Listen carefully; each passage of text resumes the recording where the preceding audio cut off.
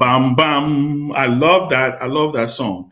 Good evening, guys. Good evening. Good evening. Good evening. Welcome to the late night chat of the closing argument. Um, Great to be on. Looking forward to the rest of the guys joining. We're going to have another fascinating conversation tonight. Fascinating conversation, I can assure you. How everybody's doing tonight? First of all, let me ask: how's everybody? How's your families? How's life? How's everything going? Just want to know if you can state in the chat. Just let me know in the chat how's everything going. I would appreciate it.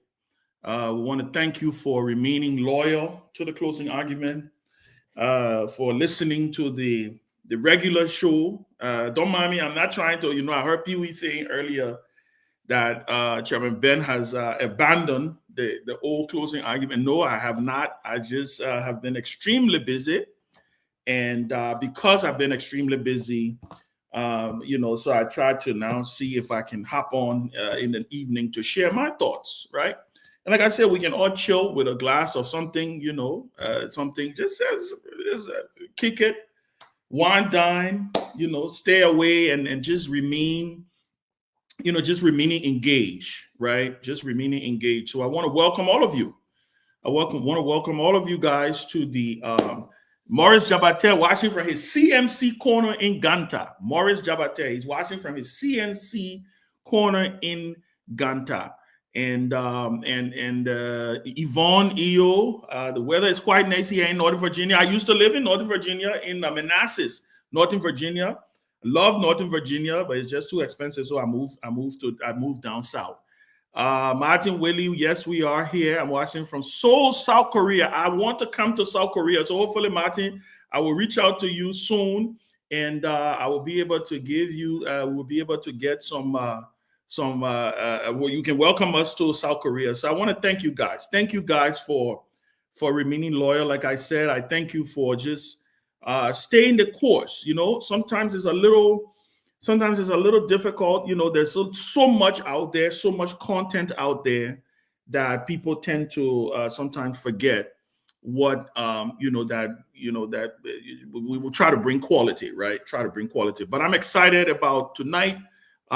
Victor Morgan from Morrisville, Pennsylvania. Victor, it's good to see you, my friend. And I want to thank the folks from YouTube. I think a lot of people, YouTube is very popular. A lot of people watch these shows from YouTube and not just only Facebook. So I want to thank them. I see the numbers are growing so far. People are sharing. Continue to share the show, please. Just share the show. We're going to have a fascinating conversation tonight. Tonight, we're going to dive deep in some history. I like to continue. You all know me. I like my history business. We're going to continue with talking about the history of Liberia. My big brother, Comrade Nangwe, will be here. Tomalin George will come in. I think Winfrey Russell. Hopefully, we can get Lloyd Scott or somebody on. Some of the rest of the guys. Maybe Kef Hassan may pop on here. I'm not too sure yet. But I'm sending out some messages. But I want to talk today about some history, right? Isaac Nipu. Thank you, my brother. Minnesota. Is it cold in Minnesota or is it warm? Is it cold in Minnesota? That place, that way I can run away from that place because it's too cold. My brother Helmut Peters will kill me and he hear me say that the boy just love Minnesota. Martin, thank you. I am definitely going to take you up on that offer. I'm going to be doing some traveling in the second half of this year. Once my work schedule comes down, I intend to globetrot a little bit. I intend to move around. I want to visit. Marv, you see it? I just say it's still cold in Minnesota. Can you imagine? I mean, while we're getting ready for one where now my AC is on in my house here in North Carolina. Why it's still cold over there? So looking forward to having a fascinating conversation. Tonight, like I said, we're gonna dig deep a little bit, dive into some history. We're gonna talk about some things. I'm gonna share with you some of the books that I'm reading right now. I'm deep diving in some historical books about Liberia, right?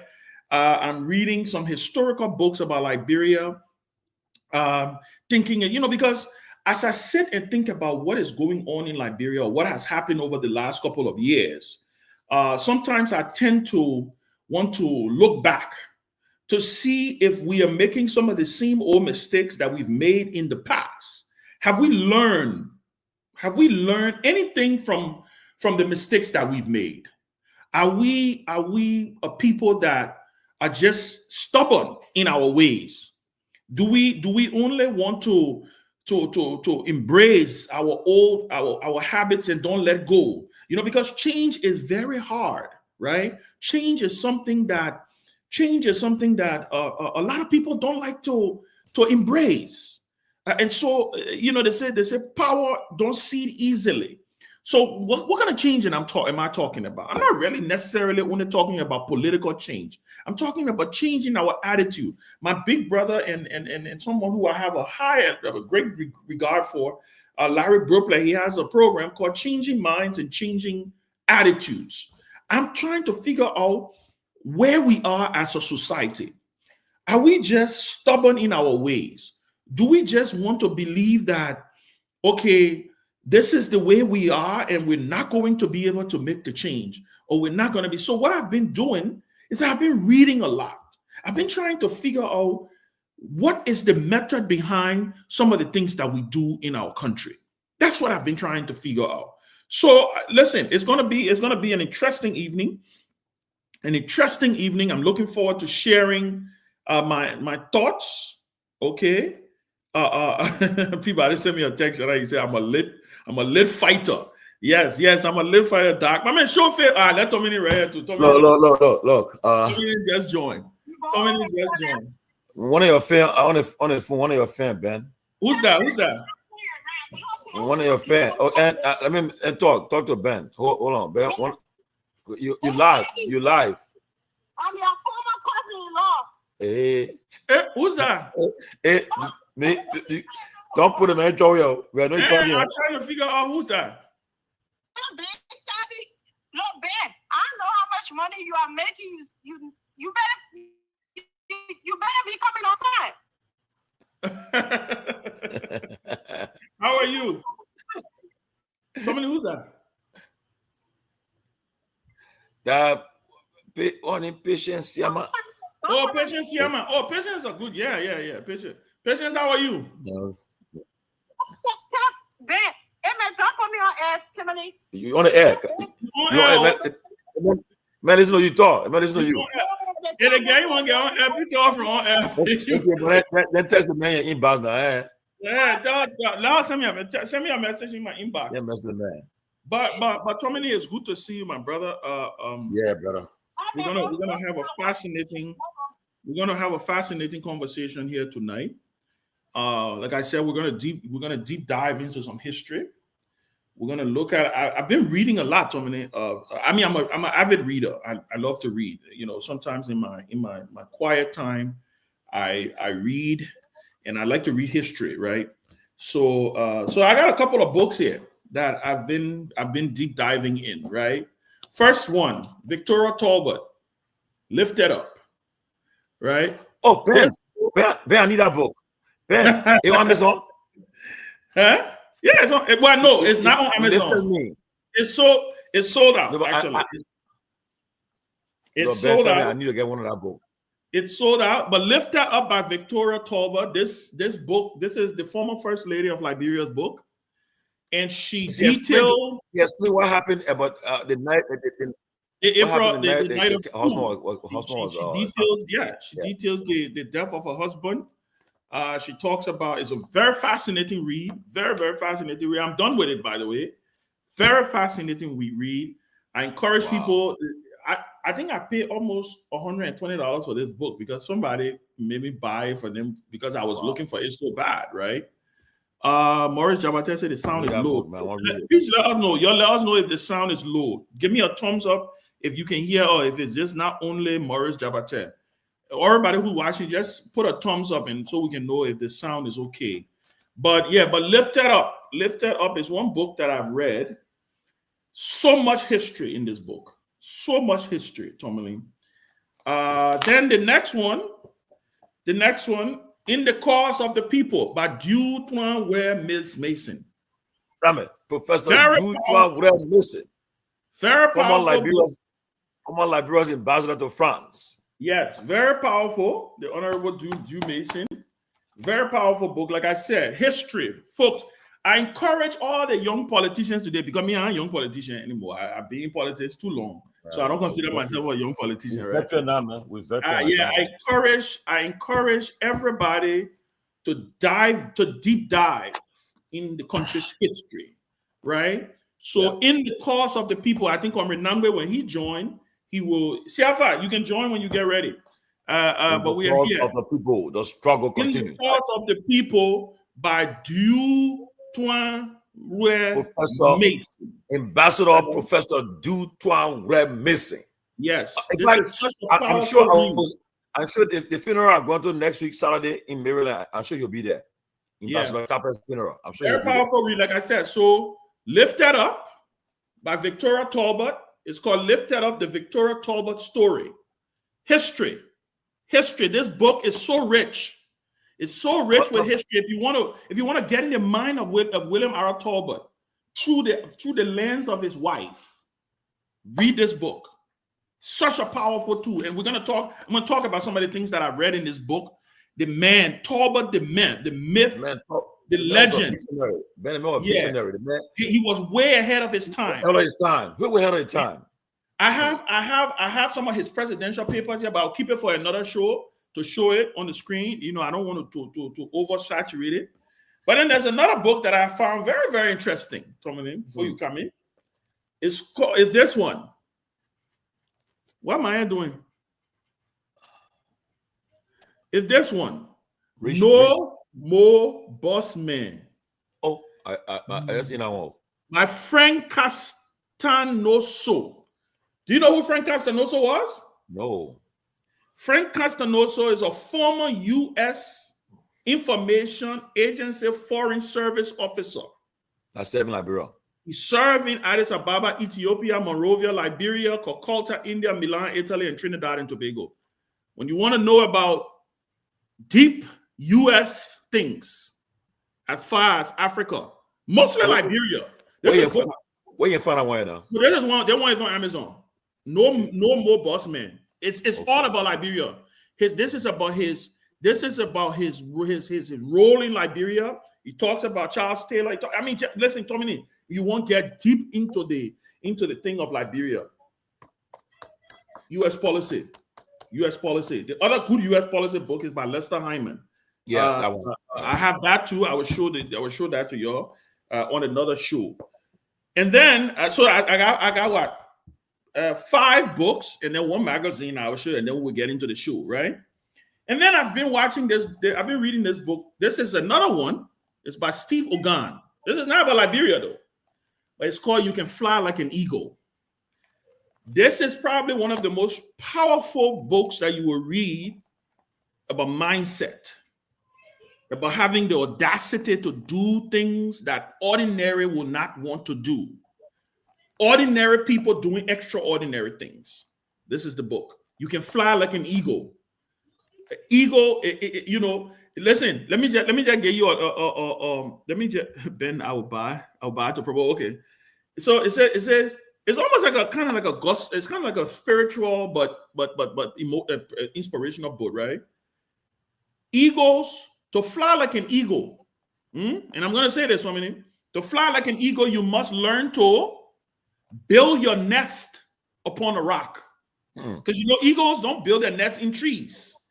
They build their nest on rocks. That's why they fly so high. Build your throne with thorns. You know, eagles, the way they build when they build their nest, they put thorns in their nest. They build their throne with thorns to scare away potential predators. Building your throne with thorns. Fly on wings of trial. You know how the eagles learn how to fly, right? Yeah. They throw their babies out there and they put them on a trial. Sometimes the babies don't come back. That's why when an eagle learn how to fly, forget it. Fly against the storms of life. If you know how eagles fly, that's why the United States a symbol and a seal is an eagle, right? Hunt and feast on fresh revelations.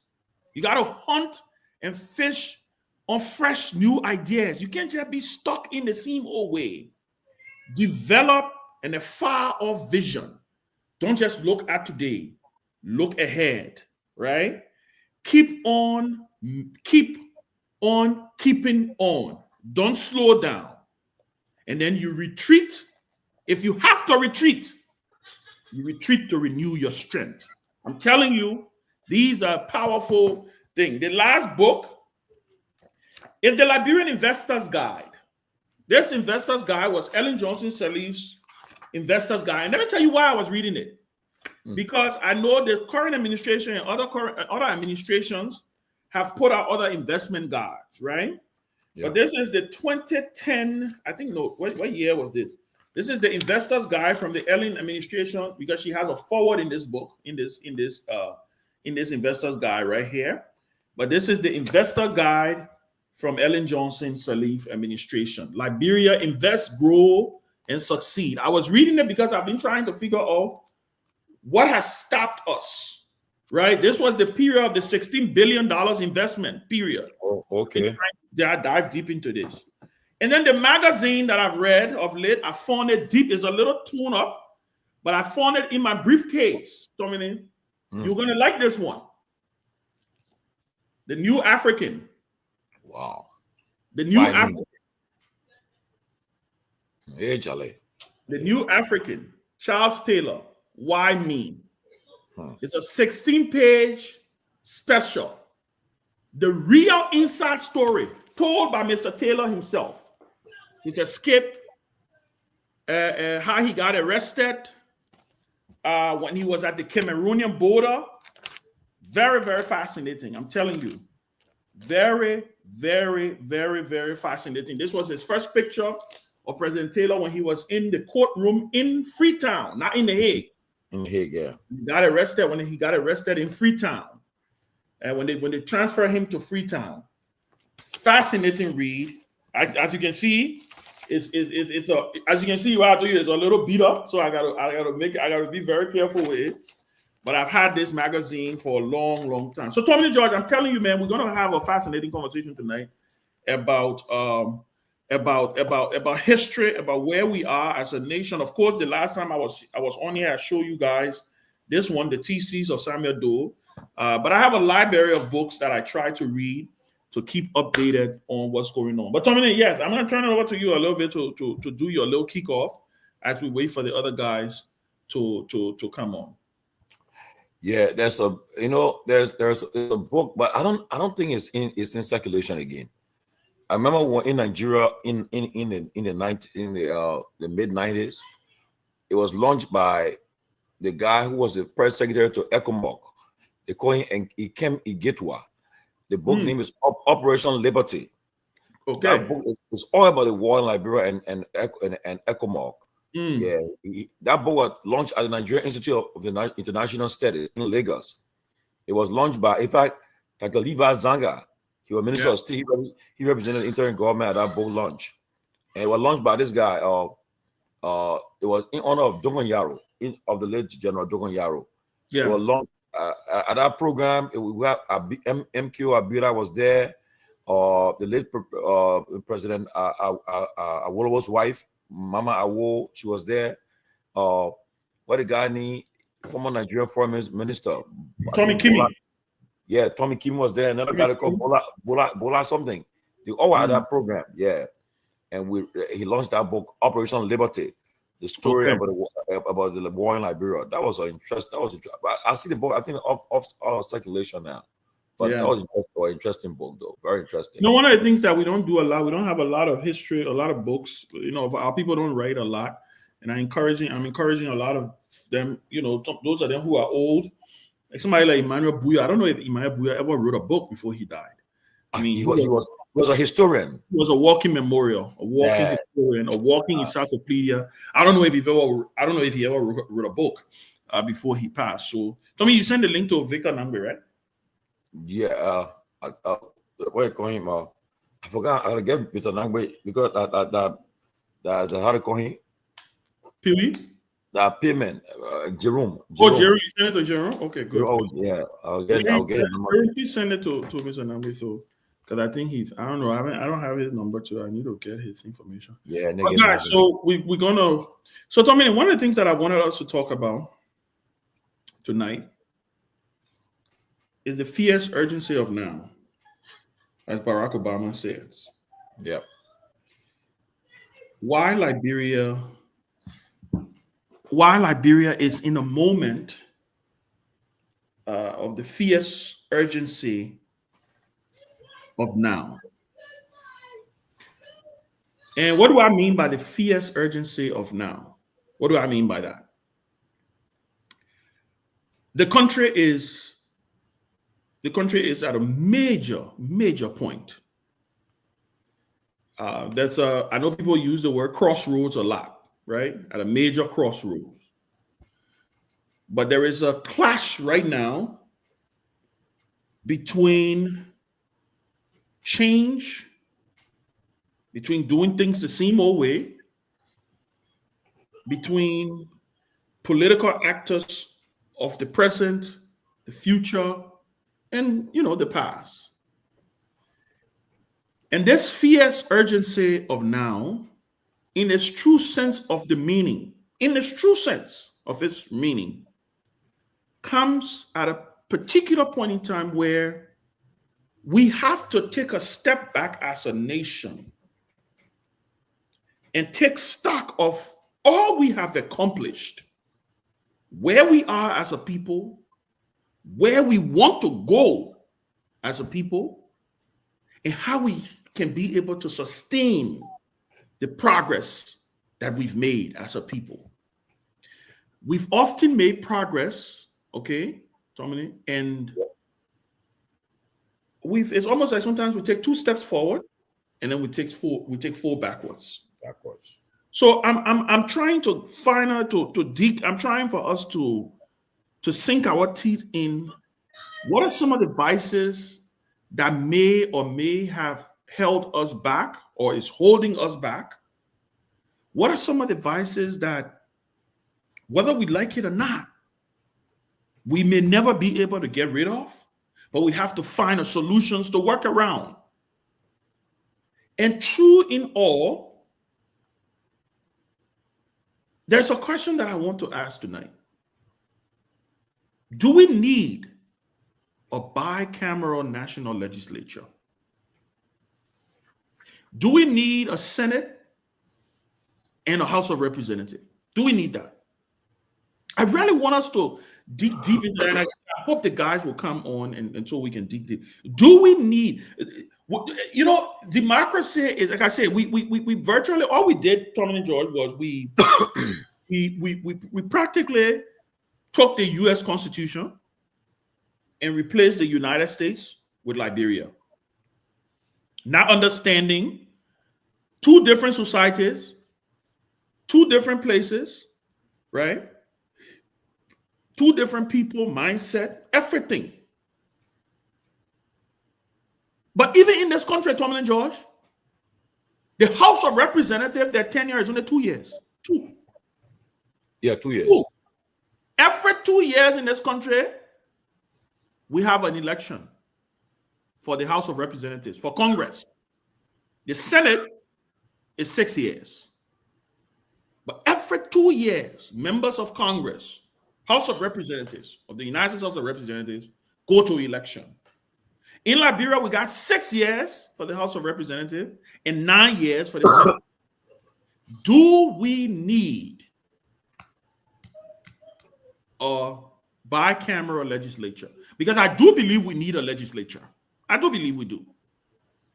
For the system of government that we have, we need a branch to do oversight on the executive.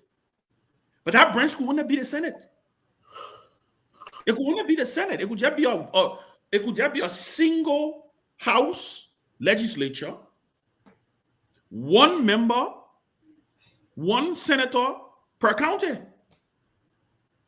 Your job, in fact, is not a full-time job. This is my recommendation. It's not a full-time job. It should be people of professional, people of other means. And they're just there to serve. Because right now, Right now, if they pay them like it's a full-time job, but they don't even do full-time job anyway, right? They work half a year, but they get paid for 1 year, for the whole year. So my question is, do we need a national legislature with 2 houses? Tommy and Josh. Well, for me, what I would say is that we look at other countries that, like for instance, we look at countries that have emerged from out of chaos, emerged from out of wars and everything. Like the question is, how did it? Where we all talk about Ghana, talk about these other countries. How did they arrive at where they are today? Okay, the question we should ask ourselves, because, and Ben, until look, like I would say, many people don't know yet, but Liberia needs that awakening, that awakening to get us our minds together. Because right now, you even do unicameral legislature, man, it problem will still be there. Okay, like prior to the 1990 war, when Du was president, the legislature were not attractive. People would also be pretty good legislature. You don't much about it.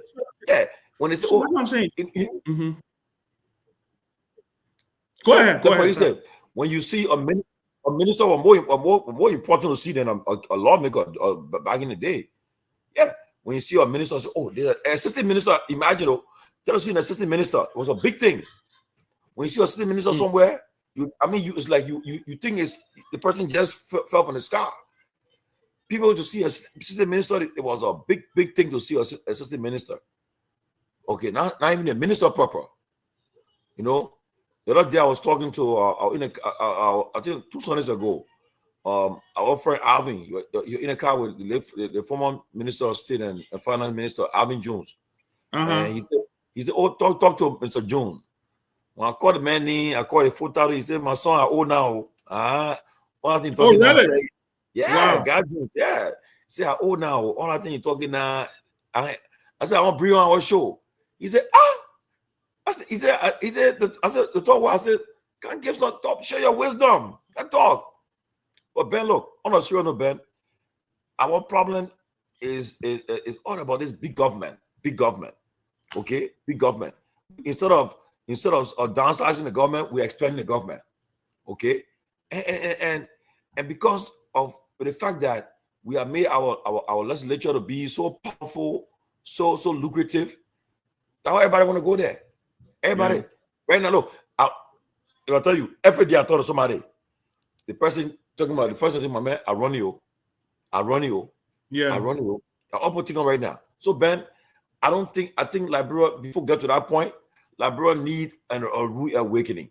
I mean, either the people's movement, something should happen where the people would even it's not about revolution, it gotta be armed revolution, but some mass people-based movement that would say, look, we want you guys to get your leave power.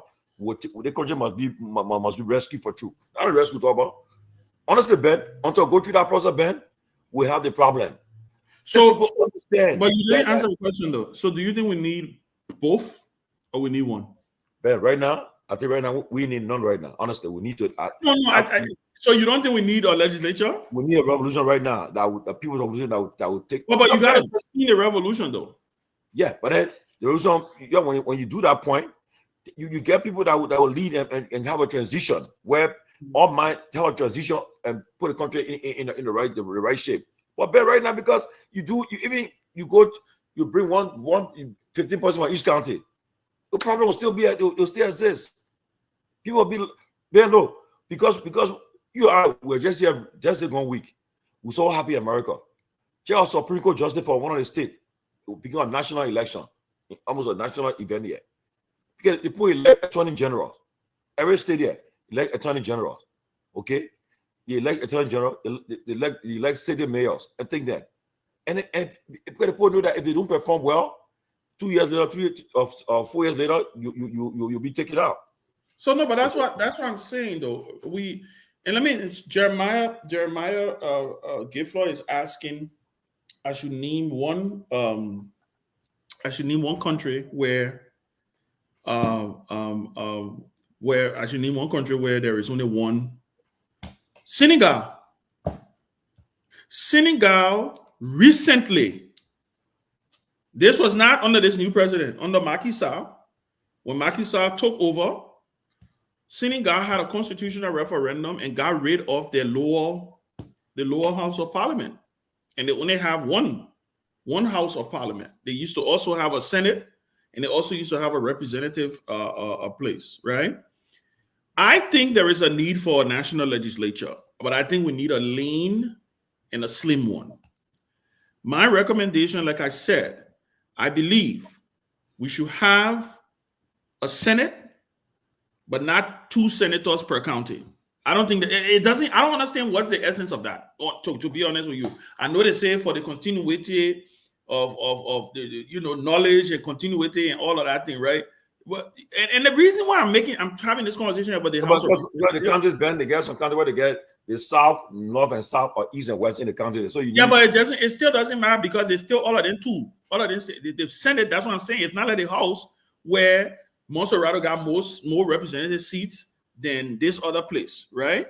But in the Senate, it's 2 across the board. The only reason why they got 2 in the Senate is because they say for the continuity of that's why you see all of them don't go to elections at the same time, right? There's a break in between so that there's always continuity. But I don't think it's necessary. I think if we have 1 senator per county, right? We do away with the lower house of representatives. And let me tell you why I say we should do away with the lower house of representatives. For the last 6 months, we virtually have had no house of representatives. Nothing is real. And the country stopped? We can get the Senate to pass the national budget under this new arrangement. 1 per county, a lean budget.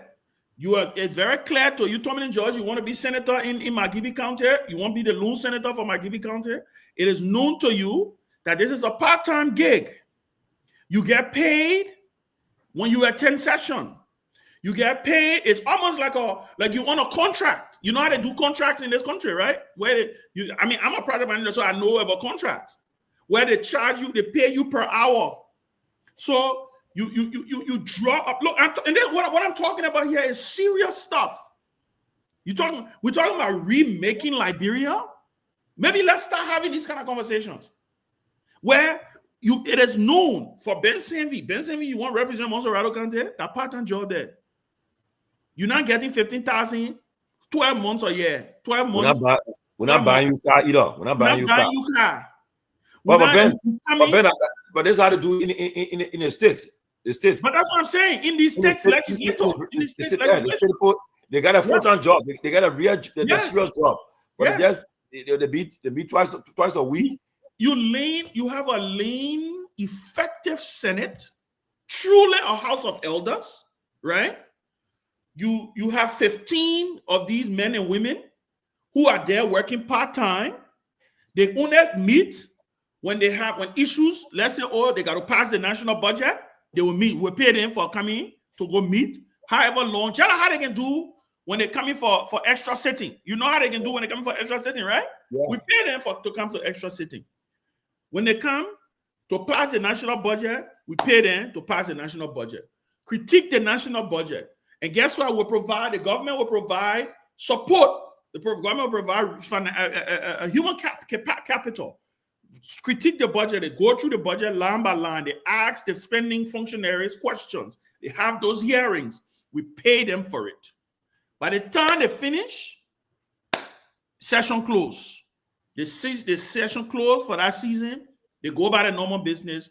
They go and they go to their normal lives and do away with the lower house because it is totally useless to have a House of Representatives because I don't see what value.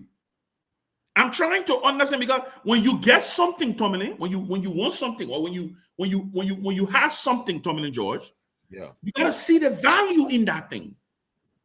You gotta see the value. They gotta bring value to the table. We want to welcome our big brother J. Victor Nangwe. Thank you, Chairman Ben. Tomalin, what's up? Yeah, So, And you know, I'm sure you are. I don't know if you are following. The initial conversation is: do we need a lower house? Do we need a bicameral legislature for a small country like Liberia, for a broke country like Liberia? Senegal went to a constitutional referendum and did away with the bicameral parliament. They only have one house. My recommendation is do away with the lower house, do away with 2 senators per county, 1 senator per county. They come, this is a part-time gig for them. We're not buying them cars. We're not paying their houses. We're not doing any of those things for them. These are professional people. This is Victor Nangbe, who is a professional man. He got his job. He got his companies. He got whatever he's doing. Whatever he's doing, right? He got everything. But he just decides that, you know what? This is not truly about service to country. Where Victor Nangbe is an expert on the budget. He's a CPA or he's something else, right? When we time to come past the national budget, they come and we pay them. Tell us how to pay contractors in this country. I said to Tommy, I'm a PM. I'm an IT project manager. I do contract all the time. All the time. You do, they pay you for 12 months. They tell you, say, you sign a 12 months with possible roll-on and extensions. Right? That is what we need in the country. Do you know how much we'll be slashing off our national budget if we just do that? Because like I told Tommy before you guys come, we want to welcome our brother Diggs. The last 6 months, the country has operated without a functional House of Representatives. As far as we are concerned, there's no House of Representatives in Liberia because we got majority black doing one thing, minority black somewhere. They go over the place. They spent the last 6 months since October of last year. We've been having this conversation. So the case can be made now that we don't need these people. They are leeching on the system. This is the conversation. This is the opening conversation that I thought to throw in here tonight. Comment number, you can go in and then we'll get brother. So Ben, you know, you sound like you were in another discussion that I was a part of not even very long ago. We were asking, not maybe exactly the same questions, but along those lines. First of all, and I didn't even know. I had to look it up. But yes, the whole concept of a part-time legislature exists. Like Tomalin was saying, they have it here. North Dakota, they have it. Nevada, they have it here. Just like you're saying. When we need them, we assemble them. We pay them. A secretarial pool. You take your work there, you know, we say you sequester whatever, 2 months or whatever it is. We pay them, they go. The next time we need them, we bring them back to town. I think it's a concept that we need to give very, very serious thought because one of the major drains on our economy is that legislature, you know, and you're on it. I absolutely think that's something we need to really push. And thank God that some people like you guys, you know, your platform, you know, you are far reach. The people are listening to this idea. I think it's a concept that really, really needs consideration. I think we should push it. Brother Diggs, welcome. I owe you a text. I know. No problem. You just lay it straight before you talk. Before you let me lay it straight. But you know, I agree with you absolutely. Look, we're bleeding, and these guys are killing us. And the unfortunate thing is, to undo this, we require the acquiesce. They have to agree. That's how they set this thing up. Exactly. It's like a criminal enterprise. Yes, you know, it is. Before we reduce tenure, do you know the national legislature got to agree to put the articles of a referendum on the referendum? The one they agree with, it will not go on our ballot. To impeach them, you gotta go through them. You gotta go through them. Yeah. This is madness. Yeah. So how is their power is inherent in the people then? That's what I'm trying to understand. They say the preamble of our constitution, the first line, all power is inherent in the people. Okay, the people are supposed to, you are supposed to be the people's representative. So how are power inherent in us when we don't have a way? Do we have a recall system in Liberia? Yeah, no, we don't. I mean, the people didn't want vote because everybody can be to the same place to represent. So you put the power in. I agree with you, but Tomalin, that is in a functional democracy. Yeah. That is in a functional democracy. And you know why? But what they've done is they've hijacked that trust that we give to them, Tomalin. They hijacked it. You know, they threaten to impeach the justices if they do anything they don't like. Yeah, they can do it. And like I said, why it's so effective in countries like the United States? It's because members of Congress here serve for 2 years. Yeah. By the time you get elected, you better start working. Otherwise, you got no. In Liberia, the person can get elected and rest for 4 years and don't do anything for 4 years. In the 4th or 5th year, they start running in the district, doing all kind of craziness, and then people go and re-elect them. Siafa, come in. Yeah, I mean, everything you say, I totally agree with it. I mean, we have it in the state of Minnesota. We have it here. We got a representative. We got the senators, and they come for session, and they have a strict agenda. They're going to pass budget. They're going to pass bonding bills. They're going to so the governor has his agenda. He send it over to them. They come for 2 months or whatsoever, and they get that work done, and they all go back to their private businesses. If they don't get the work done, the governor can extend it. Or if there's emergency, the governor can call them back to session and pay them. But yeah, the funny thing in Liberia, these guys get paid 12 months a year. They don't work for 12 months. And when they're on break, why they getting paid? When they get called, then they ask for another pay again. Exactly. I don't understand it. And like I said, this concept, guys, is almost similar to what the president does when he calls a special sitting. Yeah.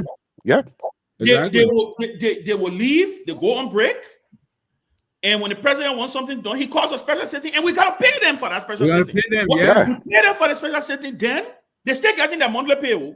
Yeah. This is the only branch of the Liberian government, I think maybe it's not even the judiciary, because the judiciary, there is always a justice in chamber. Yep. There's always a justice in chamber at the judiciary. But it's the only branch of the Liberian government that works for 6 months, but they get paid for 12 months. Tell me, pray God, tell me, who would not want to go and get that kind of job? Yeah. Well, you know what, Ben?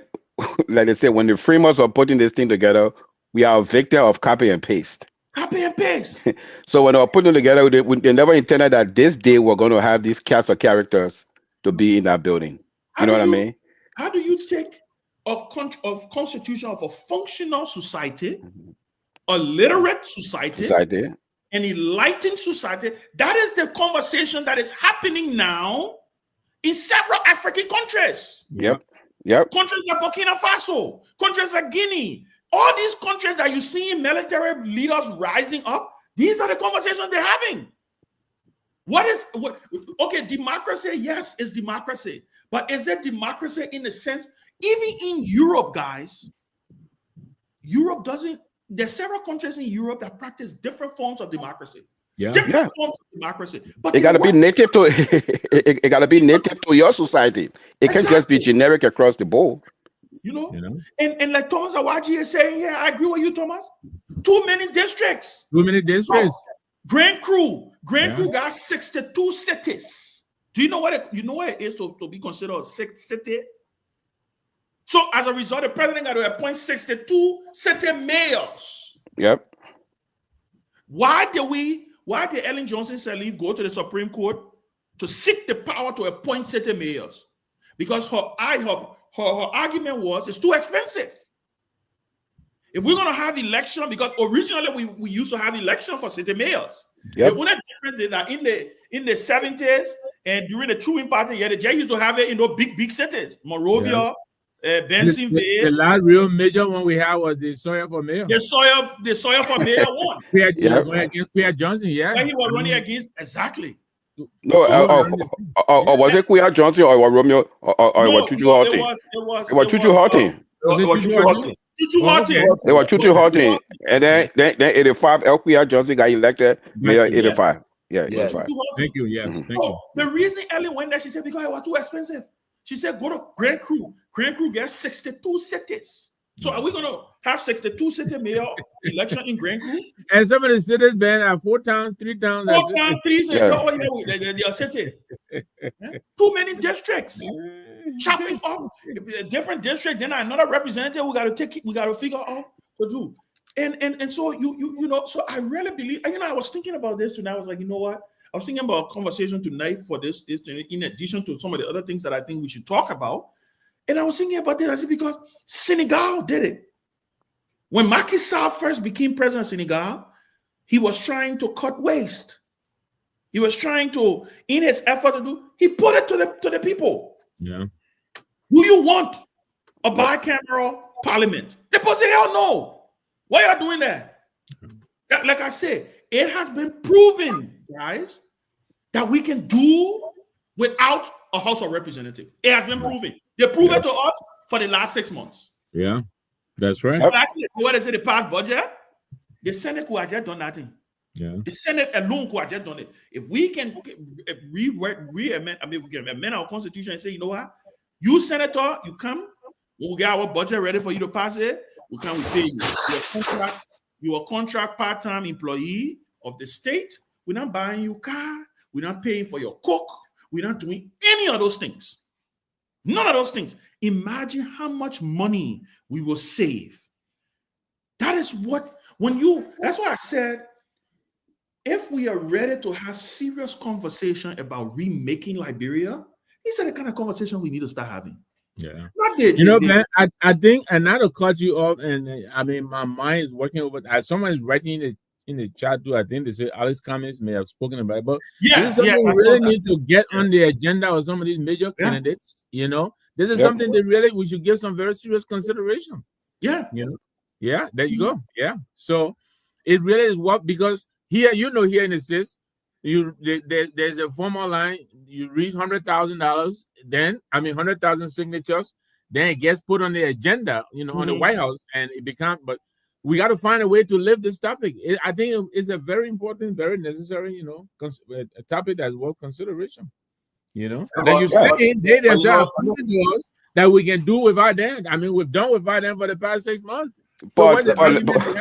But you know what, Mr. Nyenwolo? Don't tell me 1 minute. Let me ask you a question. So, out of 12 months in a year, how many months do you guys actually work? Because right now they're on break. 6. Yeah. 6. So why would you for 12 months? That is what I'm saying. They're working in 6 months. Okay, let me ask a question. Right now, one of the problems people have discovered that they have found is that for instance, right now, our 400 platform, we all talk about one change now. But if you ask us right now, say, look, we have identified this person to be the change, the head of the change arrowhead, and we know the person possesses everything that the change that will bring about change. We're back off. And one of the problems we're facing, Ben, we're back off. No, Tomalin. No, Tomalin. You see, our problem is we're always looking for a savior. Exactly. We're always looking for a savior. Look. These things got to be organic, because whenever you try to find an arrowhead, then you won't take a step. This thing is a group of people with the same ideas. Okay. So because guess what? I come in for a minute. The society is so corrupt. When you have an arrowhead, the arrowhead will start saying they carry that arrowhead in the room and they compromise him. What happened to all of you on the street over there? No, but you see, that's a different thing. So guess what? I'm coming to Ben. The people in power, when they see masses of people outside with no leaders, you got to deal with 10,000 people. You don't deal with one person that represents 10,000 people. You will think differently. See, Tommy George is talking about his election business. I disagree. Let me tell you why I disagree. Look, if you have the right system functioning in place, right? Yeah. That system can absorb any shock. That's true. I agree. That system can even absorb a bad leader. Yep. You saw Donald Trump, the current president of this country. If America did not have the systems in place, Donald Trump was ready to force his vice president to overturn the election. Do you know what stopped Pence from doing it? Because Pence understood that there are guardrails. That if I go and do this, I will be held accountable. Yeah. That is the reason why America could go through 4 years of Trump and still be comfortable to say we can re-elect him. Yeah. That is what I'm talking about. Building a system, look, I'm not worried about personality, Tomalin. Anybody can come and tell you, say they will be a savior. Anybody. It's the same thing I said the other day. We do this thing in Liberia where we blame people for the failure of the system. Oh, Ben, now you're the one brought Joe, we are on us. Oh, Victor Number, you're the one brought Joe Boyka on us. Oh, the person that you're the one. Listen, am I in Weir or Boyka hat to know what he's going to do? I take what they say. I take what they say. Yeah. Let Michelle Obama say, right? The president said, don't change the person. It only expose who they are. Some people, they talk a good game until they get there. When they get there, what do you do at that point in time? You know what you depend on in functional democracies? You know what people depend on, Tomalin? They depend on the system to absorb that shock. That nobody can go. Why? Look, right now, if Joe Boyka determines, say, you know what, I won't go for a third term, can he do it? We have an enlightened, not necessarily even a system, but we have an enlightened population that will stand up, right? You saw when George Weah attempted to do his referendum to say, I will reduce the term from 6 years to 5 years. The opposition at that time was so afraid that George Weah was setting himself up to run for a third term that they educated the population to say, vote no. And the people voted no. Why am I saying that, Tomalin? Is because we don't need a savior. We don't need an arrowhead to say. If anybody want to be president, get in the game, convince people. You're not going to tell me, say, oh, yeah, walk behind you because a person say, oh, and the person get a good resume. No. I am talking about a system in place. And starting with the national legislature, going on to the judiciary, going on to the functionaries of government, going on to the mindset of a country. That when people wake up in the morning, just like how you do in the Tomalin, when you wake up in the morning, the first thing you can think about is that you won't go to work. Is that the first thing you can think about? No. If you had your way, you will sleep. If you had your way, you will sleep. Yeah. But the reason you get up every morning and go to work is because you know if you don't go, you will get fired. And that brings us to this whole argument of Kun and Kofa. You understand me, Ben? Because systems mean nothing if we don't allow them to work. Thank you. You put the system in place, you got to work within the limits of the system. You can step outside. Even we put it in place, we have to agree to abide by it. Look, you guys are young Ghana. They were having coups almost every other month. And they got together, the upper, military guys say, okay, you know what? Enough of this. But Mr. Nangwe, before you came on, I was telling Ben, before we get to that point that we're talking about, it must be some movement, some revolution, something should happen. I agree with you. Yes, to change that point. Because if we don't do it, you agree with that one, but you agree with that change. Yeah, I agree. Yeah, because every time he let us sneak it. But here's the point now. Let me take it to you guys. We had election 2011, 2017, 2027, and 2023, and so. Now, all you guys will say, oh, we are the best candidate in the race. Candidates in the race, but we'll start with binary choices. We'll start with. So now, if you said you have best candidate in the race, why didn't you support the best candidate in the race? Why you supported the binary choices you had? You answer that question. Who? Me? All of y'all. What do you mean? Where you support the best candidate in the first round, when going to the second round, it's a binary. Who are my first choice for president? I'm asking you. You aware? Who are my first choice? George Weah has never been my first choice for president. He knows that. I gotta tell you, I advised the CPP campaign. You already know where I stand on that. Exactly. So my point is, and even at that, all four choice were Cummings, okay? Even at that, Tomalin George, Cummings, there's no way we could predict. Say Cummings would do this 100%. We had a sense of what he probably wanted to do, because they say past performance predicts future performance, right? So we say, okay, you know what? There's somebody who has ran this. There's somebody who done this. But Komiko are going in there and change. And be a different man. You never know. Be a Or totally you roll in the different dice. team. I mean, every election you roll in the dice. Yeah. Every election you roll in the dice. So what would have stopped a potential President Cummings? It's a system. The system. It's a system. Again, until like my friend and brother Thomas Awaji Jepo, Thomas, maybe we need to send you the link to come on the show. You know, a proper system will compel people to perform. Or you will be removed. Absolutely. Absolutely. We're trying to reinvent the wheel in Liberia. There is no problem in Liberia that have not been solved. All the solutions we're looking for, Ben, they're right there in Liberia. They're right there. We just refuse to acknowledge or go by them. That's what our problem is. You know? Like you said, look at the national legislature. Look at the House of Representatives. 49 people to remove the speaker. The speaker. Something that simple, written in black and white, that your rules, the rules you adapted, they can't follow it. No, Ben, no, you're making it easy for them. It's not the rules. It's written in the Constitution. Thank you very much. And then, you affirm it. And it's in the Constitution. Exactly.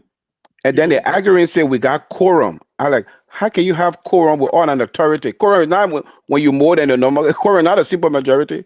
Quorum requires an authority for you to have quorum. And the worst part, you got educated people talking about where the people got quorum.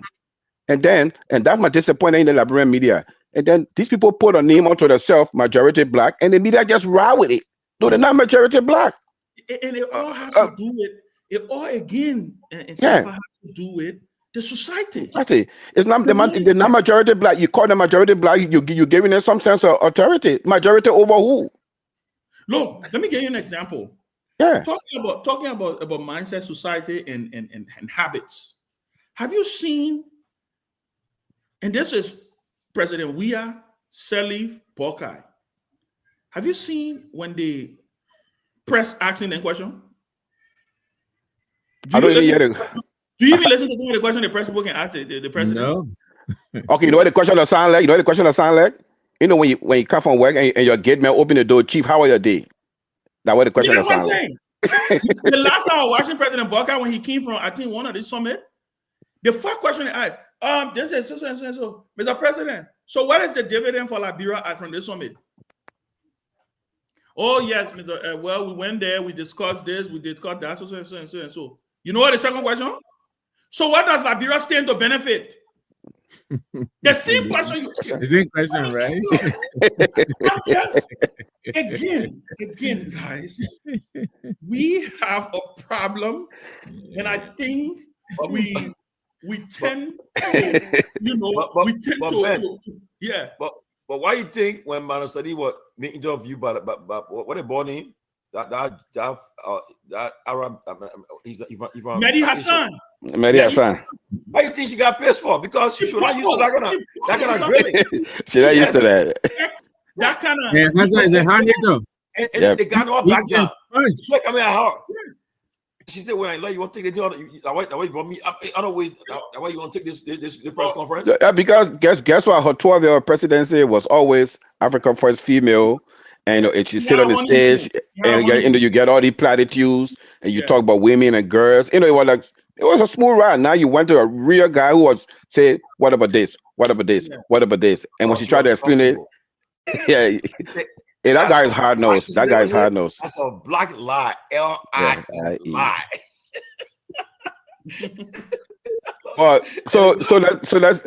Let's say something about these lawmakers.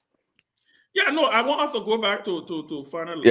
So these lawmakers, what about for me, like the senators, like I said, we are victim of copy and paste. Yeah, we copy these people things. So in America, the Senate, it referred to say at the higher house, because guess what? The threshold for doing business is different than the House of Representatives. In Liberia, the only difference between the House of Representatives and the Senator is the numbers and the nomenclature, because everything done down simple majority, but then they call themselves the House of Elders. I say everything done on simple majority, and they call themselves the House of Elders. So, as a senator, what leverage do you have? Nothing, because it's simple majority. They just got to convince more people than you, and things get done. Yeah. So it's like we are victim of copy and paste. We are victim of copy and paste. We've so watered the process down. I mean, I haven't seen all of the candidates, the manifesto. Usually it's a one pager, bullet point. The thing that they're promising, they almost the same thing. All of the all candidates all got the same thing. They will do this one, they'll do that, all the same. Because like this is saying, and about the press, we're not pushing them. We're not pushing them to dig deeper. Yep. Guys, like I said, right? I think so. Generally, I think we and look, folks, in the comments, if you think otherwise, state your difference. Yeah, I just want to address Amadou here. Amadou, we are a country that went through coup, multiple field coup, and a civil war. We don't need no military. We are competent people. We can do this in a civilized manner. We don't need no military, Amadou. So please, when we're talking about change, we're not talking about military. We're talking about change. Go next. Let me ask Mr. Garguah a question. Mr. Garguah, I know because you guys, I think it was a topic on one of somebody wrote a post yesterday. I think it was ISIS Central about the progressive, right? And if I put a guy attack on that post, somebody insulted me all, but I don't have time. Because all I said was, my comment was, the progressive of yesterday, they were fearless. They were people who you could trust. They were not ballot driven. And honestly, you couldn't go out with Brabham overnight for them to switch sides. You guys were they believe in a cause. The only problem I have with them, what I believe is that they didn't plan that if power will come to them, what they're going to do. I think that the part of missing because I disagree. They plan that so when power gets in our hand, how we handle power, what we're going to do. Because how we transform the legislature, how we make the legislature a whole functioning body. I don't think they plan. Did they ever get power, Tomalin? Did they ever get power? They came close to power during the interim time. They didn't get it. But there was at least there was almost like a piece meal of it, Ben. Okay. Tomalin, the way our system is set up. Ben, let me learn, right? But now, Ben, the problem, Ben, is that if you see all the letters between I know they had their own internal disagreement where you have Moja and Pa. They were not. They had some internal. That Moja was the what Amos Sawyer, Chipotle group. I think do missing them. They were the Moja group, and then Bagos, Deacon, Carlo, all the guys, and Oscar Kuya. They were different guys, and they had no base stuff. But the idea they were all going for the same cause. One multi-party democracy in our country. We went for it, right? But my thing is that you couldn't infiltrate them and divide them and say, well, we're Brabham and can't get them job and get them something and they will stop talking and switch. But the problem we face today with our own new progressives or you could call it revolutionaries because the Pewee you're talking so? No, not Pewee, man. The minute you talk about, I'll tell you an example. During Ellington, the students, they got together, the young guys said they were going to protest. But I think they said somebody, I think the same VP who got the president today, they infiltrated that group. And somebody gave some money and they compromised. The whole thing changed. That what happened. I was like, yo, what? Even, okay, come to June 7. The only one that really took place, but later on, they couldn't reach the finish line because they all they could do, but the guys almost get the finish line. Something happened and they couldn't reach that finish line. So my point is that the progressive yesterday, what were your plans? That what were you guys driving when you get power? What about the democracy coming to place? What were you thinking? How kind of society were you trying to bring about? Yeah. So first of all, there you go. In the cause of the people. So Tomalin, the shortest answer to your question is April 12 was not in our plan. It was that abrupt coming to power was not our plan. It was a long-range plan, starting at very low levels, mayoral levels and stuff like that, but working our way into government. I mean, Carla or some other Deacon was on another network yesterday. You were talking. I think the target was around 1993. I forget the reason for that, but when we work it out, that was around that time that we think we thought we would have come of age and ready to roll. But like you rightly pointed out, Moose and his the group. Oh, I'm sorry, Amos Sawyer. Moose. We call him Moose. Yeah, remember. Yes, with the Moja fellows. The only place we differed was that they believe in using the campuses, university students. If you notice, if you notice, they're very popular with the soup. First of all, from Tottenham High School, they had a student Uhuru movement, and then you go into soup, and then the Moja, and then you begin to seek government office. For us, the PPP and eventually UPP. We believe in engaging the people, the people in the streets and all of that, the market women, whoever will listen, and make our case. That so far that's the only place we differ. But as to multi-party democracy, all of that, I mean, we supported the Sawyer for Mayor campaign, even though Amos was from Ibo. We're not too fundamentally different from each other, and you are right on that.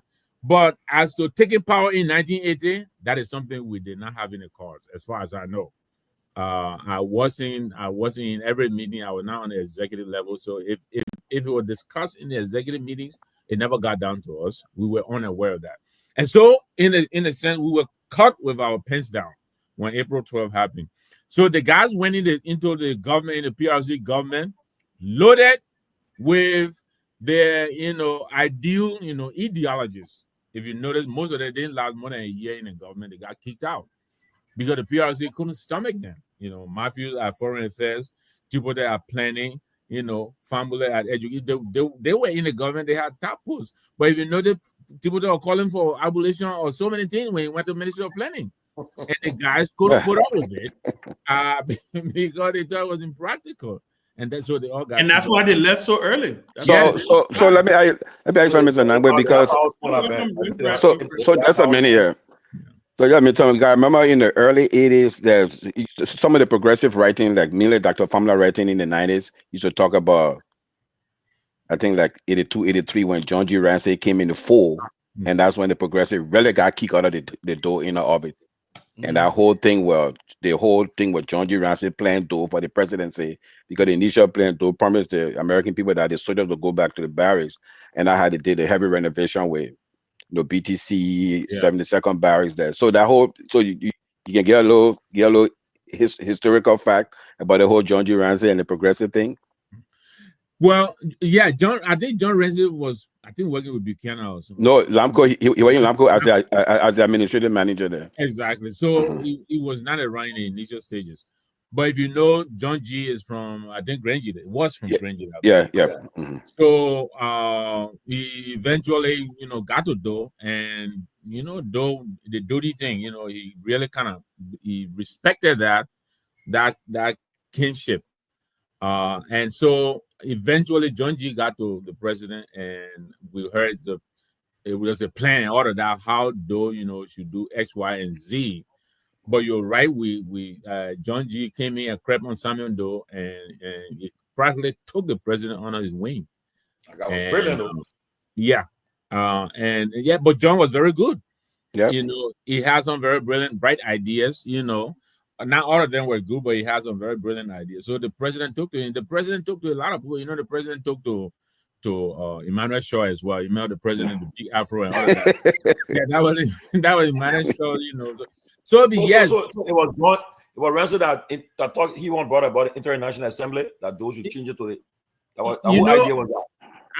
I honestly, Tomalin, I can't put my finger on it now. I would be misleading you if I told you I remember who it was. But I know that John G was really in the kitchen cabinet with the president, and he had a lot of influence over the president. He did.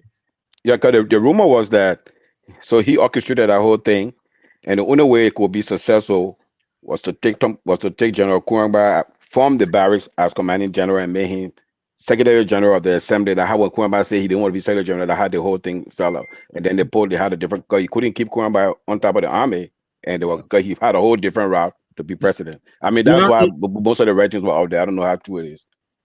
To be honest with you, I don't know myself because the International Assembly, where they say, okay, take him. Whenever he was ambassador to Great Britain, they said take him and bring him.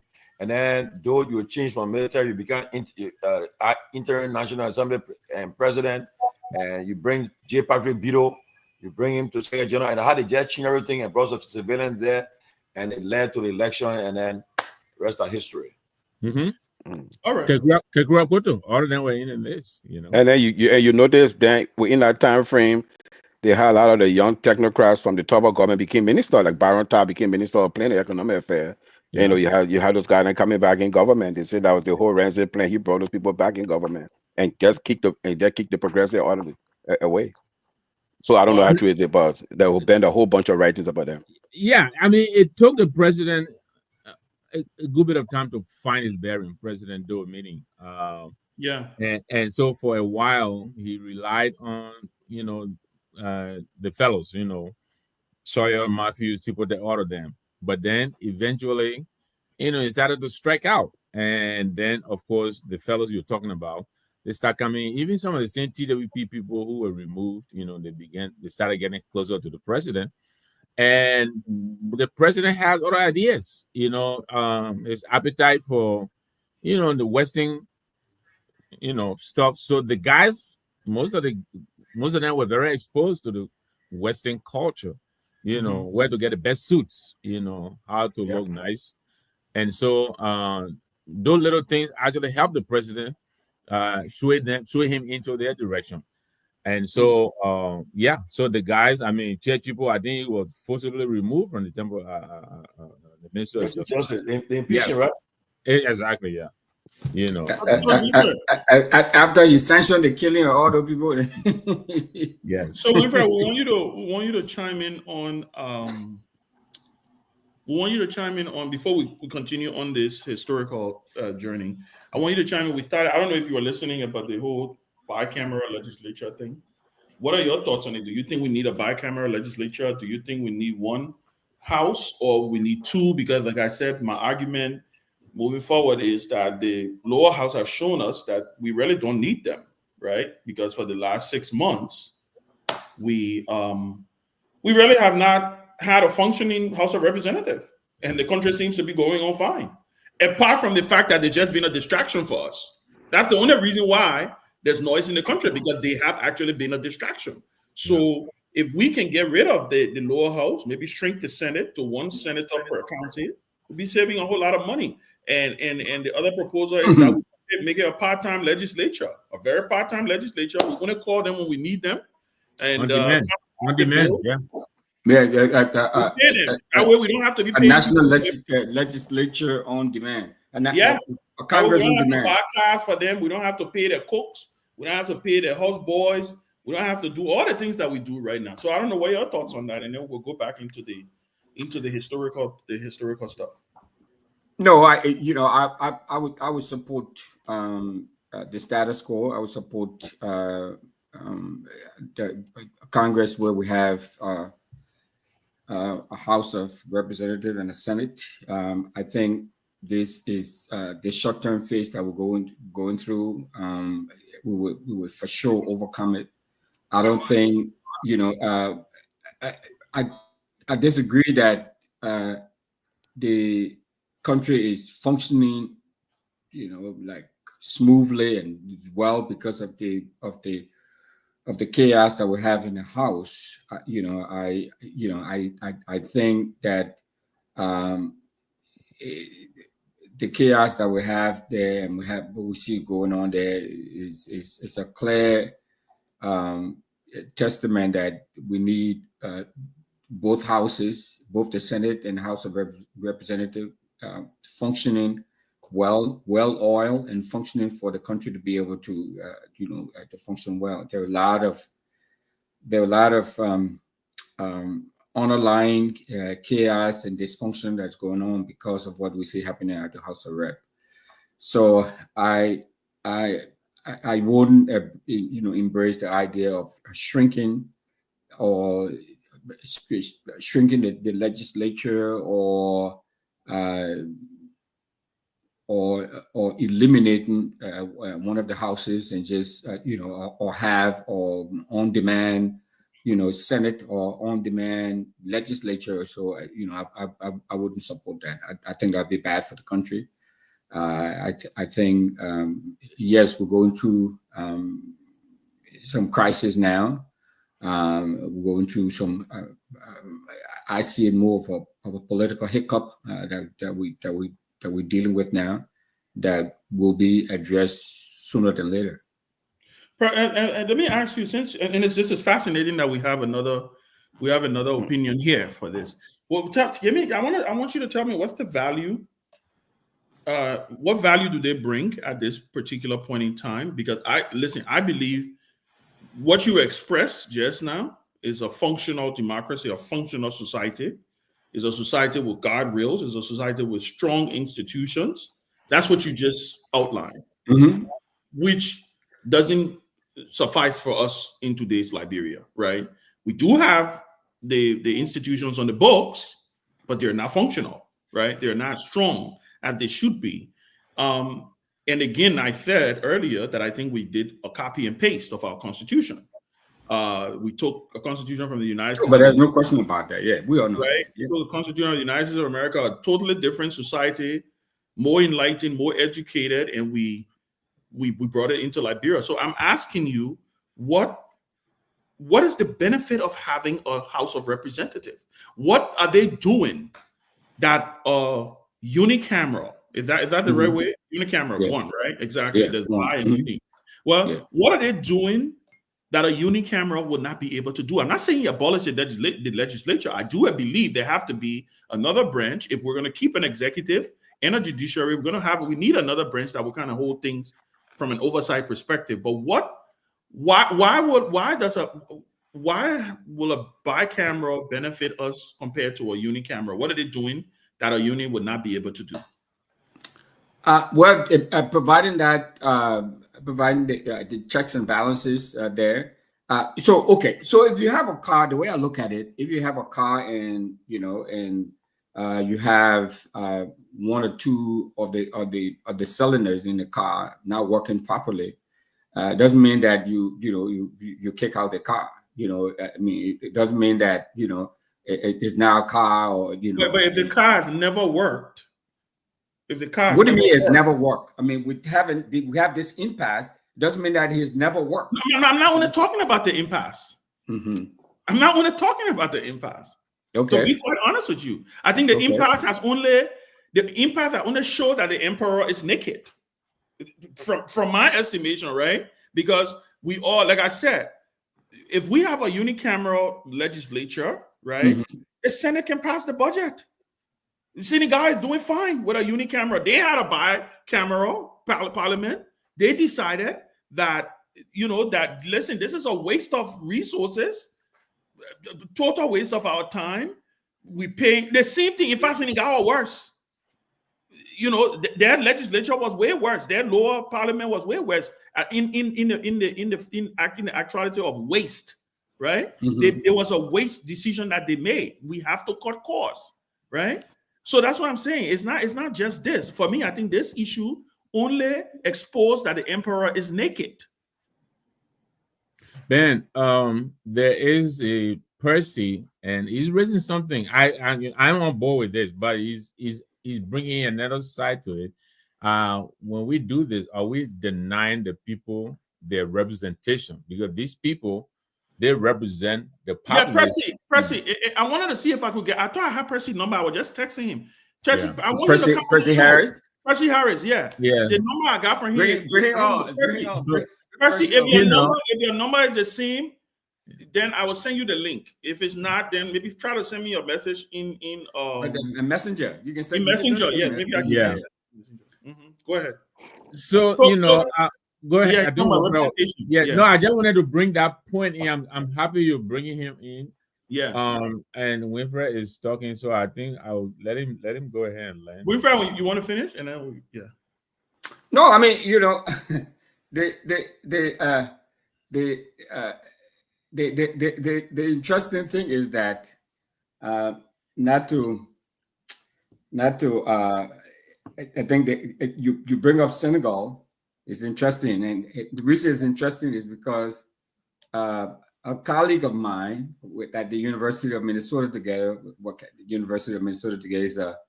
he's a lawyer, and he's right here next to me here. Oh, and he helped to usher in this, Joma Fai? Yeah, he helped to usher in this government. I'm trying to wave to us. Well, Mamadou. Maybe he can. Me tell you say I'm a huge fan of Joma Fai. Let me tell you, go visit. That one president I want me. That one the way I let me the president be. But the interesting thing is that he's already disillusioned. Oh my goodness, no, no. That is normally the case. Yeah. So Mamadou, okay, come here for a second and say hi to my Katiola. So yeah, the way to wave. So we're talking about what we're looking at the legislature in Liberia versus the parliament that was in Senegal, and why Senegal changed from a bicameral to a unicameral. Yes. And so my colleague here was trying to provide some insight as to why the Senegalese, why you all decided to go the unicameral route. Can you to save money? To save money. Yeah. Okay. Just as exactly what Thank you. Okay. To save money, yeah. Because people just don't to save want money, and we need to save money. Okay. Yeah. But is it working? It was not really effective. I mean now the Is uni working? Yeah, one. Yeah, I know. Yeah, it's working. Yeah, you just thank you. One assembly. Okay. One house. Yeah, I know the unicameral one assembly. But I'll just say versus what. Winfrey won't run for representative. You got to think I'll be there for another round, right? Winfrey won't run for representative. Okay, yeah, you had a sense. You're gonna watch out.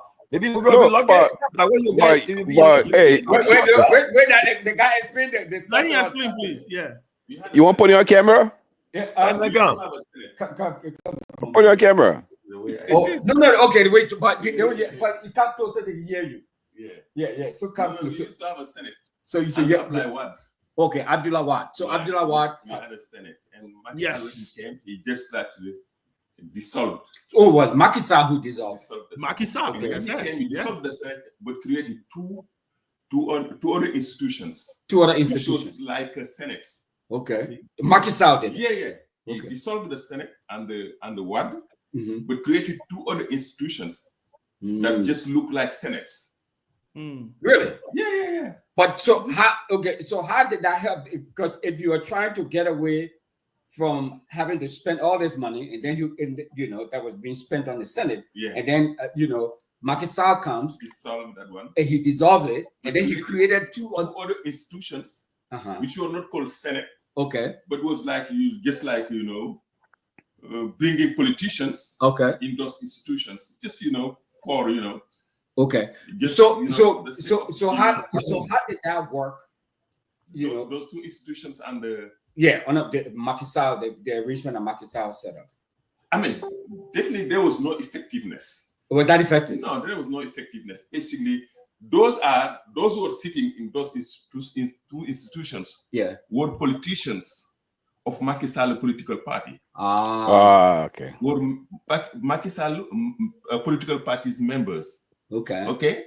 And when Bassirou Diomaye came, he just actually dissolved those two institutions and said that we don't need to pay this politician to sit in those two institutions. Okay. This is a waste. Okay. And now we return to what we used to have. See? Hey, one chamber. Okay. So technically, at the end of the day, they end up with one chamber, right? A single. Okay. We only have one national assembly. Okay. Yes. Yeah. Okay. But Abdullah Wad is the one who came and actually created the Senate. The Senate. Yeah. And when Macky came, he dissolved the Senate, but he created two other bureaucracies, different institutions. Yeah. You know, that look like senates. So was there a referendum? I mean, but can you just do that? No, there was a referendum. They did. No. Yeah. I think for Maki, it was. Maki had a referendum. I remember that. Okay, yeah, Maki Sahara. Yeah, Maki He Sahara. it even applied what? It was through referendum. Okay.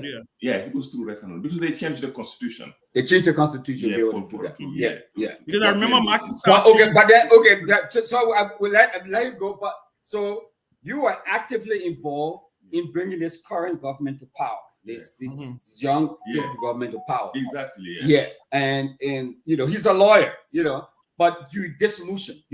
So what? If so clearly it's not working. No, actually, no. It's I mean, there's some.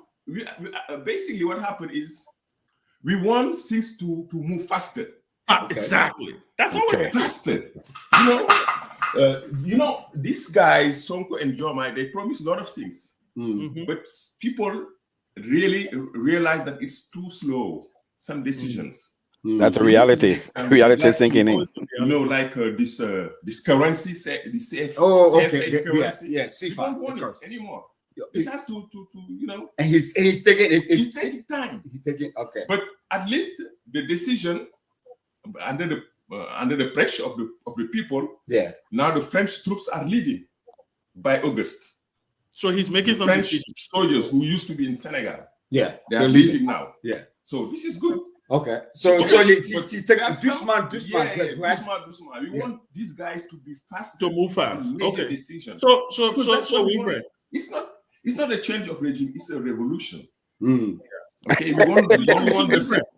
So that is the point. And so that's what Ben wants. That's the point I was making, right? We need a revolution. We need a revolution. We need to get away with no foreign troops in Senegal on Senegal's soil. We want that. So we don't want CFA anymore. You don't want CFA? No, it has to go. Very good. Wow. All right. Thank you very much. The justice system. Those who work on the stole the money, they need to go to jail. Oh wow! Well, you see that? You see the gap. The gap is. Tell him I would like to speak to him offline. I will reach out to him. So I would like to talk to him. I love to talk to. So now you see the problem is now. I started a lot. Hold up. He said he wants to correct something. I made a mistake. Actually, what Jomai did, Jomai cannot dissolve these two institutions which were created by Macky Sall because it went through the referendum. Yeah. It has to go through referendum. But what he did, he just actually fired the head of the institutions. Good. He fired them. Now the institutions are not working. Basically, are not working. But they are there in the constitution, but they are not working. Because not working. So there's he replaced them. I mean, he made it non-functional, pretty much. Yeah, fired them. He made it non-functional. Okay, great. Yeah. Wow. He made them non-functional. Thank you. Listen. Tell him he's my Senegal brother. I will call him. I love that guy. But I'm serious. This is what I'm talking about. And Wilfred, then you are against revolution. No, but no, Tommy, I never said I was against revolution. Yeah, that was the best message. It's not to change the regime. You need revolution. Yeah, but you see that. I said you are against it. No, but you see the thing. You see Tomalin. The thing you're talking about. You see Tomalin. There's a difference right now. The men are in power. The president sees a lot. But what I'm trying to say here is, and to also state, right? In Senegal, they actually got rid of the Senate and kept the Assembly. And in Liberia, I say we get rid of the lower house because they are the most dysfunctional ones. To be quite honest with you, they're noisy. They're all over the place. And then I know Percy raised the issue. I see him in the back. Percy, are you coming on? I don't see you. Are you coming on camera? Write in the chat and let me know. But okay, good. Let him read. So I know Percy raised the issue. Let me fix my background. Can you hear us? Let me fix my background. Okay, good. I had to go to camera up here. So I know Percy raised the issue of representation. Listen, look, representation would be one senator per county. Let me tell you something. This notion that but more than that, Ben, I don't cut you. You're not saying abolish it completely.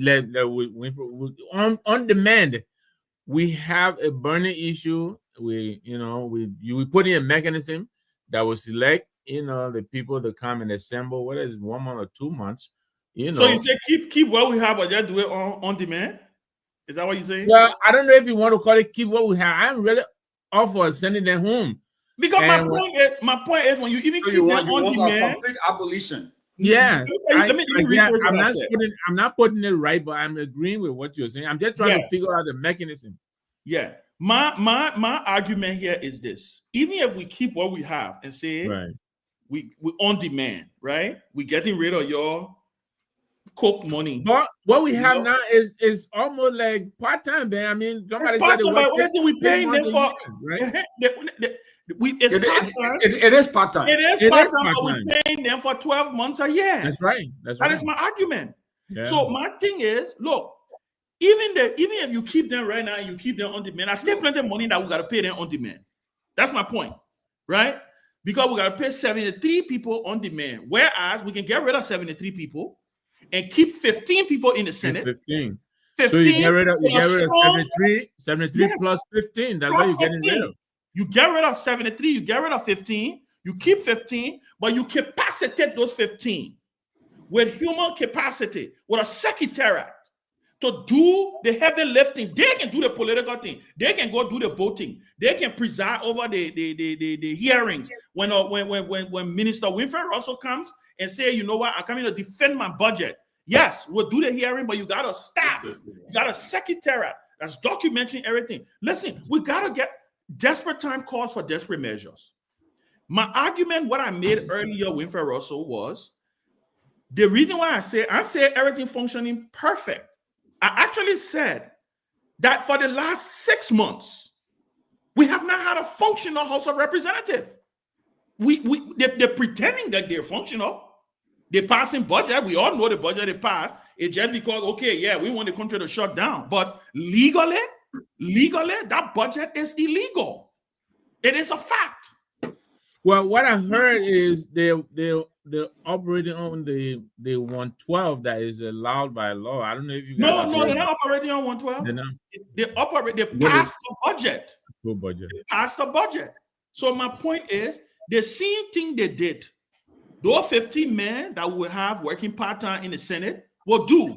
They will just have a functional secretariat that will be comprising of CPAs, wherever we will put in there. We can decide that one. We can get professional, get plenty of professional Liberians. And when you, Winfrey Russell, decide to run for the Senate of Montserrat County, you are fully cognizant that this is a part-time gig. You're not getting money for car. We're not paying for your cook. We're not paying for your nurses. We're not paying for your security. We're not doing any of those things. In fact, Winfrey, you are a professional man. All you want to do is to go and serve for that time. Like you do here. They got judges here that serve for election judges, all of those different things, right? You know the system, Winfrey. You speak to this more than I do. Again, like I said, desperate times calls for desperate measure. We want to save money. That we can start doing that one, and then from there we start looking at other ways to save. Percy, you ready? Give me a thumbs up if you're ready. I really think it's an idea that is really worth, So we welcome Percy Harris, who has a different. I haven't seen him in a long time. This is Percy, what's up, man? Yeah, Ben. This is my brother from way back from 2014. We started talking about revolution a long time ago. Good evening, gentlemen. Good evening, Refer. How you guys doing? So, Percy, what's your gripe? What's your gripe with us? You say representation. First of all, you want to run for House of Representatives? No, I know. All right. Okay, I'm just making sure. That's all. I just want to make sure that you're not winning for a whole time. Ben, hold on a minute here. So, I agree with you part of the way. My only thing is we have to decide whether we want 15 senators or 173 representatives at a district level, so the representation can be closer to the people. That's what we have to decide. But it will either be one or the other. It can't be both. You're not even closer to the people right now. That argument, I can win it. I can win that argument. No, I mean, if you go in the people district, out of the people, that's closer to them. Well, no, then guess what? Then election is every 4 years. Then you already be on your heels. It's still long. Okay. 4 years, Okay. you know how much money we will be spending? No, guess what now? 4 years part-time. I still going to part-time basis. But they are part-time. I mean, our state legislature, Shafa is part-time, but the money is they get paid for 12 But months. do they pay for you, Wilfred? Do they pay for your cook? No. Do they pay for your drivers? No, they don't give you card. They don't pay for nothing. Yeah, but when you go home, but Wilfred, after a session, when you go home, when you come, when they pass all the bill and they shut down, they go home. Are they still getting paid? Yes. Or they getting paid how much? No, I'm talking about year now. I'm talking about year now. Yeah. So a rep here gets about 40. It's under like $60,000. So they spread it 12 months. Exactly. But again, before Percy come in, Percy, don't worry, come in. But again, this is a state. What is the budget of the state of Minnesota? Oh shit. Exactly. You answer my question right there. Well, I can give you the budget, but Minnesota is a mid-sized economy, so it's about $480 billion economy. Thank you very much. Liberia is barely 5. What is the budget of the Republic of Liberia again? The University of Minnesota budget is 5 times the size of it. So don't you get my drift here? Don't you get my drift here? If I could get a part-time president, we'll get a part-time president. But go ahead, Percy. Man, I don't know, Ben. Look, people. I'm telling you, I'm starting a revolution. No, when you're talking about the thing, you have to be careful about, because Mr. Nyenwolo, when they topple the government because of representation, you have to be careful with these things when talking about it. So it has to do with representation. Nyenwolo when they toppled the two party because they said it were not represented. Yeah, you can be taxing or taxation or representation, right? Mm-hmm. No, but on a very serious note, the Liberian legislature. I know you would go on, but representation doesn't always have to be physical, though. I mean, you can come to you and I tell you what I want you to tell me. I mean, what I want you to say in the assembly, and you represent me. You can go there. True, right? I agree, but this is what we were arguing for was to be heard. That's all. But man, y'all want that more than that. Y'all stop that thing. Okay, go ahead. The history that we've been reading it in here. Y'all stop it. Go ahead. And I was listening to Deacon Carlos yesterday. He said he and Pacos went to the president. So if y'all wanted to be heard, y'all had audience with the president. Y'all were heard. So then why y'all continue? And they allowed them on the president's scholarship. And don't forget, but if the argument is we wanted to be heard, you had an audience with the president backwards, and Carlos then went to the president. President's in my turn. I mean, in my turn, what y'all want? They rest been y'all talking here. And, so if that just wanted to be heard, you had an audience. So then it was going to be no, you're supposed to go back. But there was more to that. But I will come to that part. But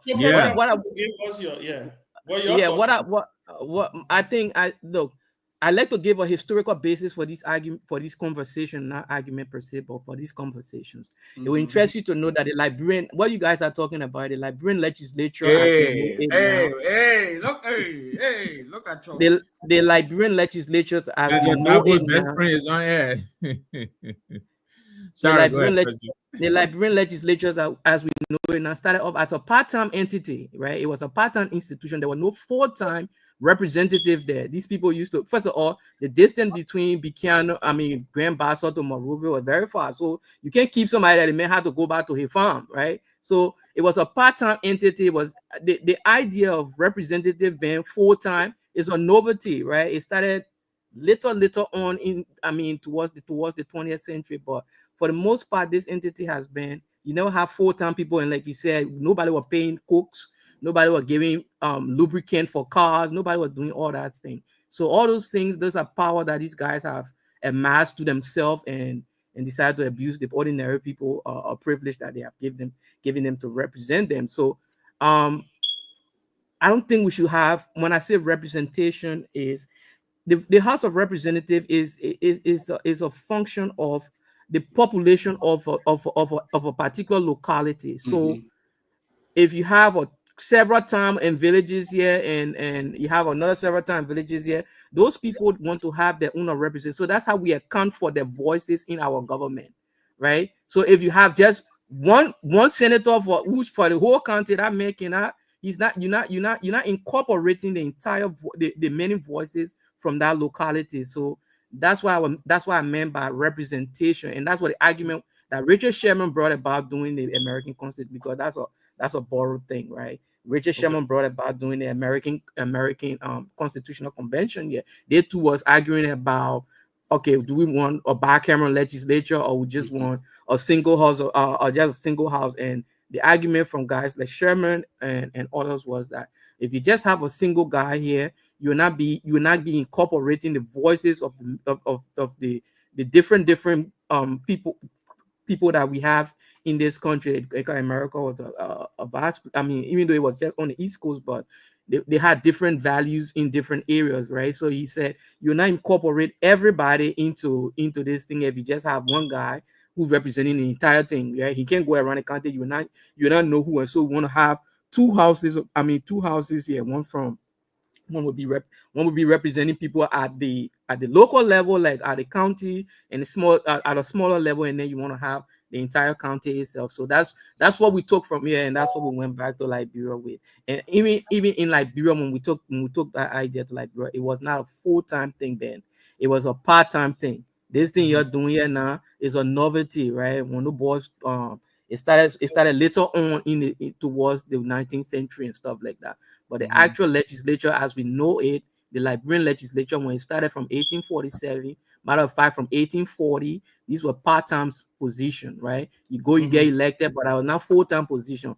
But mind you, let me tell you the flip side. The corruption was still there, because when the men want to stay long in session, because the more you stay in session, you are paid per session, right? The more you stay in session, the men want to stay in session longer so they can get paid, right? So you got speech from Joseph Jingi Rawa, even admonishing them to not stay long in session because there was no money to pay, right? So so those things were there, but the idea of like having a single house of representatives, I mean, you'll be missing my people in certain districts and whatnot, and those voices are needed in the broader body politics, so to speak. So let me ask Ben. Let me ask Percy this question. Now I agree with you, Percy. I think you know as far as that's concerned. So let me say for the record that I disagree with Percy, but go ahead. Yeah. So if we so the whole representation piece. Now, do you think we could accomplish that representation? Okay, where you have a unicameral system where you have say one senator in Nimba County, okay, represented the entire county, right? But then we have elected officials. So we have mayors and paramount chiefs and all of these folks, superintendent. Yes, superintendent and all of those folks, elected. Then you have one person in Monrovia representing the county. Yeah, but locally you have all of these different elected officials that would serve as the representative, of course, of all these all these different folks working with the lone senator or lone representative or whatever that is in Monrovia, the Capitol Hill. Yeah, but the thing, yeah, you can have that, but here's the thing, like where we are right now, as a country, and it's always been that way for the most part, right? We have differences of opinion. The thing that people in Grand Bassa want, the people in Sino might not want. And if you have the thing that people in Cape Mount want, the people in Maryland might not want it. So how do you get those voices heard? By just having one person, so to speak, in Monrovia to So Winfred, let me add some spice to your thing. Welcome, Robert Garguah. Whatever, it's good to see you, my brother. We're gonna get you in on the conversation very soon. What if we do this? And I like where this is going, right? Because again, the goal here is save money, get rid of the dysfunction that's happening on Capitol Hill in the Monrovia noise that's happening. Because in my mind, anyway, right, what we have right now is not a true representation of the people anyway. Their voices are not heard anyway, right? The only time their voices are heard is when they vote for them and send them to Monrovia. But have 98% of the time they're doing their own thing in Monrovia. There's no accountability tool that is in place. If there was an accountability tool in place, the people in those counties should be able to recall their representatives. So maybe what we do, and I hear your argument about representation.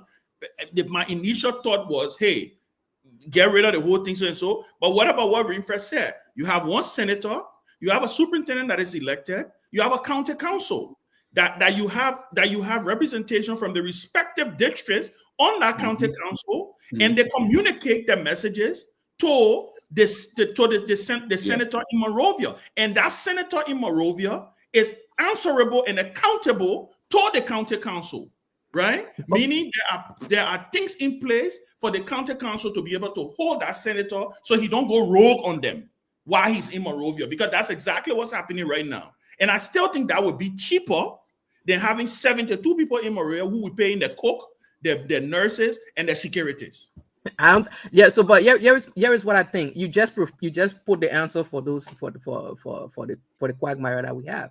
Why don't we put a recall in? We put a recall clause into the Constitution. Why don't we have that? Why can't we recall? Why can't we have that recall clause? We can do that, but then we still don't answer the question of saving. I am also interested in saving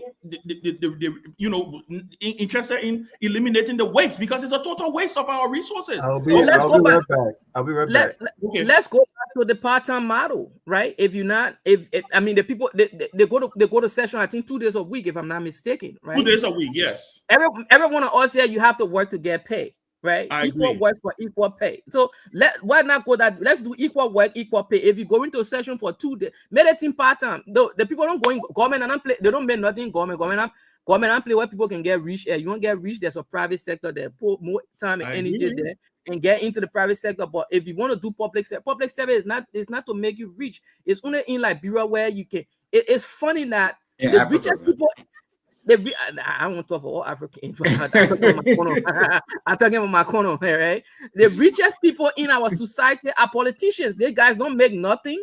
You know what I mean? They're not productive in terms of, and they don't produce nothing. And they are the wealthy people because why? They have found out a scheme wherein, right? They can go into the government. Everybody money. I let to call it everybody. They can get everybody money, and either rich people or God will be hungry here today, tomorrow. The man he get elected, and he building houses, he setting up businesses and whatnot. I mean, and then meanwhile, the people that were running behind him, they're still living in squalor, right? So my thing, Ben, you have a solution here. You don't have to like dismantle everything. I want to cut this system. But sorry, Ben. I think that what Percy is, I think he's seeing this in through the eyes of the centralized government.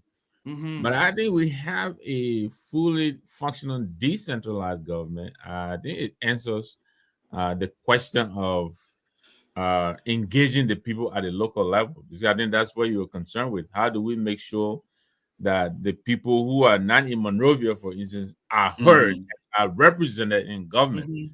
So I think if you and I don't know, maybe a fully functional local government, but decentralized. The senator who was here, he was talking about the cash cow and all of that, because some of these counties, they generate so much, but the revenue sharing is absent. They send the money to Monrovia, and then Monrovia is supposed to send them their share, which doesn't usually go to them. So I think if we can do that, that's one way. And you also advance equal time work and pay for time work. Maybe instead of paying them for 12 months, if they're working 6 months, let's pay them for 6 months. That's it. And then when they go over the 6 months, they don't. We don't pay them for that. The man say go to agriculture break, then we pay him for going to a own farm. Why would I do that? Yeah, we're giving him money to do that, and we give him money for engagement. So the Winfred. That's what I'm telling you. The other guy take money for engagement in bed. He said you were bidding what rehabilitation. The other guy got married. Yeah. So you got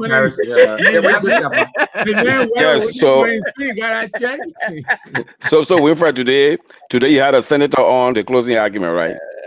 Man. Yeah. Okay. So that senator is on vacation, getting paid. It's getting paid. He's getting paid. So listen to this now. If the president called them for emergency session on Monday, get extra pay. They got to get paid again. Yeah. Yes. They got to get paid again. I mean, how does it? And that's my point. How? Is that legal? Is that? It is legal. That's what they do right now. That's what they do. That's what they do. It's legal. But even here, if there is a special session here for Congress, they do get paid. They do get paid. That one I don't. Yeah. Because the president is calling them back to work. Calling them right? back. Yes. But you know what? Yeah, the congressman makes $174,000 a year. I come in. No, listen.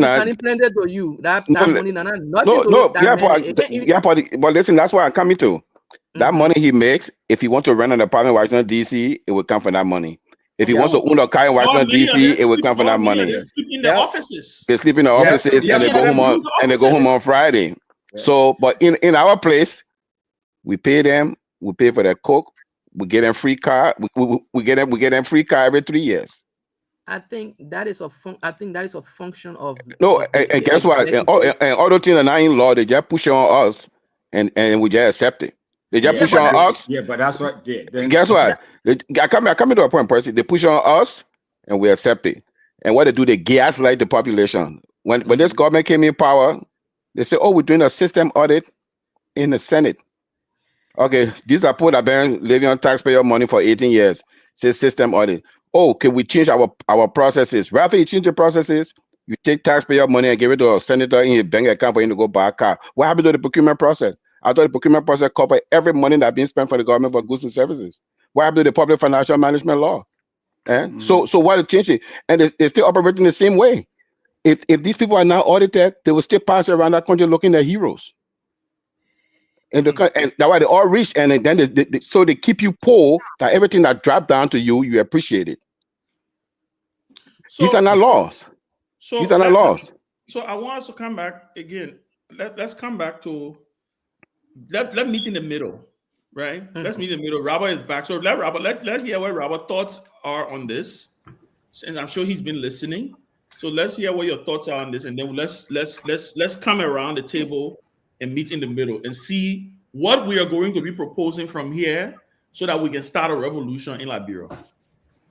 So my thing is, and I've been listening a lot, great idea. Ben always have these thought-provoking I know, right?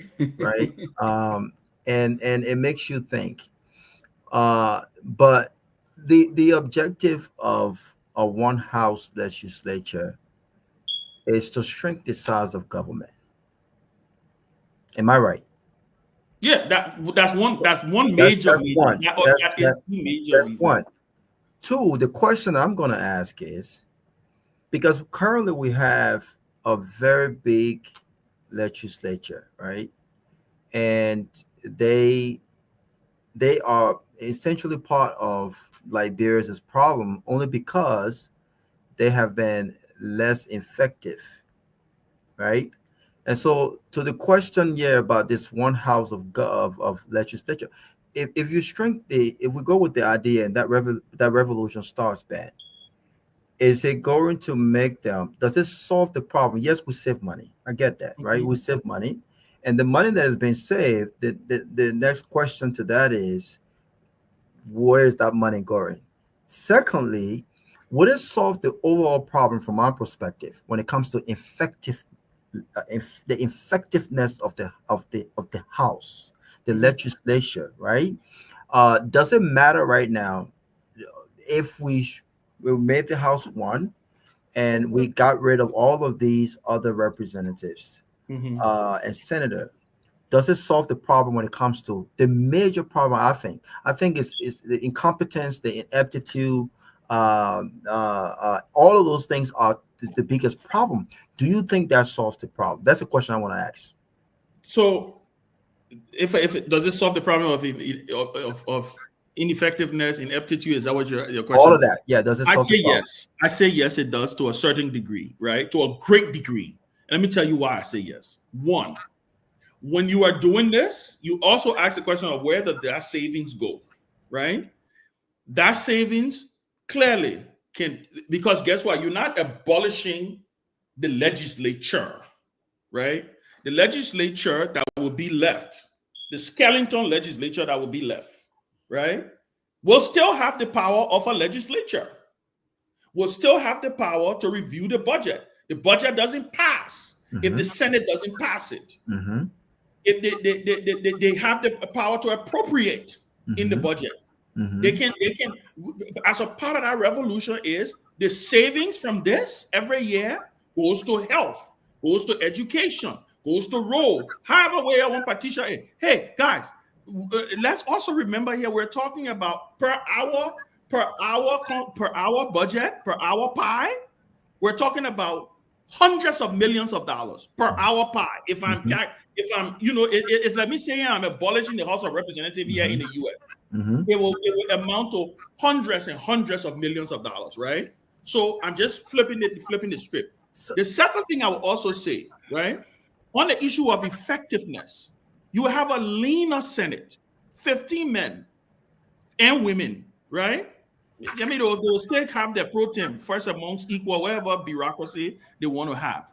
But you will also, I also said, you set up a secretariat that will do the heavy lifting and lead, generally how they have in this country.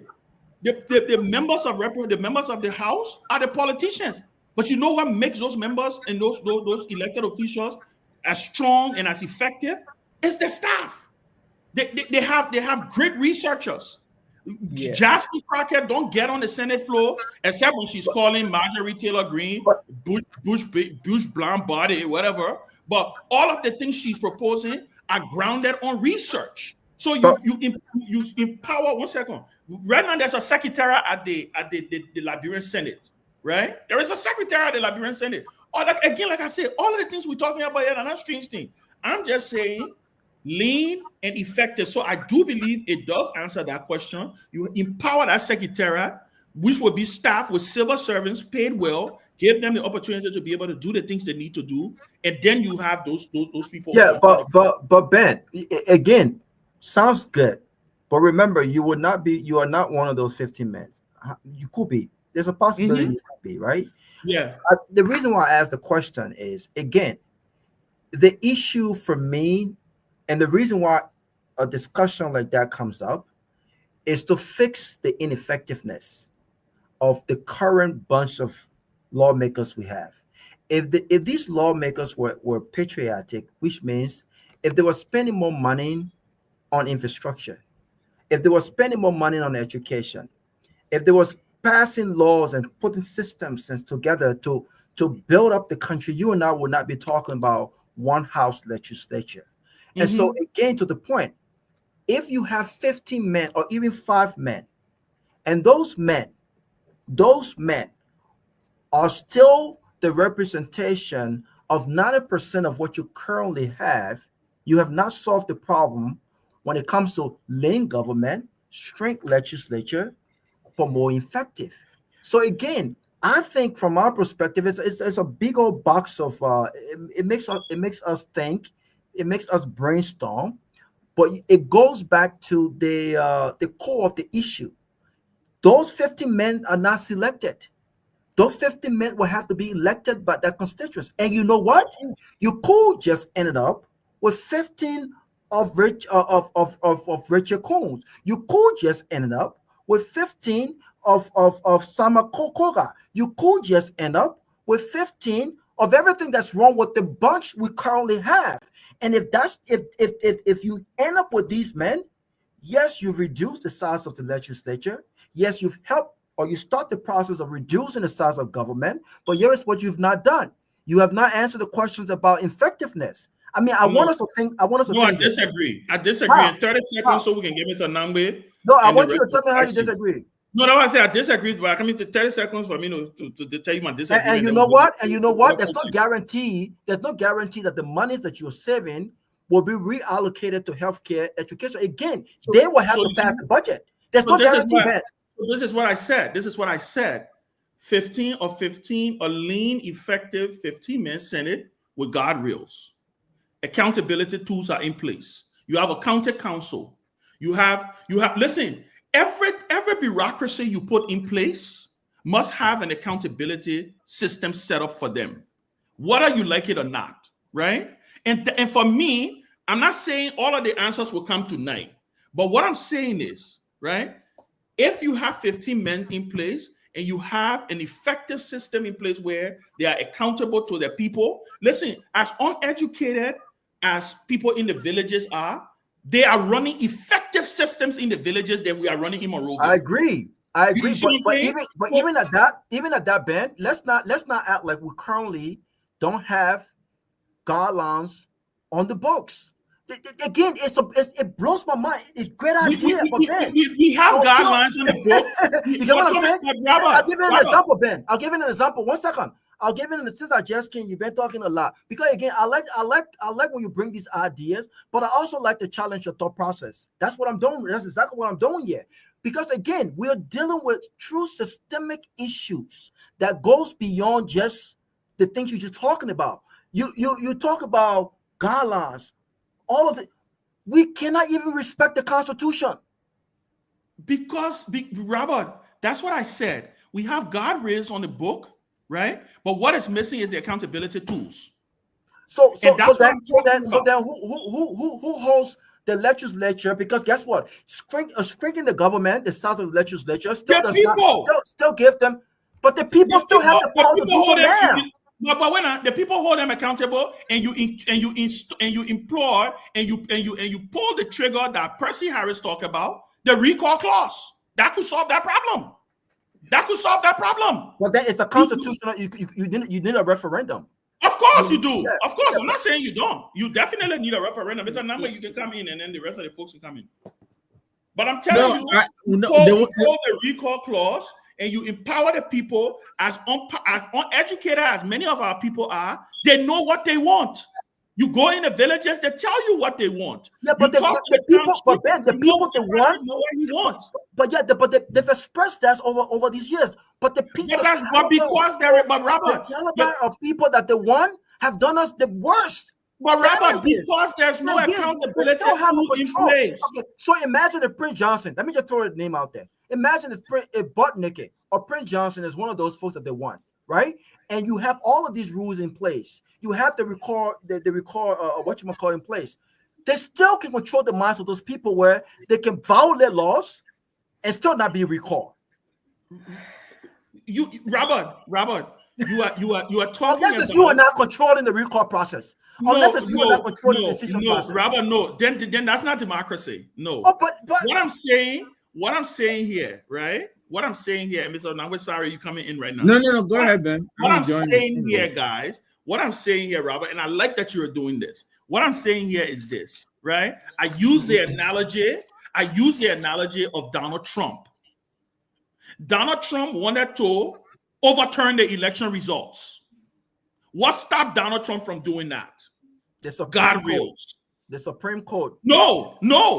It was not the Supreme Court. It was his vice president it was his vice president who certified the elections. He wanted Mike Pence to throw the election to the states. Yeah, but that's what we wanted. It's backed by the Constitution but that's what I'm saying to you, Robert. What I'm saying to you is, and one of the reasons why Mike Pence could not do the bidding of Donald Trump, because Mike Pence knows that he too is answerable to the law.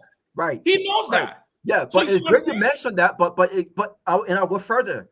Today, the Supreme Court instructed the Trump administration to bring back the living body of a young man that was mistakenly sent back to El Salvador, a prison. Right. Mm-hmm. But the reason why the system works here, Ben, is because these institutions are able to function independently, regardless who's president. Right.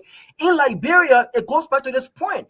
We have systemic issue. If the Supreme Court are asking for security to render a single verdict on something as simple as unconstitutional matter. But Robert, do you know why our Supreme Court is not exercising as much independence as the Supreme Court here? I think over here, though they are appointed by the president, but once they are inducted, they cannot be removed by the president. True. we have that the president of Liberia, you know, can remove them. Yeah, can remove them. So our justices, they're looking over their shoulders as they're making decisions, and that's a problem. But you're buttressing my point, right? So again, so to that point, I'm agreeing with you. I'm exactly. agreeing with you that the system we need to. But exactly. When I see it the way Ben is putting it, right? If we have a permanent secretariat, right? It's almost like we have the civil service, right? Usually the minister, the deputy, the rest of the people are career civil servants. They've been in the place like forever. They're doing the work of the minister, but they don't carry the fancy titles and all of that. So we have the secretariat constituted at the EJS. They are there, and these 15 people, whenever they come in, those people are the ones who are actually doing the work. Even when these people go, those are the people who will be engaging with the community, the people, and getting their views and input, and order they bring it to the senator. All the senators are doing is, to put forward, the suggestion and all of that. So those people are going to be doing the work, but not getting paid because, like the senator would, because they don't have the titles. I can see something like that. I think, and then we're talking about the justices, making sure that we make them more independent by probably adapting because we copy everything from here. Once you become a judge and you're in there, you cannot be removed easily by the president. That way they can the also president move a judge in Liberia. Well, no, they can't. The president cannot. The president cannot. The president. But again. Okay, to a point, Ben. We're talking about judges. So that what happened is justices. But what happened is, I don't know how true it is, that after the bill of information hearing, say the president had a meeting with one or two of their judges of the Supreme Court. But let's do a point. Where real country in the world that the president of meeting with Supreme Court? It's not supposed to be happening. Justices and the whole country. I'm coming. The whole country is quiet. The bar association is quiet. Is that a serious country? I mean, you know what I mean? Is that a serious country? So and then I come in president to a point. So Dix, you are digging more hole into Ben out there. So I come in here, Ben. And Ben, guess what? The worst part is that the people who are advising the president should be ashamed of themselves. Because guess what? It looked bad for the president more than it looked bad for the justices. Do you know what the president looked like? That he interfering with the judiciary branch of government? It looks bad for him more. But Dix, you remember the Julie Andy and the prophecy? I mean, that way it started. Yeah. But Percy, let me ask Percy this question. Percy, what they just seem to be like an orgy of lawlessness that's in the country that's been going for what? When did this start, or has it always been this way? No, it hasn't always been that way. But before I answer that question, here's my thing, Ben. We have we have incentivized bad behavior in our government over a extended period of time. True. To change things, you have to change habits. You have to disincentivize people because people go to the legislature in hope that I can get rich. This is a go get rich place. I agree. So if we did all the things, you don't have to like spoil the whole house to fix it again, right? We can use the current foundation that we have, right? Disincentivize people. I agree with Mr. Nangwe. I've always been for this decentralization thing. Matter of fact, I think it will even work properly, said, because I think our wage bill is crazy.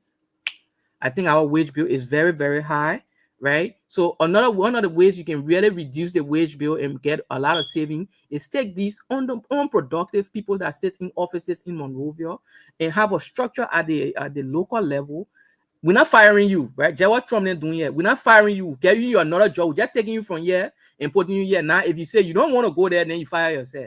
You can't tell us, hey, we can get you a job because we're not firing you, but because we need your services at this level. So we are taking you from here and bringing you down to that's how you staff the local level, right? That's how you have a serious local government structure, because you have people from this bureaucracy that we have in Monrovia, you're transferring in there. If you don't want to work in, that's why we did a more Ali. They told him from 5 minutes, they say, I'm going to go do water and sanitation in where Bapolu or wherever. He said, you want to go there.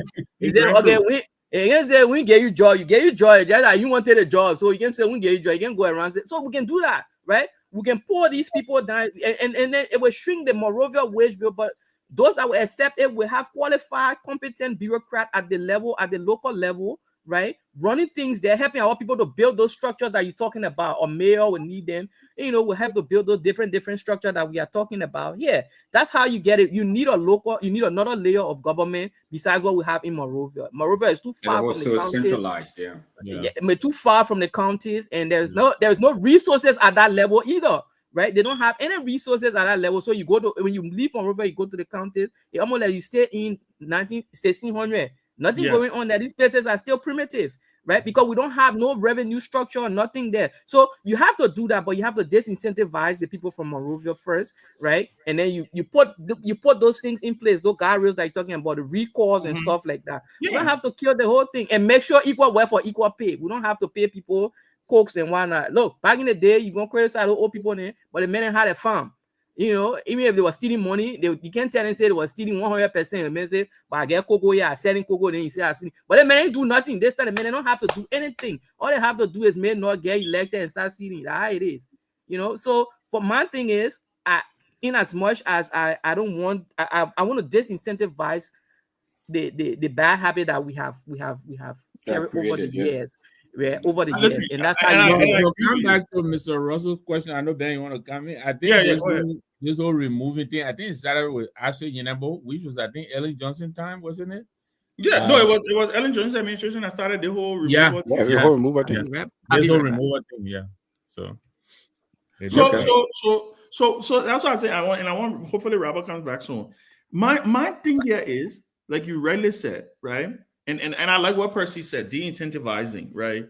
Taking and putting some of that money in the counties, giving, like I said, empowering that county council, right? Making that county council the voice. Like you have governors in this country, right? The governor of Myean could sit in a meeting with the president of the United States. And then, like we were saying earlier, not to cut you off, we do have these things though. Like we were saying, everything is in Liberia. We just don't allow them to function. Don't allow it to happen. We have the county councils. Yeah. So the county council, you sit down, you saw the governor of Myean sit down in the White House when the president said something about, I think I forgot what the issue was, and he told us we're going to cut funding. We're going to do this. She said, we'll see you in court. We'll see you in court. You know what I'm saying? Imagine a superintendent looking at. I'm not telling that. No, Ben. Just a minute, Winfrey. Just a minute, Winfrey. They got us saying that, bro, how dare you challenge the president? Anything the president wants, the president gets. What is outside the law? So you got a bunch of people with that mindset, and then. Well, now that that's about because we have an imperial system, imperial presidential system. Yeah, but that imperial system, I mean. As time changes, as we go going forward, these people are still thinking backwards because the imperial presidency started with President Tubman. He was the one and only guy, and so these people are staying in that mindset. What the president gets. I mean, and that is the thing that is standing in the way of decentralization because the president wants to be the most powerful president in the whole land. I mean, he doesn't want power to devolve from the executive mansion. Do you know the president appoints notary in Liberia? Yeah. Mary Howe. The president appoints notary. Yeah. The notary public. What's the historian? What's the rationale behind it? I mean, so Winfred, go to University of Indiana and look at the Tubman papers. You will see the rationale behind all of these things. Everything was centered around the president. They even got a letter where somebody writing the president telling him, say, please tell the man to give me the deed because I've been paying rent to this place for X number of years. But you do know the president of Liberia. You do know the president of Liberia signs deeds. You know that, right? That's what I'm telling you. the president of the republic signed private deeds. So if you go to University of Indiana paper, you will see some of the communication that you'll be like, yeah, we're still living in the past. So my thing is, again, like I said, and that's why I said I hope Robert comes back. My thing is, it's not like we're finding all the answers tonight. My thing is, we have to move with time. We can't, like I said on the last show, right? The younger generation, less educated than the older generation, right? It's almost like we're going in reverse. And like Percy said, which I 100% agree with, right? De-incentivize it. Make it look so unsexy. Right? Make it look so unsexy that people don't sit down now and all they do is just plot to run for a representative. Yeah. They just sit down now and plot to run for representative because guess what? I go around at Capitol Hill. It's not to go and impact. So when I talk about the notion of making it in a way where that's where the radical mindset came from, to say, you know what, just get rid of the whole 73 thing and let one person be there, right? Let one person be there, and that one person know they're a professional person, they got a job, they're going in there, they're just going to go and serve, and it's just it's call it side hustle, but it's side hustle is a patriotic side hustle, right? It's a patriotic side hustle that you're going to go and do. That's it. So there's no, but to counter what I'm trying to counter here from Robert is, there's not going to be a quick fix. There's not going to be a point. And the thing that like Barack Obama said, right? Democracy is messy, and you keep perfecting it. You got to keep perfecting the union. You got to keep perfecting it. As you go along, you will fall. When you fall, that's why even in this country, they got amendments to the Constitution. Yeah. What gave rise to the Hatch Act? It was because of Bobby Kennedy and John F. Kennedy. That what gave rise to the Hatch Act. Appointing your brother as Attorney General. Boom. I think this thing can work, Ben. We just gotta find a way to ship it up. I mean, it's almost like Jewish. It's almost like Jewish you do here, right? They got a kiss. They pick random people. They come and random people. Yeah. Do the kiss. They don't. They go home for and guess what? And like you said, and guess what? The justice system in this country is still not perfect. Yeah. But it's close to what you would want to be in. Than rather than be in what you got in Liberia. That's true. I mean, it's a work. It's a work in progress. We gotta wait until after Winfrey and Percy's term. I know, right? We gotta serve before we dissolve it. Listen. Listen. My mom told me she want, like, when I was growing up, I used to play football. She used to say, I don't want football money. I will go on the field. I'll be playing all kind of ways. She would say, my man, I don't want football money. So she wanted me to go to school. So today when me and her sit down, she said, I don't want you join to no politics. You'll be talking to people today. I don't want you to join to no. She's from a political family, by the way, and I don't want you to join to no politics. So I'm abiding by her wishes right now, but I try to study the country. There's a whole lot. Like Ben said, we don't have to have the answers tonight. No, but we have to think about these things from through critical lenses and try to see how best we can. Because Liberia is an old country. We take it for granted. Liberia is a very old country from 1847 to whatever. And it's about to be 200 years since the establishment of the first colony there. So this is an old country we're talking about. The fact that we don't have our acts together and we're still talking about this thing is a shame. And we have something have to do here, like Ben said. Yeah. And it's a collective stain on all of our consciences. The fact that that's not necessarily because we haven't held political office, but hey, like I always say, right? Like I always say, Liberia story. I thought you had political office, Ben. No, I have not gotten elected to any office yet. Oh, I elected political office. Yeah. Okay. So my thing is, look, and even with that, even with my political office, right? Even with me being National Youth Advisor to the president, was groundbreaking. It was the first time a president decided that a young person will sit in cabinet. Yeah. Was set in cabinet. To this day, now what President Boyka did, full disclosure. When President Boyka was getting ready to name his youth council, they reached out to me. They did. I was very surprised. The Minister of Youth and Sports reached out to me. He said, my man, we're discussing it in cabinet. Your name came up. And he said, I was mandated to reach out to you. What do you think? The president don't want to appoint one person. What is the youth council about, Ben? So what the mindset, and I think they're still working on the fine prints, right? The mindset is that instead of what we had, where you appoint one person and then everybody blame you for that one person, because up to this day, people can still be asking me, Oh, when you're a youth advisor, what you did for the young people, forgetting to understand that I wasn't president of Liberia, right? Exactly. So,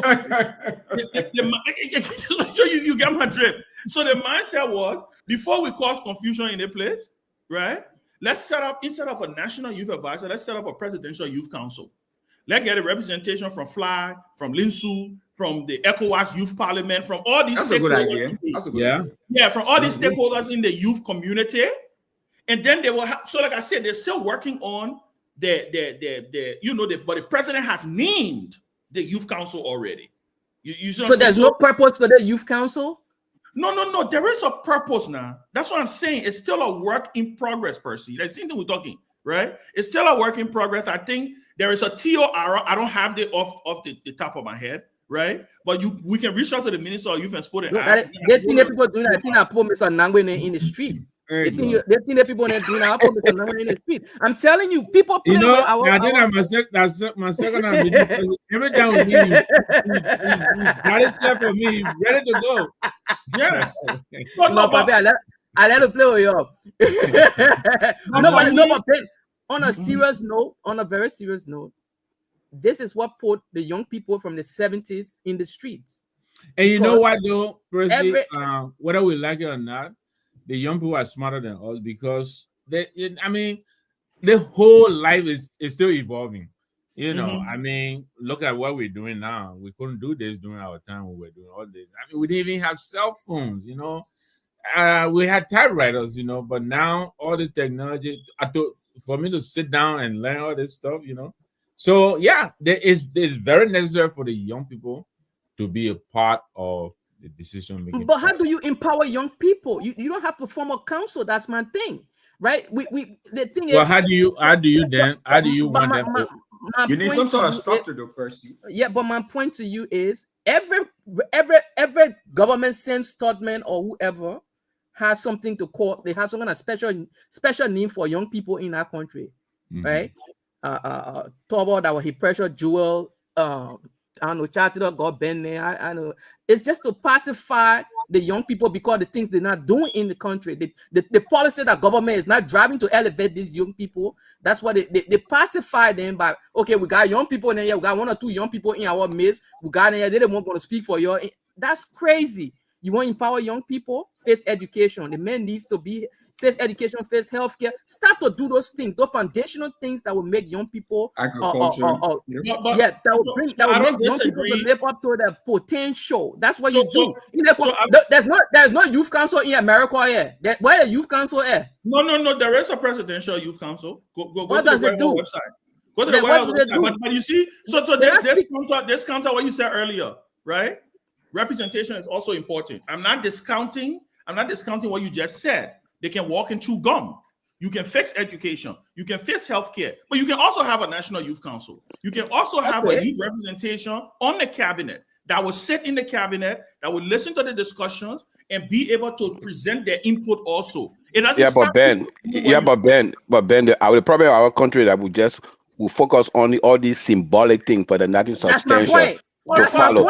So because guess what? If you president and you naming National Youth Council, you should be naming it with some series of events that are going to follow after the naming. Now you name them. Now what? Then you say, oh, that they're trying to put something together. And that's what we just said. That's what I just said. Yeah, but that's the problem. The problem is that it's more symbolic because before I name you guys, I should have when you guys hit the ground running. I name y'all, and that's it. And we just talking about it, but we don't know what they're doing now. We just identify that we don't have that.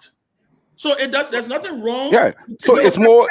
The problem is that all these things are all symbolic, but they're not substantial that will follow them. And you know, 170 plus years, it's just only symbolic. So what's the proposal? So look, okay, I know you can have the nomenclature National Youth Council, like that's what you say, but I mean, like there's something man said it there. I totally disagree. When you open all these community colleges, these places should be technical colleges that people can learn to make money with their hands. We got too many people talking. We got too many people talking in the country. You got Bon County Community College, Nimba County Community College. They may go there and say, I get associate degree in public administration. Bon County technical. Okay, the one in Nimba County is what? That's what I'm saying. So that was the mindset. And again, but guess what? So guess what? guess what? It's sat there. They sit there. How functional are they? Yeah, I'm Mr. Nagwe from Maryland, right? When they opened William Via Tubman College, they had professors from Egypt, Pakistan were teaching people there. You come out of TC after 3 years, you're a young junior engineer with associate degrees. You know what I mean? This thing been around for 18 years, and it's just a building. It's just a building. They're all symbolic stuff. It's just a building. Something happened. Something happened in the country, right? Something happened in the country. You just said when TC was open, you had a system in place, right? You had Pakistanis, all of those things. We had a war. We had a war. We had a war. So again, I'm not finding excuses here. What I'm saying is, I'm with you guys. What I'm saying is, it needs to start. The resetting, it's hard time the resetting started. The resetting should have started a long time ago. It should have started a long time ago. So I don't disagree. What I'm saying though is, we can walk and chew gum. We can do the education. We can invest in education. We can invest in healthcare. We can be able to train teachers. That's something that people don't really talk about, right? We got people building buildings, constructing buildings, and saying they're building schools. You know, we can train teachers. We can put money in the training of teachers. Talking about putting money in the training of teacher, that's where some of the savings can go when we get rid of the national legislature. We can even refund the LPMC. We can bring back the agricultural bank there to start funding some of these things and why not. The president of Liberia was held LPMC, but he was vice president when they dismantled the whole entity. They changed it to LACRA. They changed it to LACRA. That's a regulatory entity there. That's a regulatory entity. They had two entities. They had a LACRA and they had a produce marketing board. They moved LPSC. They had a produce marketing board, but it never took off. It never took off. It was just in name only. The problem will go back to the fact that we said the problem is not that we don't have it on the books. The problem is implementation. The problem is the political will to be able to do these things. I think most of Liberian leaders have they hear about stuff, but they don't know how it works. I think that's nobody. You see, Percy, no. It comes to the political will, because you know what, Percy? These people were people that would tell you, say, the trouble days were great days. So let's say 45 years ago, these guys were in the 20s and the early 30s when we were working in the functional society. Are coming. Mr. Nangwe will not tell you that. No, don't worry about Mr. Nangwe will tell you that. And tell me, they had a national housing bank that were giving housing loan. National housing bank was the bank in Liberia. It was the bank. They had an agricultural bank that was focused on the agricultural sector. They had a cooperative, BCADP, LCADP, the one name. They had a carry. These people that are in government right now, Joseph Parker and the likes, they were working in those entities. They've been in government all the years. So why can't they bring this thing back so we can have some sense of normalcy? Why? That's the question to ask. Why should we be even bringing back the 40s? No. I'm not bringing the 40, Ben. I'm talking about these. Ben, these are institutions that if you want to invest in agriculture, you can't be going to farmers one at a time. You got to put them in a cooperative. But they know these things. They know these things. A 21st century cutting-edge solution to these problems. Ben, guess what? Ben, guess what? I come in, Robert. Let me finish. A farmer cooperative still exists today. Probably they might modify the way they operate. That's my point. But guess what? Modify one. No, but the entity still exists. The entity still exists. Yeah, but you can't go to, but Ben, you can't go to modify ones. Again, it goes back to the point that I was making earlier. Ben just talked about why we're bringing back companies from the 60s to 70s or the 50s. Well, this is 2025. But guess what? The president of Liberia is from where? The president.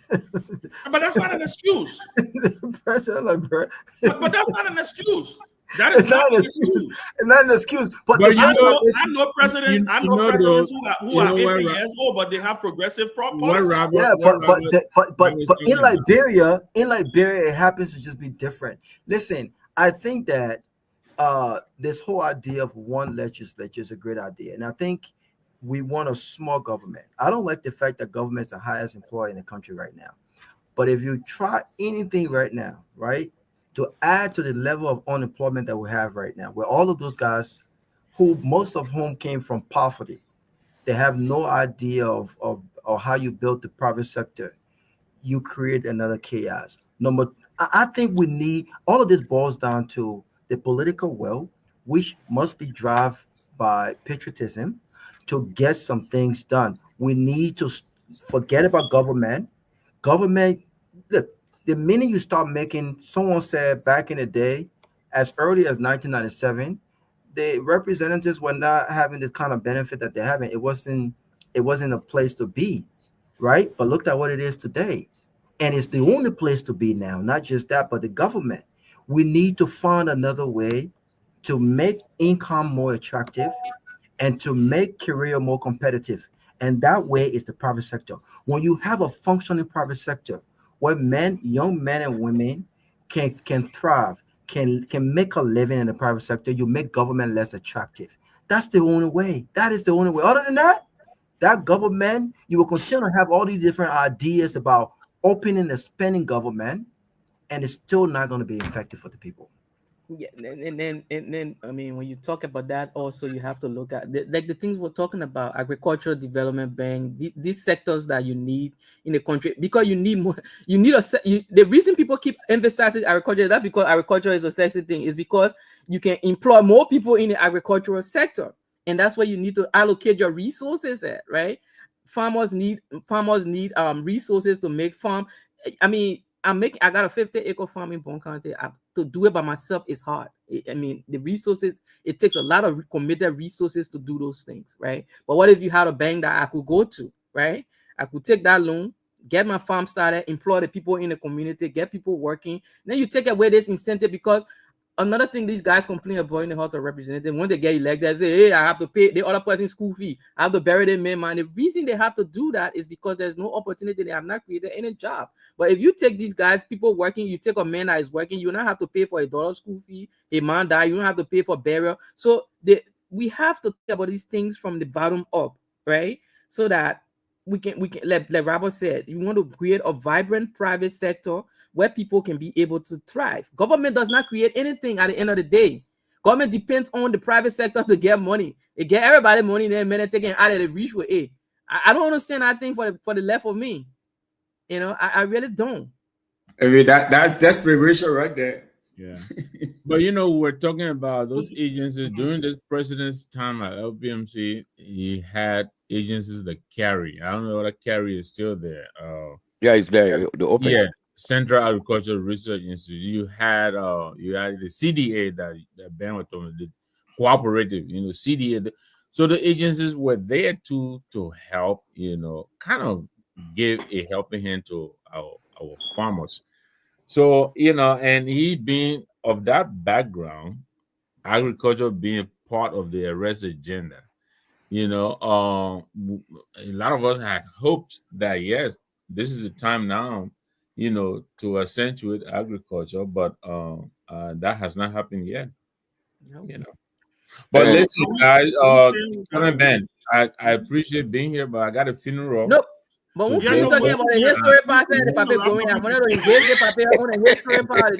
We finished talking about my friend Larry, you know, he lost his daughter here in Philly. So Nina, our good friend. If we end this one, I can hang on. Other than that, then I will. No, I know. I should have been to that funeral myself, but yeah. Where is it in Philly? I think it's in Philly. My wife has the address. I don't have it. I was just. Oh my God. Nina was a good friend, though. Hey, man. Yeah. Sorry to hear that.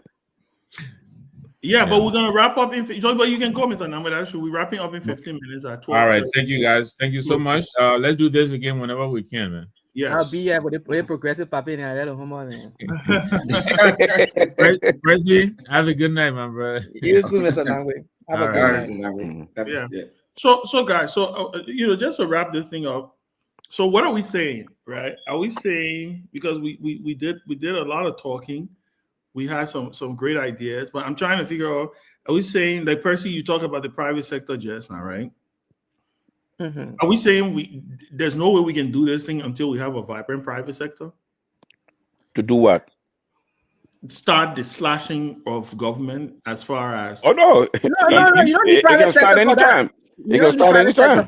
You can do that tomorrow. You can do that. I know, right?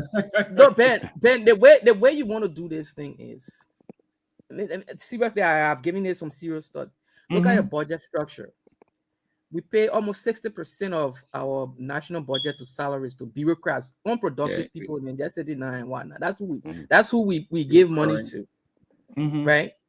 What if you change that? What if you change that incentive model and maybe put more emphasis on the local level? Because, like I said, when you go at the local level, there's no structure in place at the local level. I agree. Right? So what if we disincentivize the central government and say, okay, let's put some money down, let's start some revenue sharing. For example, Nima County got Aselo Mita. They should be sharing that. They should be revenue sharing there. There's no reason why Nima shouldn't have enough money to build her own roads and whatnot. That we gotta be begging donor names to can't give to pay roads in Nima and other places. There should be a revenue share there, and then the Nima people can build their roads and whatnot. But in the interim, maybe Gongloe by herself cannot do it, right? Even though I disagree with you. I wholeheartedly disagree with that part there with the Asalamita Nima business, because that if you do in the country, then you fracture the country. I mean because the mountain is in Nima, so Nima get most of the proceeds of the mountain. No. I say anywhere else, not just Nima. No, I know, but no, I'm just saying. So in the mountain. No, but guess what? If the thing is that whatever else you do, you need a revenue sharing structure. No. So you see, Percy, the problem is the country fundamentally is a unitary state. So everything is controlled by central government, and that's why when you come in now, you elect people to represent you. So when they go there, they make sure you get your fair share of the pie coming to you. So because because my Nima is in Nima County. So like I give an example. So if Asalamita pay Liberia $1, so Nima should get more than $1 because the mountain is in their county. That's what you're saying. That's not what I just said. But guess what? Because you know what I come into a point. They're having a conversation in this country that is the country is getting very tribalized. They have a conversation. The other day the Senate passed a bill for decentralizing the port. So the port it became to be Grand Bassa Port. They put inside of Bisano Port, you know what I mean? Because this decentralization should be more operational, bringing service to the people. They're more political because they're trying to make it more. Because they're trying to make it more political than operational. Because decentralization is that if I'm in, I will use Cape Montgomery. I don't use another countries will be condescending. If I'm in like some rural part of Golakone and I need to get an ID card, I don't have to come to Monrovia. I can go to my district headquarters. You know what I mean? That's more teaching as you do. So then you look at the Ministry of Public Works. Each county you have a resident engineer. You know what I mean? You can go to your every county should have their own DMV to those places. That's what Ellen started the conversation. Yeah, because that's the decentralization. But this local government act and this it's more political. That's going to fracture the country if it's not thoroughly thought through.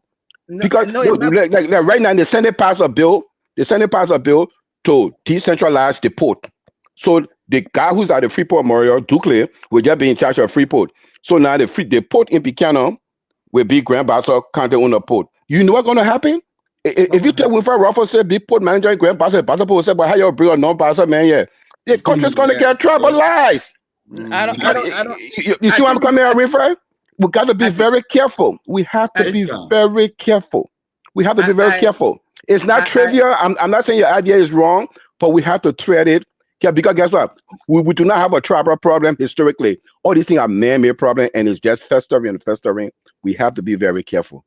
I agree with your caution. Yeah. I wholeheartedly agree with your caution. But at the end of the day, my brother, what I'm saying to you is, for 200 years, the people of Liberia have been giving the central government all that they have produced in their counties. And look at what these places. Go to Liberia, you're going to get angry. You're going to get angry when you leave. Even Monrovia said when you're there now, you're going to get there. Then when you go, needless to say, when you leave from Monrovia and go to these go to these places, and then why they even get road I can pass there. Go to have to see how these people living. Nothing have fundamentally changed in Liberia, and the question is why. Yeah, Percy, you know why? Before you look, these people elect people that vote for these deals that don't give them anything back. My country, we got a gold mine that is taking $600-700 million worth of gold every year. See what Cape Mine look like. Okay. And guess what? We had a senator for 9 years that should be in Liberia, esteemed lawyer. He was ruling party chairman. And what happened? What happened? That's what I'm talking about. So guess what? First thing you got to look at the people you put in there. I grew up in Yekepa. The amount of social development or corporate social responsibility Lamco did in Nima County, it didn't have to be pressure. They felt that they were part of the greater society there.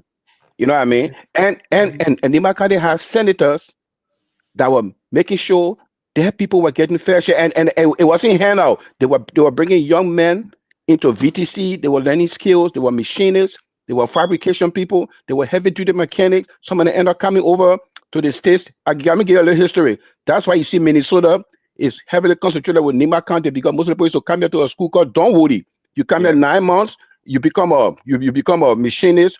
You go back, you become a foreman, senior foreman.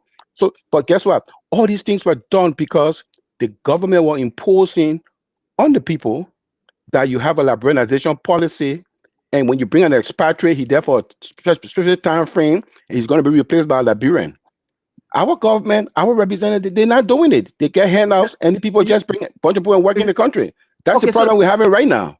So what I'm saying to you, Cephas, that's where I'm at, right? So that's the only way people like us can get into this government, not into government per se, but get into these administrative positions, because you don't want these kind of kamikaze stunts that people do in Liberia. You come from nowhere today, you want to be president tomorrow, you want to be senator, you have no proven record of doing anything, right? So what the local level is going to do is it's going to give people like Ben, people like you, people like me with these ideas that we can try at the local level. Whatever we have at the local level, the things we're talking about, we can try implementing them at the local level. Say Ben successful as a superintendent, you get elected, you get successful as a superintendent tomorrow. He does well. Nobody gonna be asking who's Ben Sanvee, what he done. You just gotta go to look at where he was administering. So what you do is you create a supply, a steady supply of competent leaders. So when I be in America, people don't be looking elsewhere. They either look for a senator or governor. That's what they're looking for, the people in the air. They don't look for anybody from way down there, right? They don't look for strangers in there. So what the local structure is going to do? They be looking for people like Russell then. They got Russell in the political lab. So what the local government structure is going to do is it's not only going to fix things at the local level, it's going to bring competent leader. It hurt me that guys like Moneyba had to run for president at this age he was, and I mean, what if you had a structure that the guys could have been superintendent for Lofa County, prepare himself maybe for 2029 and whatnot, helping his people and that's a great point. That's a good point. Things that he needs to do. I'm saying is what happening with Myean right now? So if that's what I'm saying. You do tomorrow, yes, you won't be president, senator, whatever. That's the idea. That's the pipeline. The steady, competent leadership in the country that you're going to be developing at the city council level. So you just gave us the next topic for the next show. The pipeline to leadership in Liberia. And not just focusing on the presidency, right? The legislature.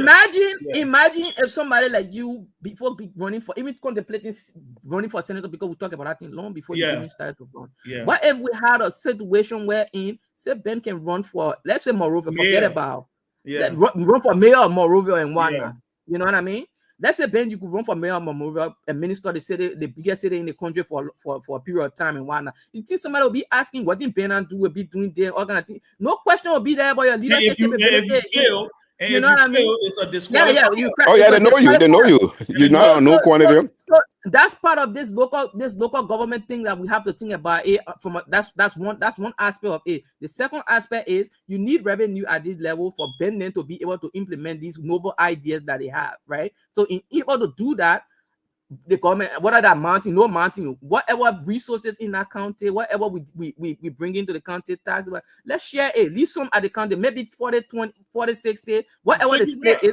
But guess what, Percy? The first thing that we can start with, Ben, we should have a topic in the future that this whole real estate tax thing. There's no reason why real estate tax should go to central government, be putting consolidated account to pay people. They shouldn't be getting no kind of. It doesn't. The real estate tax goes to the city or the municipality, or if it's a township, it go to that town, you go to the city. So why should I pay? So why should I pay real estate tax and I still got to grade up my own role? So you see for somebody to drive a big car. So you see the thing I'm telling you here. Decentralized. We need to bring the Decentralized local government. Decentralize the thing, but you say we unite. We need to bring the thing Percy, down. there's a plan that's already on the books. That the Emma Sawyer, the guy who was at Ben, you know him, the guy who was at, I think we had him on the show here one time. Who's at? I think he's at the Ministry of Foreign Affairs. You talking about Ibrahim? Yeah. Ibrahim, yeah. Yes. Ibrahim, yeah. Yes. They work on that plan. The entire shebang. No, but the one thing they had in that plan, I didn't agree. Elections of superintendent. I didn't agree with that because I come in because, but then they had the election of superintendent. Then I forgot they had something about the removal because when you elect somebody in a superintendent is an executive position, you know that, right? It's not a yeah. So when you elect somebody in an executive position, they should have some means to generate their own revenue because you can't get elected now go big for money, Mario. I agree with you know what I mean. You know what I mean. So you can't just elect him in isolation. So what if you elect a superintendent? So what if the bombing superintendent from CDC and the government power at UP, and then he got to go beg the government for money? You know what happened? No, but this thing where even make politics competitive now because if you forget about the national election in all years we can have all years election here a few times, right? In all years you can have those superintendent elections in Liberia and whatnot and see what are they party and then they are really grassroots as they say they are, that in all year what are people actually turn out to the poll because what they believe in CDC or UP or ANC. Yeah, but it's more political. It's more political than functional. We want something to be functional. But what I'm saying is, to make it functional, you have to share you have to leave revenue down, and there's some kind of. And then, so the first thing I will start with, the real estate. So let's look at Nima County, a vibrant city. What you go call out the real estate taxes in Kanta and send the money to Maria? No, you shouldn't do that. It makes no sense. But secondly, not only that, you need record keeping also. You can't just be bailing horses in all the place. You need zoning law, you need record keeping, you need all those things then to be in place. And that's what I'm saying. All the people then that we paying all that tax, all our money to in the budget. We need to relocate them and bring it down to the local level and say, my people, you can't do some real work here. The people then need you to do some work here. Because look. If you refuse the job, you can't say they get you a job. No, I disagree because you see something. I disagree. You see something. You know, we're trying to decentralize, but we shouldn't think like federal. Federal system. Yeah, you know, we live in America. The only federal republic we have in Africa is Nigeria, and Nigeria is federal because pretty much there's 3 countries they try to make one. Yeah. Yeah, the northern, the eastern, and the western. There were three different group of people, lifestyle, culturally. But we are Nigeria and United States of America are the 2 real federal republic where you have a governor, you got Lagos State governor, he has his own revenue bureau to collect revenue for Lagos State. In Liberia, like most other African countries in the world, we are unitary, but we can find a hybrid. We can have a hybrid approach to how we can. I agree. Balance stuff. And that's the word. The balance stuff. The key word right there. Yeah. A hybrid approach. Balance stuff. A hybrid approach in dealing with the challenges we have right now, in perfecting the systems that we have. Like you made a strong case just now about and let me tell you who I had a conversation with the other day about this election of election of superintendents that opposes it also is one of the former Vice President Joa Taylor. That's the same argument she made. The argument he made that this election of superintendents, except there is a functional system in where they're able to generate resources, it becomes a problem for them, right? Because if you elect someone, you when you say this person is elected, it's almost like this person is the chief executive of this county.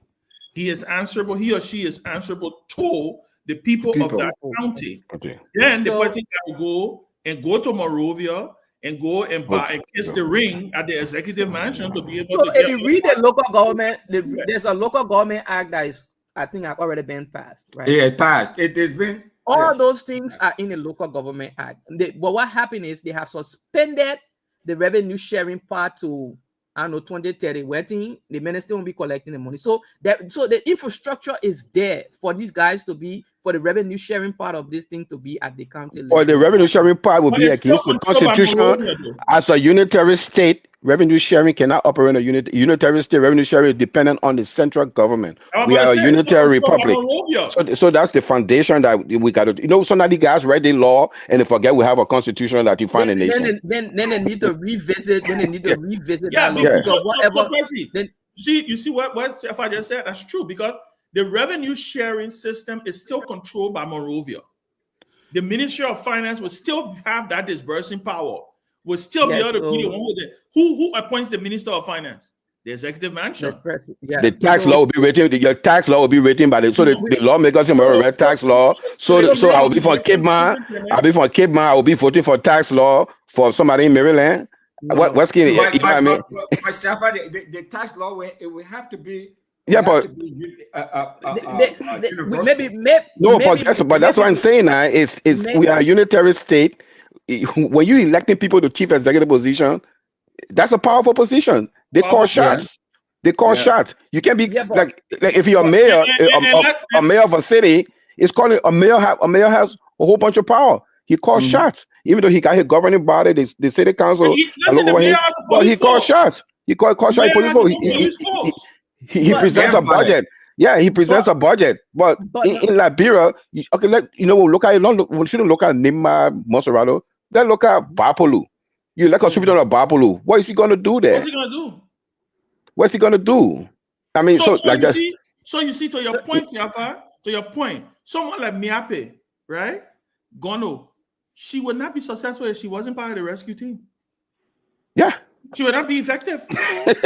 Yeah. If she wasn't a part of the rescue team. Mm-hmm.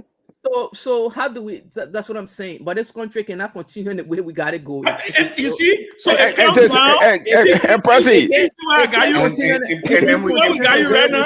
and we can talk about it. That's what we're doing. We talk about it. That's exactly what I'm saying. It can't continue along the way you got it going, because what's going to happen? Because there's too much potential for potential, and we're going to have to find a way. Like Charles used to say, you have to break some eggs to make mayonnaise. This thing is going to get. That thing have to get messy. And for me, we have to elect superintendent, because somebody like me don't want to start at a higher level, even if I want to partake in government. We have to have some point of entry, because part of the reason these guys got in the street, I joke with Mr. Nangwe too, but part of the reason these guys got in the street was because there was no point of entry. There was no legitimate point of entry into the body politics. Everything had to be your mom. You had to be connected. Your pa had to be having certain need. Your mom had to be having certain need, and all those things. That's not how you. They needed a legitimate point of entry. Wait, but you know something? But you know something, President? When they talk about multi-party democracy, it's a great thing. But guess what? At that time, there was no multi-party democracy in Africa. Everybody was one party, because you know what? Because the geopolitical system at that time was the East-West thing. So when I'm in power, I tell my buddies in the West that the opposition, if you guys allow them to come here, they will go on the other side. So every country was one party. It was either a coup with a head of state or a one-party state. Stay so long in power in DRC, in Zaire. I mean, Ivory Coast a one-party system. One party. The Julius Nyerere. I know I said 12:30, but I'm telling you, I think. Listen, man, it's Friday night. It's Friday night. But ultimately, right? We need some sort of legitimate point of entry, Ben, for young people. I agree with you. That's what I was just about to say. So we need to advance this conversation. We need to start to figure out a way. I don't know how. I don't know. You can flush it out. It's raw ideas now, but you can flush it out. Even your argument, even your point about the election of superintendents, the question here is, maybe we need to look at it. Okay, so if we elect superintendents, how can we make them? How can we empower them? How can we? How can we find a way? But then also taking into consideration that we are unitary, like Siafa said, right? We're a unitary state. Yeah, we're not a federal system. Gotta figure it out. But like you said, like the key word Siafa used, hybrid, right? Hybrid is almost like in project management, right? IT project management, you got agile, you got waterfall, right? You know what I'm saying, right? Now there's a way you can merge the two together. You can say I'm more of a agile, or I'm more of in the middle, right? You use agile for certain things, and you use waterfall for certain things. In the end, you still accomplish your goals. Now, at the end of the day, like you said, and what you're saying, Percy, this is there's nobody in the Kubia got the right answer. These are all points that we throw on the bowl. Like Ben saying, the IT war agile, you've got your yellow sticker, put on the bowl. We try to build a story, and we try to put things together now. Like electing is great because the people, the person that represents the people, power is in the people. Yeah, it's the choice. Yeah, and then that's also according to the political laboratory to start evaluating potential national leaders, because the way you perform in your county will get known to your county and neighboring county. We can take those ideas, and scale it up. Whatever small idea that you experimented here, if it works, you can scale it up to the national level. That's a lab, like you said, that's a laboratory there. You can start to test these ideas and whatnot, but you need another level of government. Whatever. And the thing I agree with y'all is like you pull the power away from Morovia. That's what needs to happen. You pull the power away by pulling the money away. You pull the money away. So and all that comes with real legislation. Because great legislative experience, you collect taxes, you put all in the pot. Then we pass budget every year. They play that generating the tax money or the revenue, then you get 20,000, 15,000, then you're paying coke for people in Morovia. No, we teach our people in the team here, but they need to put the mechanism in place. They need to be in place, Ben. That thing, everybody don't want to be senator right away. At least you got to start from somewhere. The reason why you went in France because our generation really didn't have any voice. We had that conversation. Matter of fact, me and you went through one by one. Who represented generation here? Who can we get? We started coming out with me one by one. We started evaluating them before we said, "My man, boy, the man were running for Senate. The man had a website. We saw the website. I saw somebody say, "Oh, man, we can recruit them into ANC." While the man go get speech to City Hall, I see Bronsky sitting there. No, you see, you're not a story, I think. Because of my Mario, I said, ANC was the first choice. But I want to tell you, I will call him Mario. Ask Cummings to tell you the story. Matter of fact, we just want that we spent hours on the phone. I was staying in college that time, right, Ben? Yeah. I go see the man of City Hall giving speech. The next thing I see Bronsky sitting there. It's just that our people don't dream. Our people don't dream and they don't believe in young people in our country. But Ben Kennedy say was probably one of the best things that ever happened in the political landscape in a very long time in our country. You know what, Percy? Well thought of. It has some serious people behind it. Was it a wrong timing, you think? Or they had something to do with the timing? I don't think so. I don't think it was the wrong timing. Listen, people say wrong timing, but I actually, between me and you, I actually thought that when we are in the race, it elevated it more. I actually think if we was not in that conversation, we wanted to draw the contrast between we are and our generation. That's what we're trying to do. Can't debate. We are attempting to can't debate. Man say my people my vote already. So they refuse. And then Rob jump in it. Then Ebola happened. That Ebola Ebola really hurt us because the speech you're talking about at City Hall was a speech on the economy. I gave a speech on the economy. I posted that in the other day, Ben. I posted it and tag you in OT. Like I can come around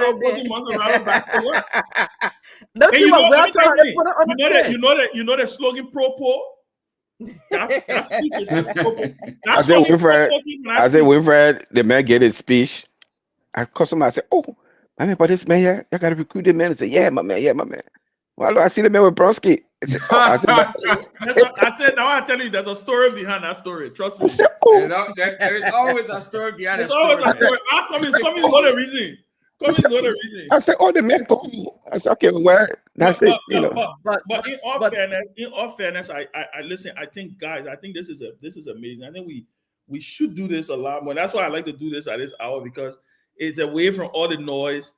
A lot of people are watching, but you don't see them commenting play because they're just lying down in their beds, maybe chilling and taking it in, right?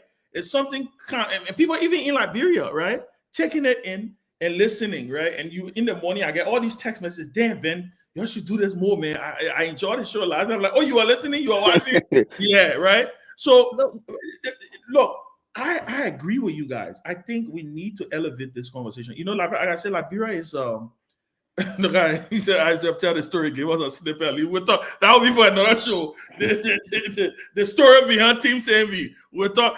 Even the name Team Sanvee, we debated that in person. You remember? We said, oh yeah, we did. We're friends of Ben.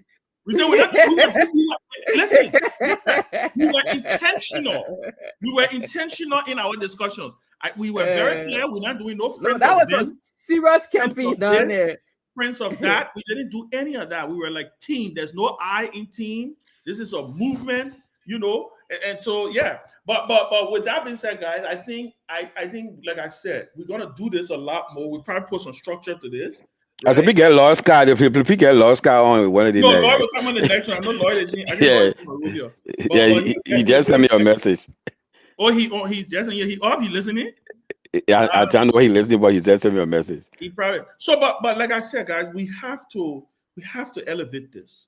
We can't. We got Liberia is such a. I mean, there's a passion here, right? You get frustrated. You know, many times I get frustrated. I'm like, listen, I'm done with this shit. Let me just make my money and live my life and enjoy my children and to hell with it. I'm not gonna. But it's hard. It's hard. It's like a drunken. Like a drunken relative, the person you can see them drunken all kind of way, but you still like them. But Ben, I should share something with y'all.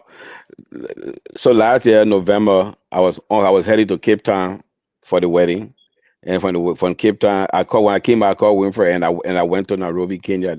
You know, I've never been on that part of Africa before, so Africa is a different animal by itself. But then I spent like a week in Nairobi, and it was just eye-opening. Yeah. It was just eye-opening.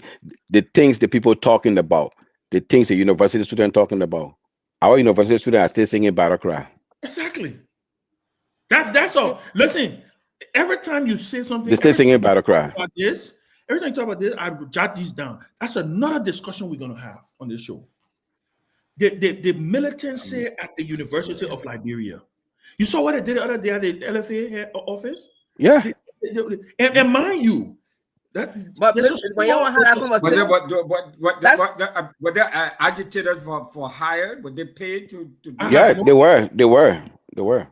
You know, I have no idea, but like I said, we need to have these discussions about these societal issues. What is all of a sudden, you know, youth brigades in political parties. That's a remnant. That's a remnant of what the progressive. That's a progressive remnant that's the lasting impact that it had on the country. Too bad, man. Yeah, and that's the legacy. That's the 70s and whatnot. You saw people doing all those things. Then it wasn't like that pre-70s, 50s. People had a disagreement, but there was nobody. And what they failed to realize is this, right, Ben? They be calling all these other African leaders, Kwame Nkrumah and this and that. But in fairness, the Africa that we live in today, that's William V.S. Todman, who fought Bonye. These are the conservative guys, Africa that we have today. They're not heritage. Kwame Nkrumah is the one that's heritage. These are the guys that lost the argument. These are the losers of the argument. These guys are being repackaged and they hail as heroes. Meanwhile, the real heroes, the guys, they were imperfect. Don't get me wrong. We talk about Todman and whatnot. These guys were imperfect. Before Bonye, Todman, Touré, all these, they were imperfect vessels, right?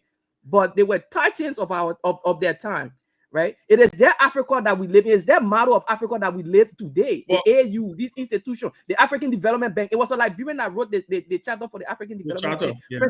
Princess Chuchu Horton. No, it wasn't French. It was Romeo Horton. Chuchu Horton.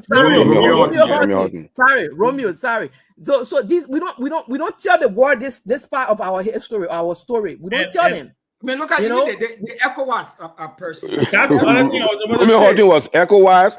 African Development Bank. He opened the first indigenous bank in Liberia, Benga Liberia, where they got Ministry of Transport today. That what Benga Liberia was. That's another thing I'm saying, and I'm jotting that down. That's another conversation, right? The historical titans, the historical Liberian and African titans. Let's educate our people about these things. Many of them don't know it. I think there is this notion. Kwame Nkrumah spent 3 weeks in Liberia learning about manufacturing on the Torgbean. He went to Maryland to the sugar plant they had. So, but I'm Lee telling you Kuan these Yew, things. I was told Lee Kuan Yew credit his thought process and developmental mindset to William R. Torgbean. Lee Kuan Yew from Singapore. He said some of the things that he implemented in Singapore were discussions he had with Torgbean. With Torgbean. With Torgbean. Yeah. With Torgbean. With some of the things that Torgbean was talking about doing. And he said, listen, I'm going to take some of this thing and take it to my city state. I know you got the resources, and look at where Singapore is today. Look at where me and you come from. Look at where we come from. That estate. That's another way you raise people. Barnasville estate. Yeah. Right? Look at that estate. The mindset, the estate, the concept of the estate. I don't know if we are being where we are if we didn't see your dad, the lawyers, the doctors. There were market women there. Not also lawyer and doctor were there, but it was a diverse community. But you saw people that you wanted to be like. You remember Percy growing up the coconut trees. That's what I'm saying. You go to that place. It can happen how I go to that place, Ben. Don't start another conversation because so let me ask you, you two growing Barnasville Estate. Who dedicated Barnasville Estate? Oh, I don't even know our boy. It was 77. They did it 1981, right? So. I think it was 79. I think it was 79 with Obasanjo. Oh, really? Obasanjo got. I thought Obasanjo was head of state when they had the OAU. Yeah. When they had the OAU summit there. Yeah, I thought he was just about to leave. Yeah. And don't forget, you see, Obasanjo never staged a coup. He was not a coup leader in Nigeria. Obasanjo became head of state after the assassination of Murtala Muhammad. And he was the highest ranking among the guys that left, so that he became a head of state. Because it was Murtala Muhammad that overthrew. He didn't actually carry out the coup. No, yeah, because Murtala Muhammad overthrew Guar when Guar went to the OAU summit in Kampala. And I had Guar stayed and went in exile. And Murtala Muhammad was this open guy. He's the one that came up with the idea of building the capital city in Abuja. Murtala Muhammad. Okay. Wow. But we can replicate that model, and this is another way you take people out of poverty through housing, through home ownership, and why not? Most of the people that, like Mutai said, people are not poor in Liberia. We have resources there, but how you monetize these resources, that's another thing. Another discussion for another day. So Torgbean was the chief architect of those housing. Oh yeah, most of them. He built most of them. All of them. Tower built all of them. That was the whole. All of them. Which one did we have built? I thought we had built some. No, I think he built one in Southtown. I think the Southtown one he built. Latin and I'm estate there. You talking about? You talking? Latin and estate. You talking about pure layout? You say wedding? I think the first estate was either. First estate was either Cabral or Stephen Tower. Cabral. Yeah, Cabral. Then Stephen Tower. And there is a movie. And then Barnasville. The last estate that they didn't have a grand opening for was Matadi. Matadi. New Georgia. What door, right? Well, I think it started with Tower Time and didn't continue. But the one that was 100% completed was the Matadi estate. But there was not a lot of. They didn't do a grand opening. Then the coup came. So if there's a move, that's the new Matadi one. No. Now, yeah, the secret. The new Matadi was mainly financed and built by FPRC when Tolu Watterson was the MD. Wow. Trevor, you need to listen. We need to get you here to come and explain a lot of these things. So if you know that the new Matadi are more single family homes. They're almost like single family homes. They're separate homes like that. The whole idea was employees were going to take that and they have payroll deduction or that thing. That's true, because Barnasville is the same thing with Era T was for the teachers for Goodrich too. Yeah, that had to do it. So there is this thing on YouTube called The Wealth of Liberia by E. Roy Francis. People should check it out. It's a very nice documentary on the 70s, the Torgbean years. Talk about the Mesurado group of companies where we were I think I've seen it. It's called The Wealth of Liberia. The Wealth of Liberia. It's on YouTube. It's on YouTube. Yeah, it's been a while. Fascinating. Winfrey, when you see it, fascinating. I mean, it talks about the shrimp industry, Parker Paint, and I read an article in New York Times about yeah. like Yeah. And like I said the other day, Percy, on this show, I said it here. I said the ironic thing is that we still live in Totman's Liberia. Yeah. And Well, to a certain extent, Talbot's Liberia. Yeah. Right? Because yeah. the roads that we have today, we have really not constructed. Oh, my man. You know, yeah, I mean, we haven't had any major infrastructure projects since upgrade. Because maybe the first one may be this overpass thing the Chinese are trying to do. Yeah, right. Because that may be the first one. Because where they putting the overpass at? Because I think as far as I'm concerned, that Western Junction there. No, they're trying to do the ministerial complex though. So you shoot all the way to that boulevard. Japanese highway. Yeah, I think towards the boulevard. Yeah, but no, they're not going to Japanese highway. The only thing they're trying to do, they're trying to decongest. They're trying to decongest from Nigeria House to Ministerial Complex. So because they will put you up. If you don't have to go to any other neighborhood, you will just go up and just continue going. And then come straight on Totman Boulevard. Yeah, but okay. So that's what I'm saying. So if you go down on the Robert Street Highway now, if you're there, that Boston Marshall Junction is a complete mess now. You know, no, that one has to be different. That different thing. That one has enforcement. That's different. Well, and Winfred, the Ralphie Highway, if these guys were, I don't know, I don't know what the finished product going to look like, but you think you would build a boulevard up to Marshall Junction, and from Marshall Junction to Ralphie should be like a highway with designated exit point. But you tell me they're going to build a 23-mile boulevard?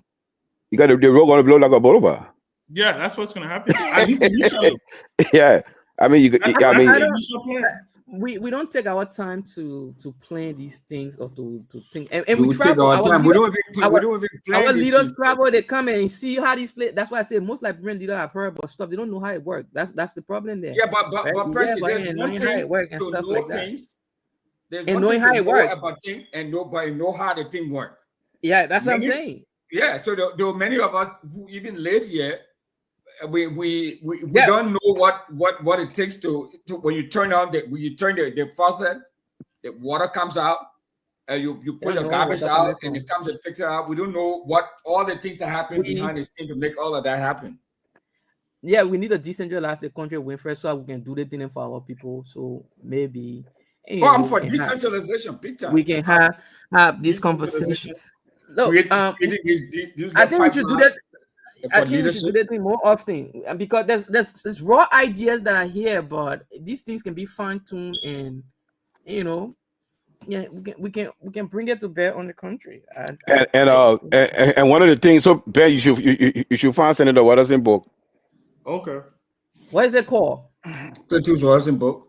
Acceptance. Yeah, acceptance. Senator Watterson book. Well, I got it through my wife. You know, he's a family member of my wife. So what are you talking about? What are you talking about inside there? Because people take get something and boy, just Spala and rap. I mean, Spala story in. This man was one of the real first geophysicists, and he was Minister of Lands and Mines. Yeah, I know that, but what he talking about in there? He talking about geophysicists or what? What he talking about? He's talking about his life. It's an autobiography. It's talking about his life. I wish most of them would have read it. I don't know what people didn't read. And so Ben, that from that book, I found out that it was FPRC that built a new Matadi. Oh wow! Because at that time he was managing director. You know, when the coup came, he was Minister of Lands and Mines. That's another thing when you talk about it. So they got made it. They got made it look like that. So Congo people were in the government. The time they were doing it, agitation. And so you got a guy from Sasta and and then they made it look like it was. Yeah, but you know they had to get justification for why they had to get. No, but look, when you look at let me just make this point here. People look at this thing as a fight between Native and Congo people. It was actually a fight within a class, right? Because Matthew is not a Native man. No, Matthew Garguah Matthew is the great grandson of James Springs Pewee. Yeah, James Springs Pewee. Yeah, Pewee. Yeah. Garguah Matthew is the great grandson of James Springs Pewee. People don't look when you just read like real history, where you have to follow the characters then in there, then you will understand what's going on. It was a class struggle. Garguah Matthew is the great grandson of James Springs Pewee. If you know who James Springs Pewee is and what happened to him in his political life, then you will understand Garguah and the whole struggle they were doing. Right? James Springs Pewee was the guy that was defeated by E.J. Roy in 1869. When Roy became president. Right? Pewee was defeated. Not only that, he was defeated, he became president the second time. When he became president the second time, he was impeached. People don't know that. James Springs Pewee was impeached by a true Whig party-led legislature. Right? So, yeah, that thing go way back. So, who know what thing they were told young backwards that he was so violent TWP people then? because if you know the history, you know I think E.J. Roy was the first TWP president.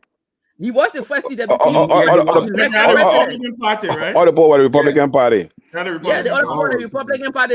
And he was dark skinned. Garguah Matthew name was a Republican name. You have to understand that thing here. So Garguah name came with vengeance, yeah, but he had a country born behind him, making it feel like that people behind. Garguah was fighting their own fight. It was a class struggle. There was a reason why President Torgbean, who killed the son of another president, as David Coleman.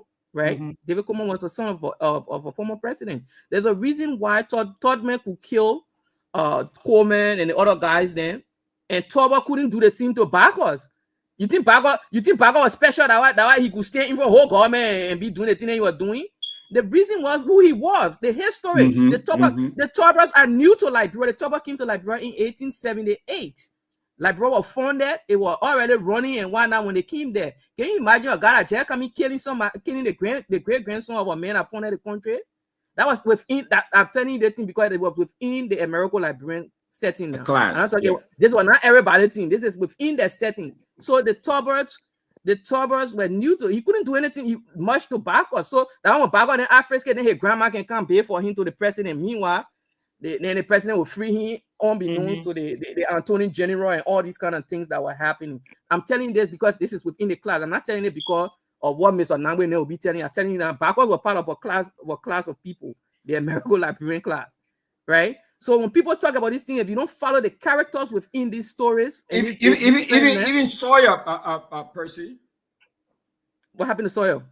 I mean, Sawyer he comes from that class of folks there too, the elite American Liberian class. Sawyer from Sierra Leone.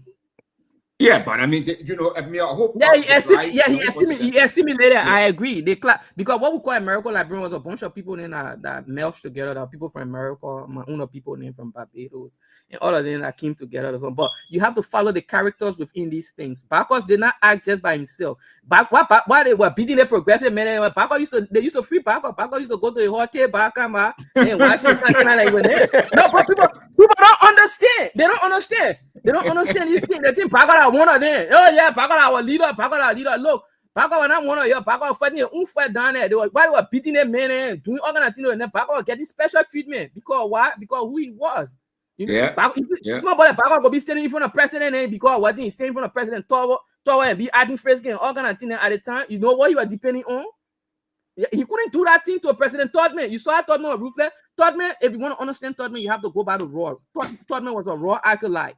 He wasn't ready to take nonsense from people in now. So if you look at the people in that Torgbean were killing, right?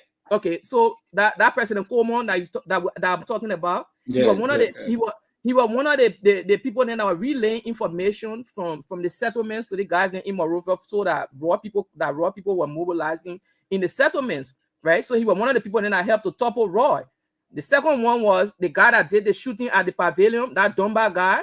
He's the scion of one of the guys that took over after Roy was overthrew. I think his great grandfather name was Charles Benedict Dumba also. That's a Dumba. So you read these things, you have to follow the character and then anything. That's what Torgbean was killing all the guys and what General is saying he know them because he said the thing you did to Roy is not going to happen to me. You're not going to do that thing to me. So he was very ruthless when it came to them. Meanwhile, but he was kind of lenient with the Barbadians. When I say the Barbadians, that like guys like the Poets. Port were not, yeah, the Port, but Port were not an adversary kind of. So what the guy named? S. Raymond Horace. That's my second. Horace. S. Raymond Horace is my second cousin. It's my maternal second cousin. So my granddad was the one I raised, S. Raymond Horace. So he come from that Barbadian line and whatnot. And then guys like Neticia Branner, where my family and their granddad and whatnot and so forth and so on. Right. So he was kind of like, you know, kind of on the fence with them. But people who actually had hand in the historical event of the time, he was very ruthless with them. You know, so who Tubman? Yeah. No, but Tubman had to do it because Tubman was handpicked by Barclay because Barclay was trying to outsmart certain people in here, and he got outsmart. He was trying to outsmart Simpson. He trying to outsmart Simpson. Let me explain what happened. Let me explain now that you bring Simpson up. So what happened was the Papa name was Crookish. Like, he was trying to outsmart Simpson because Simpson had a very legitimate claim to the presidency. Simpson is the great grandson of King Long Peter on a Mansa, and he's the great grandson of President Alfred F. Russell on his Pasa. So the argument was Simpson said, listen, their country changing, the native people children going to school now, they were agitating because before that they had it in the 50s, they had the progressive, they had a precursors like D12 group, right? So he said the country is changing, yada yada yada. The country needs to transition. You need somebody from both camps to be able to continue. So Simpson was the right person, but Barclay had made an agreement that the next president, they had made, not Barclay but King, they had made an agreement. The True Party had made an agreement that the next president that will come after King will be from Maryland, because since Maryland joined the Republic, they have been agitating quietly for their term to be president. So King. But let me put you to a point right there. Let me put you to a point. There's something in Liberian history that they don't talk about. I would talk about it because it comes from my tribe, the Vai tribe. Have you ever heard about Momolu Massacre? I do. Okay, so Momolu Massacre was the one that saved Liberia after the Fernando incident when Liberia were going to. When King had to resign, Momolu Massacre was the ambassador in Germany. That's why he had his children. Fritz, Uncle Fritz, he's deceased, and the Facia living. You know the former editor of Ebony magazine, Hans Massacre Winfrey. Oh yeah, Hans. Yeah, Massacre. That's the son of Momolu Massacre. So Momolu Massacre was a businessman and an ambassador for Liberia. He had kids in Germany there, and so he helped Liberia to keep their independence after that whole Fernando Pole saga with the League of Nations, and came back. When he came back to Liberia, and he tried to run for president, and he was told by Barclay they told him say he's not a Liberian. They told him not a Liberian, and he left Morea and went back to the Vai Kingdom, and so he used to be the king. He was the king of the Vai Kingdom. Went back to the Vai Kingdom, and they expunged him from the history of Liberia. Everything that he did for the country, they expunged him. Wow. So Percy, let me ask you guys. So there's a book called The First Diplomat, Momolu Massacre. Find that book on Amazon.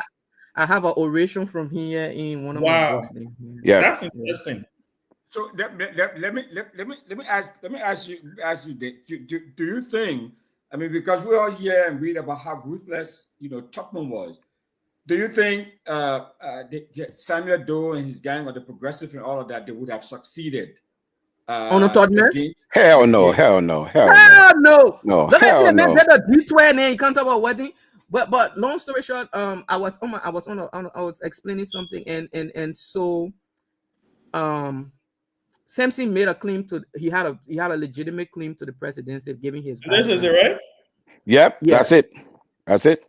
And he had a legitimate claim to the presidency, but Barclay had the Maryland people quest that he was dealing with that had already been arranged by King. That the president after King were going to come from Maryland. That's why you see King 2 vice presidents were from Maryland, H2 Wesley and Allen Yancey. Yeah. That's who went there. That my wife, grandpa. There you go. You're a vice president of Liberia. You see, you come from you come from royalty. You come from the elite class. So that's what happened. But then the Fernando Pole crisis happened, and then Yancey had to resign, King had to resign, and so Barclay became an accidental president, but he still had that Maryland quest to deal with. So the way he had to salvage it was, he had a foster daughter who he raised as his own daughter to marry the highest ranking Marylander in his government at the time, who was Associate Justice William V.S. Tubman. So he made his daughter to marry Tubman. Then he come back to Simpson and tell Simpson, say, my man, the man of my son, the man of my family now. No, I can't do the man. So just go second to him. And so that how Simpson went to vice president to Torgbean. Simpson was vice president. Simpson, I used to have the DVD. Simpson spoke in San Francisco at the Fund of the United Nations. Simpson spoke. Yep. Simpson was vice. That how Simpson went to. That's a video. That how Simpson went as vice president to Torgbean. The rest is history. My great grandpa. What happened? Did he die? No, he got kicked. He got kicked out when Barclay and Torgbean fell out. Yeah, and Barclay went against Torgbean. The independent true. We parted that 55 thing that happened. Yeah. So that has Simpson got kicked out, and then the speaker of the house was B.G. Freeman from Kehleboe. Should have been the vice president, but then B.G. Freeman passed away, and they took this young guy called William Aratoba to be vice president, and then Richard Henry became speaker. And do you know what Richard Henry represented? That was in Abidjan. That was his dad, right? You remember? Yeah, B.G. Freeman. Yeah, B.G. Freeman. Yeah. Benjamin Freeman on the 4th. Yeah. They're from Kehleboe. Freeman, and it brought a big rift between Kehleboe and Bensenville because my mom is from Bensenville, and the people from Kehleboe alleged that Torgbean was the one he had a hand in Ben Freeman's death. That's why. Well, Torgbean was a young representative. It was Torgbean's father that went and brought his son to be the vice president. Okay.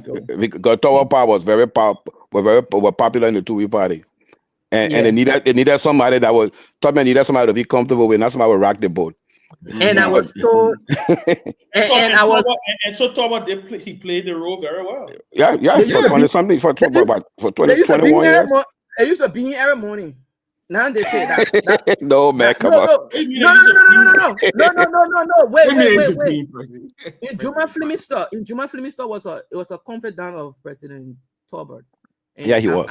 I still have the text message here from Messenger that Fleming Store told me. Every morning the president will make sure he get the men rough or the vice president, and then you let him know about your kind of way cigar him more. Why I told you not to be disgracing the main vice president, you don't be doing it. So every morning he used to flog Torgbean. Every morning he used to flog him. You know what? You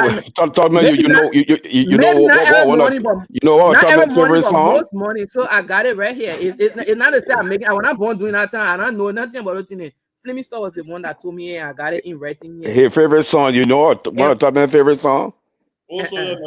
Also, you never die. And when I protested to Fleming Store that what he was telling me, it doesn't pass muster. He said, okay, I will give you this.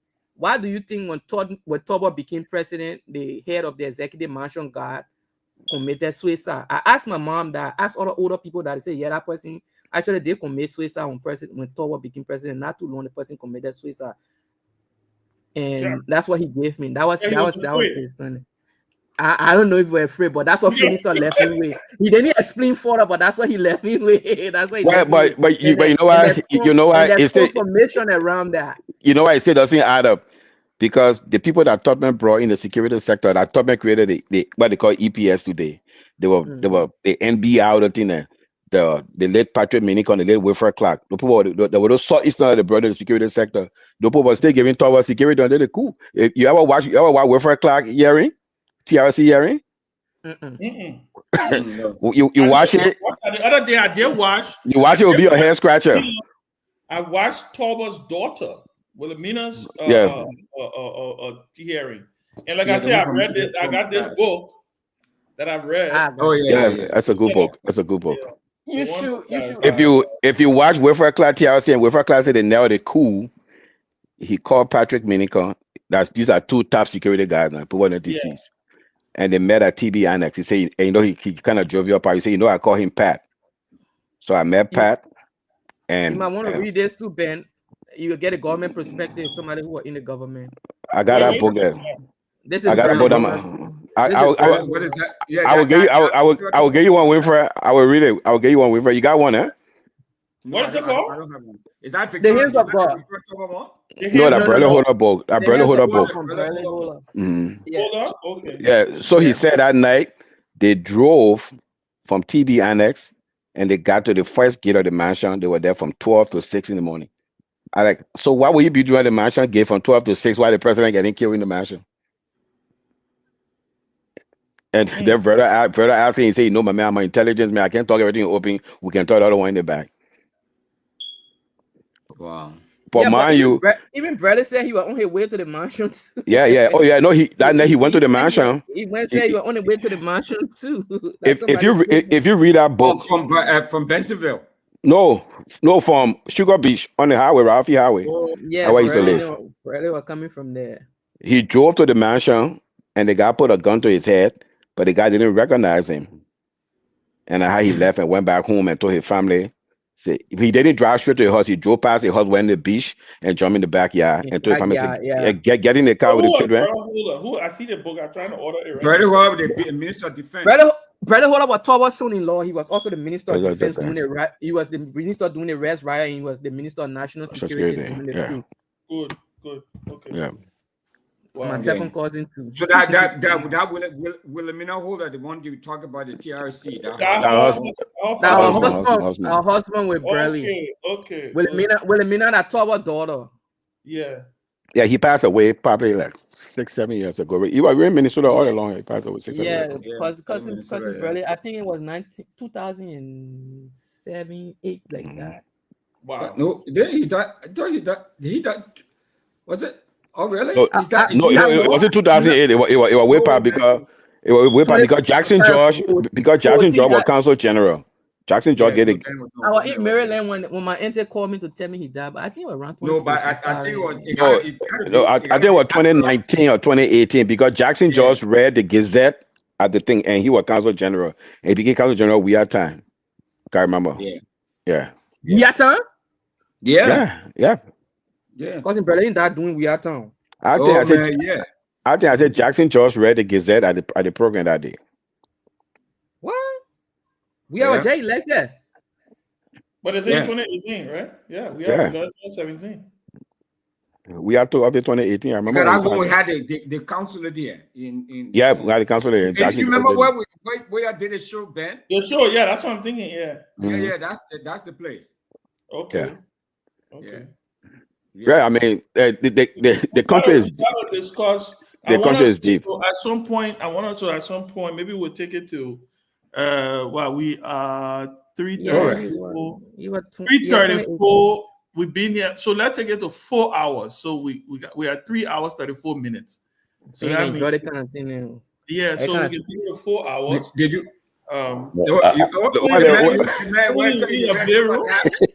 No, I have to come because I disagree with some of you guys. Somebody said.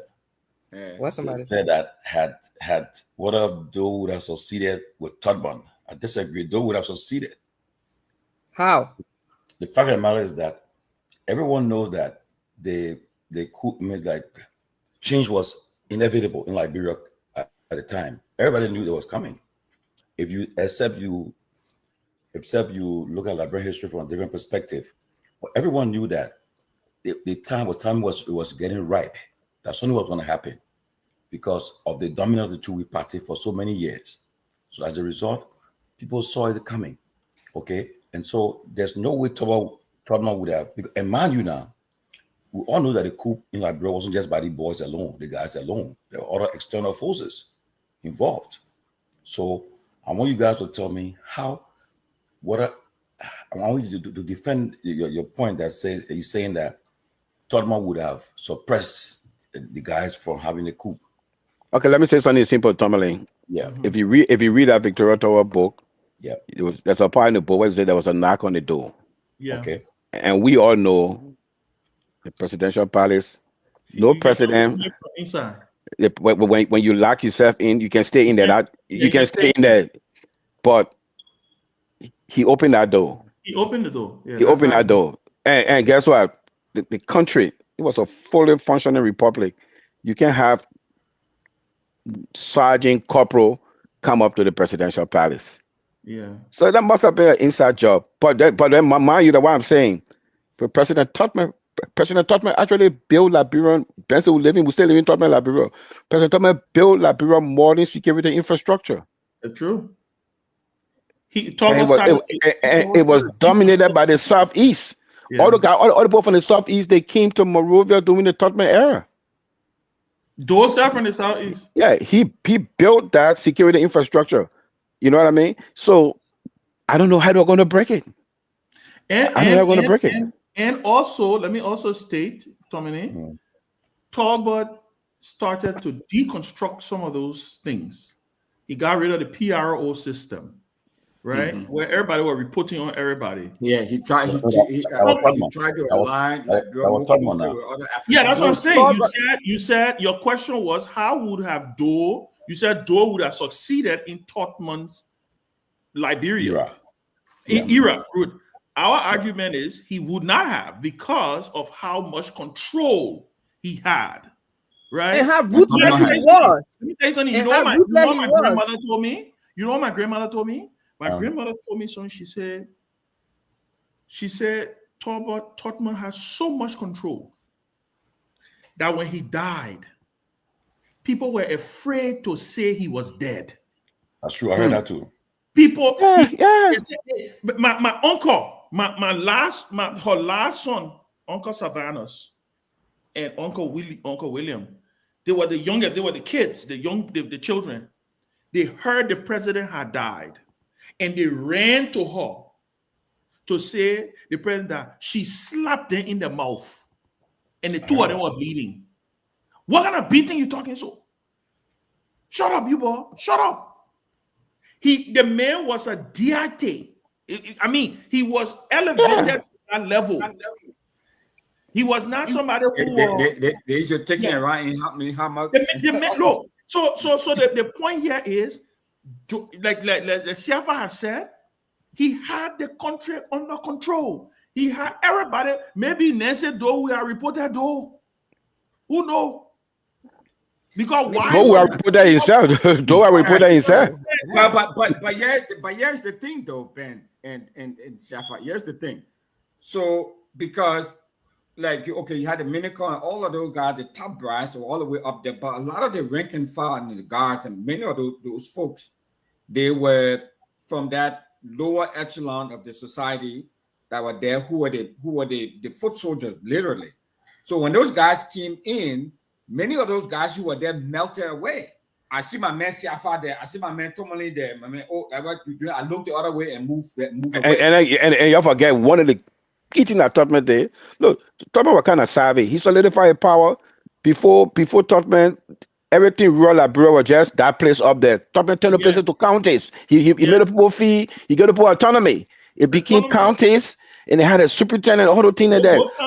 Those chiefs. Yeah. So 64. Yeah, 64. So you want to tell me you able to go tell the people say we're planning on the move that man? But as listen to me carefully now. Don't forget though. Totman had grip on the country. He established the MBR, all these. Like Ben said, we still living. Tomalin, I'm gonna give you a personal family. Sonny, you remember the family incident with 68 and Totman? So Henry family senior, and my grandfathers are brothers. Okay, you know they grab all his siblings. They line up in jail. My grandfather in Yekepa, they arrested all of them. Damn it. Yeah, but they arrested all of them. When they release you, another person see you on the street, they bring you out of jail. Yeah, but the reality is this though. They progressive border wouldn't even gave a speech on the street against Totman. But man, so how much? It wasn't going to happen. How were the security forces that were not that to the extent to say they were that strong and sophisticated? They were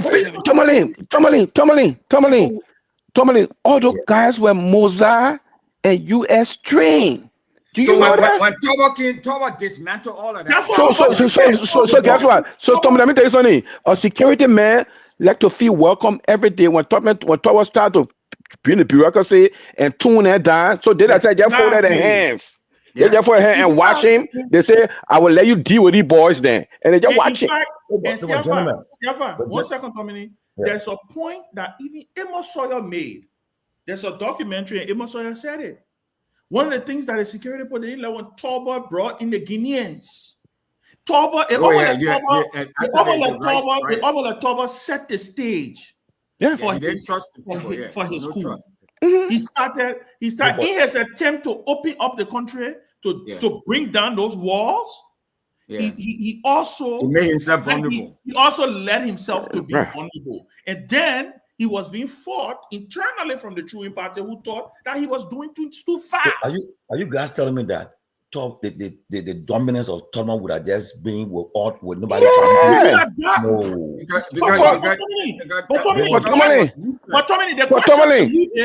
Tomalin next door, who fait point? Who fait point that when people started demonstrating Ivory Coast? Who are demonstrating Ivory Coast? Who are living? That's what I'm about to say. The question to you is, why nobody overthrew him till he died?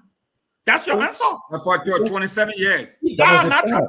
But Ben, that was a time, right? There was a time.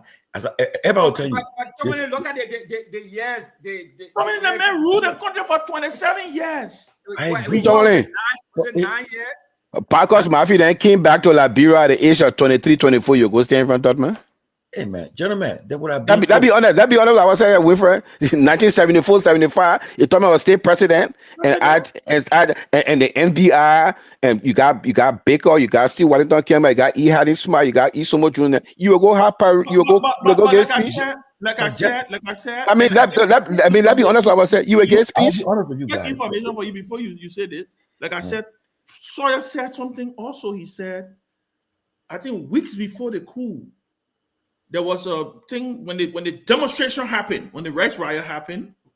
Talbot came downstairs of the executive mansion in his robe to talk to the soldiers. In a position, he was in a position of weakness, right? He was more of appealing to them, to talk to them, to say, "Listen, gentlemen, you know, Talbot, he was the preacher. Talbot was the preacher. He was the one who fell. He was, so and his thing was, I remember I interviewed very clearly when Amos Sawyer said, and the soldiers started seeing Talbot differently. Yeah. That, they got really depending on us to protect him. We actually the one that got the power. Talbot never did that. Talbot made you feel like you were, my man. There's a thing on YouTube I saw. The man, the body was singing, "Oh, Sawyer never died" to the man. He was standing up going to go get his palm butter or his gravy and check rice and gravy or something. And that guy stood up. It just mystical, right? That guy stood up over the buffet. They had all the women.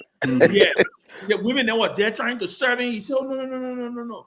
Literally, the one guy started singing, 'Oh, soldier, never die.'" And Talbot joined in the song. When he got singing, before that guy got up, the thing I'm telling you, people were getting ready to serve. They were taking their food. When the song started and the president started singing, everybody stopped until the song ended. And the president got up. I look at the guy. I'm like, this guy. I get to him in the chair. Like, I want to really yell how he was. Yes. Who are going to be the person to couple? Who are going to be brave? Yeah. Let me say this. First of all, don't forget though. I will come to the fact that Talbot had a grip over the country. He was a very powerful ironclad leader. He brought a PR thing where you report on your turn, that thing where you everybody was telling on that. Yeah, he brought that stuff there. But now, I don't care how long it would have taken. The progressive, they were brave to confront Talbot. They were going to come and say, "But we can't continue to live like this for forever." Who educated them? Exactly. No, but wait. Who educated them to get in the kahunas? Let me learn now. So, and one of the things that would have affected Torgbean, I know you guys will think you'll take it funny, but it's not funny though. He was a womanizer. So as a result, they would have used any kind of means, whether that women to infiltrate and dismantle. Why didn't they do it for 27 years? Yeah, man. Well, but that's what they may say making. He was a womanizer. But he was not going to young girls. He was going to men and whites. Yeah, he was not going to young girls. He was going to bigger women. So you're going to be with me. Too many. After I see what argument you hire a woman, no, that one of the aspects. Talk about open. Tomalin, I'm gonna tell you something. That's why the country is not disciplined, because guess what? When the Iron Hand died, everybody just became wild. Yeah, but you know what? Everybody just became wild. That's what happened. You know what brought Abacha down? Woman. Don't know. Tomalin, that's us Sirati now. The way you came after you have on a Sirati, after you have on Tomalin, let me tell you something. Abacha were importing Ukrainian prostitutes. You compare that with Tottenham? All the coup in Nigeria, we know were operated by general senior military officer. The one in Liberia is still a mystery that corporal, box sergeant, uneducated that will infiltrate the marshal to the presidential quarter and assassinate the president. It still boggles anybody's mind because, but don't forget, the day after the coup, the first man who was wanted our Major Kehleboe. You remember Major Kehleboe? I remember Kehleboe. You wanted, yeah. Kehleboe wanted. Kehleboe got killed in Mana River, and the rumor was that if you read that Victoria Tower book, you will see in the book that Ned Tower should have gone to Bensonville, right? Bensonville, After, yes. But then he said to the boy, he said, tell the people, say, I will go tomorrow and tell Emma Hammer to arrange because it was going to travel to Zimbabwe for the independent or their Rhodesia. And that night he stayed at the mansion, and the coup happened. And the next day, Kehleboe wanted. The rumors were that Kehleboe had a man to Bensonville. And when day broke, somebody was announced as president, and Kehleboe was a major. And president, and the next thing Kehleboe wanted, and they killed Kehleboe to Mana River. He was crossing the Sierra Leone, they killed him. A question to you guys: that Tomalin gonna hold just for until he died. But that's what happened. But that's what happened. He died. What is your case? Tomalin, the man took Liberia from Liberia Frontier Force to Armed Forces of Liberia. That's what I'm wondering. The man took Liberia from Watchmen to Liberia National Police to SSS to NSA to NBI. So these are people. These are people. Let get a mention. Actual reason. Nothing would have been perpetual. And I wanted to adapt. There would have been revolt, even internal revolt. I don't care how long that taking. People attempted internal revolt. Yeah, the Tokomo there, right? There were internal revolts. If he told me they don't come on them, somebody would have come back again to do it. But too many guys, they put Raymond Horace in J. They put they put D2IJ. You know, Twan went to jail. Not Totman. He wrote a book called The Love of Liberty. Yeah, but all the guys. Let me tell you something. The man had a grip of the country. He had a look. That man, the only person that had grip. But he didn't have a grip on the country. Like Chatterton had a grip on his security apparatus. Topman had a grip on the country and security apparatus. But then I don't care how long would have taken. That's the point. It took long and they didn't work and he died in office. If he had not died, somebody would have challenged him. Who? But that's what I mean. That's the point we are making to you. People did challenging and they ended up dead. Yeah, but it would not have stopped there. People will continue to do it, Ben. And they will continue to die. Okay. The people but Tomalin, people were not challenging though. No, but guess what? Okay, very good. And Winfred, those say he survived 32 invasion. Okay. And what happened at the end of the day? A civil war had to come. Okay, and you see what happened? But those what kind of different? Those were very different.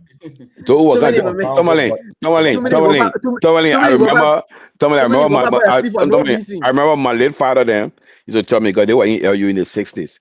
The student politics were just class prefect. Exactly. The men never even get people chance. When you come, the incoming group, the freshman class get the freshman president. All that thing started 19. All that things, and guess what? Even during the Tower time, so somebody will tell you, say, is Tito or say a lot of progressive people are going to eliminate them? He was a gangster. Of course. He was a gangster. He was going to protect your brother at all costs. You're going to protect your brother at all costs. Video about Tolman, what you say? He spoke. I think he was smoking a cigar. Obedience. You got to fight for this. Of course. Okay. Somebody would have been somebody that Ben. But somebody now. But guess what? I share something with Winfred. We can talk about Topman, but you know, Topman helped Topman pull abroad to be where it is today. I gave credit for that though. Guess what? If you look at the money concession, do you know that? And Winfred, I share that document with you. In these 2000, we giving people our resources, and then we say give me royalty. Back then, Liberian government was shareholder. They were actual shareholder in these companies. You know, I have a rough draft of something that I was writing. They are share in Lamco. Liberian government was 35% shareholder in Lamco. That was JV. That had Liberian people, Liberian individuals on Lamco board. So Liberian government was getting taxes, dividend. What they did with the money, that's a whole different argument. But they were shareholders. But today, we're asking for 3% royalty. We had a hybrid model. What shareholder? What shareholders? So the worst thing, the sad story is that we're signing worse deals in the morning age when the people signed back then. And people are taking this thing off for free, right? Yeah. I mean, you should put an export tax on these things for you to carry this thing. It's gonna be the bag. I would drop you the screenshot. I would drop you the screenshot. I would drop the screenshot of the ownership structure of Lamco. I would drop the screenshot of Lamco. Okay, then Sanvee, you talk about Lamco. Then what happened if you try to make an argument that the Tomalin administration had this stuff all figured out and all of that, they were getting all these huge dividends other Lamco. What happened at LMC in bombing? But that's why I said they were getting they were shareholding. Bombing was a disaster. Right? No, that's why I said they were shareholder in the entity. What they did with the money, that's a whole different argument. Yeah. When did Lamco come to Liberia? Lamco came to Liberia in the mid to late 50s. In 1953, it started in 1960 something. Okay, let me give you guys, because I've been doing research on the financial history. So when Roy took that loan in 1871, Liberia defaulted for 10 years. They took another loan. So that loan didn't get paid off. So Torgbean paid that loan in 1964. So Liberia was still heavily indebted to the international community from 1870. That loan did not get liquidated until 1964. How much was the loan? Come again? 1 million, right? How much was the loan? Yeah, it was about $1 million. It was $1,007,000, I think, in all in finality. No, but that's the face value. But you put interest, you added interest on that component. The bottom line is, but Liberia was default loan. They still sound a good deal. But my point to you is, Tomalin started to do these deals and started to get money. How you were able to defray the country's debt before he could start a development project. And then you see all these things that are going on there because, the country was poorly ran. Tomalin really, I mean, we don't give him enough credit. We only talk about the bad things that he did and the other things, but you need to put him into proper perspective in Liberia history. He literally built Liberia from but that's why I tell people to what it is today. Our mayor Costa doesn't let Tomalin, right? And then guess what? Costa is not a student of history. So guess what? That's why you got. That's why. That's one of the reasons why you see those old boys. They just couldn't stand when these young progressive boys were making noise. They're like, "Do you know how far we have come with this thing?" You know what I mean? It was like a rite of passage for them because they came from ancient Liberia to modern Liberia. They think you're enjoying right now. We didn't have it. We had to work and build it for you. And you're coming here 25, 27 years old and try to tell me what to do. You know what I mean? You look at guys that were clerk from Tomalin era in the 50s. So when they became minister, like you look up with the regional towns, I'm not trying to defend that character. I'm just talking about historically. You being a press officer now, you're minister of state. From 1950 something now it's 1975. Even that position and Safa, even as a clerk, those guys are highly educated. Yeah, I mean, how to get that now? You got these young kids that just can't. I mean, let's be honest. These guys were young. These guys were in their 20s. Yeah, they were not only young, they were inexperienced. They were young and inexperienced, and so it was complete ideology from both that they feel that it could just happen. And the guy like, man, you saw that guy from Senegal telling Winfrey said, the man moving too slow. The president is facing different reality than what we see from outside. He can't just change currency overnight. Yeah, and some of the people need to look at these guys. I mean, you look at people like you got Reginald Thompson. You look at people like J. Rudolph Grant. J. Rudolph Grant was the power broker for Tomalin until Tomalin died.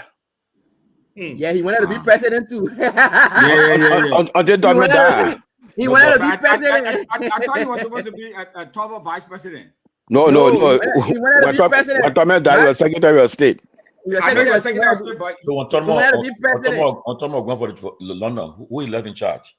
Well, he left in charge because he was Secretary of State. Yeah, but so constitutionally, it was a natural. Yeah, but constitutionally, the vice president will take over. Yeah. But then why did they wanted for him to be? He wanted to take over. Because he was chair of the cabinet. No, okay. Guess what? Now, let's get current the situation. You got Jeremiah Koo and Joseph Boakai. All the people that we have Boakai, you think Koo become president, they will be there? No. Or they would take, they would take one of Boakai Allah to carry Boakai's seat, right?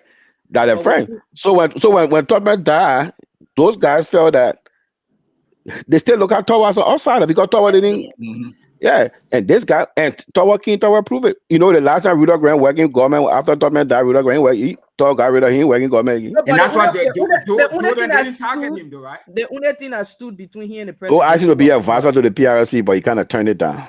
The only thing that stood between Grimes and that presidency was Mark Deshie. Well, Mark Deshie. But Mark Deshie was the one that said. Mark Deshie was in law to talk on. What do you mean? What do you mean? Expand on that. When you say Mark Deshie they were about to pass a resolution so Mark Deshie defended the Constitution. Yeah. No, he was the chairman of the True We Party, I think, at the time. Also, he was the grandson for the Masonic 29. He has so many. He was very powerful. He said, "No, it's not happening. We'll wait for the vice president to come." And then before anybody gets on here, so this day there's a. I think that's simple thing. Those guys are going to sit in a room and pass a resolution and say that the Secretary of State could be president. Yeah, there's a rift. So the day she died, J. Rudolph Graham Webb, there was a rift between the Torgbeans and the Grimes.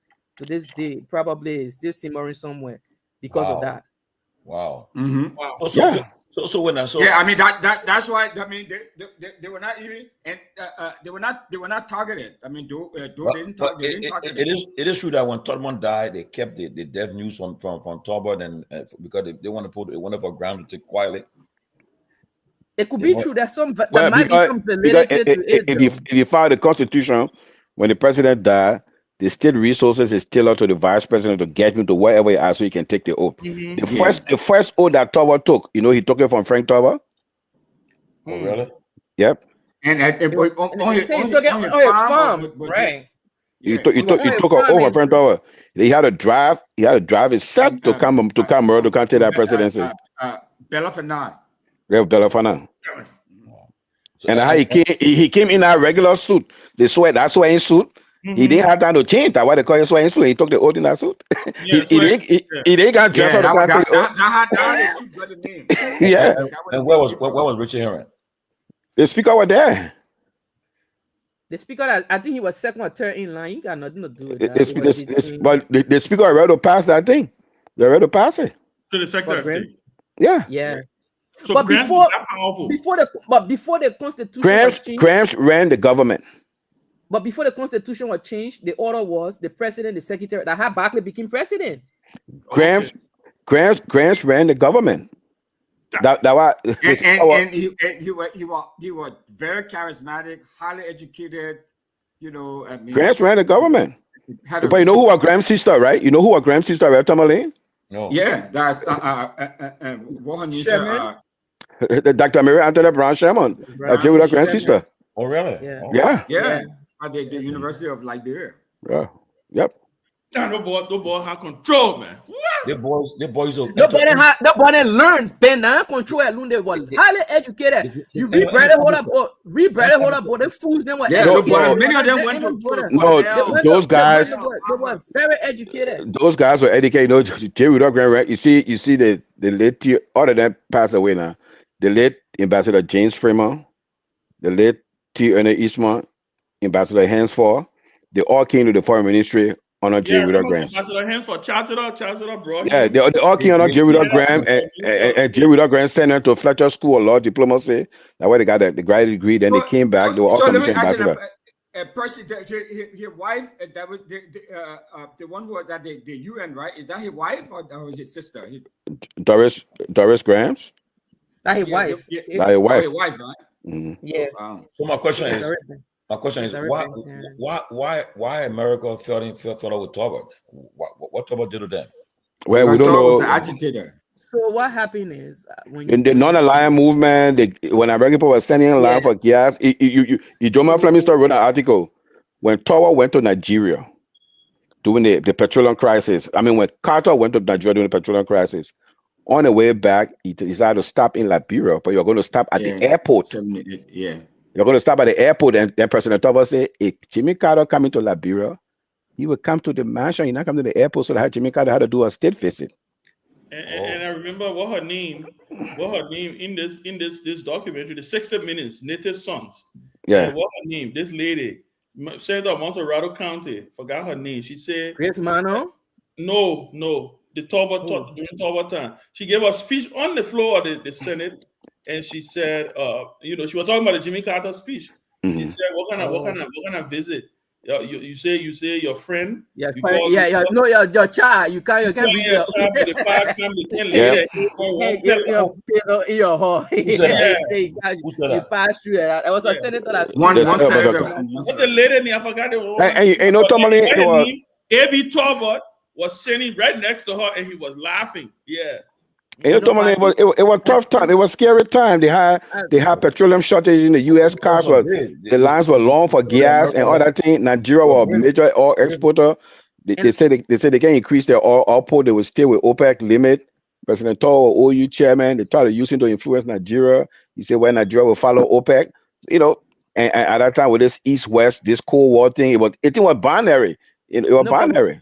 But when you listen to Clarence Simpson Jr., not the senior, Clarence Simpson, when you listen to Clarence Simpson Jr., he said what actually put the nails in the matter of fact is on the TRC thing. What actually the mistake the president made was America America have like an agreement with like bro, they can land any kind of plane there anytime, whatever. So they wanted to use like bro for some operation or something like that.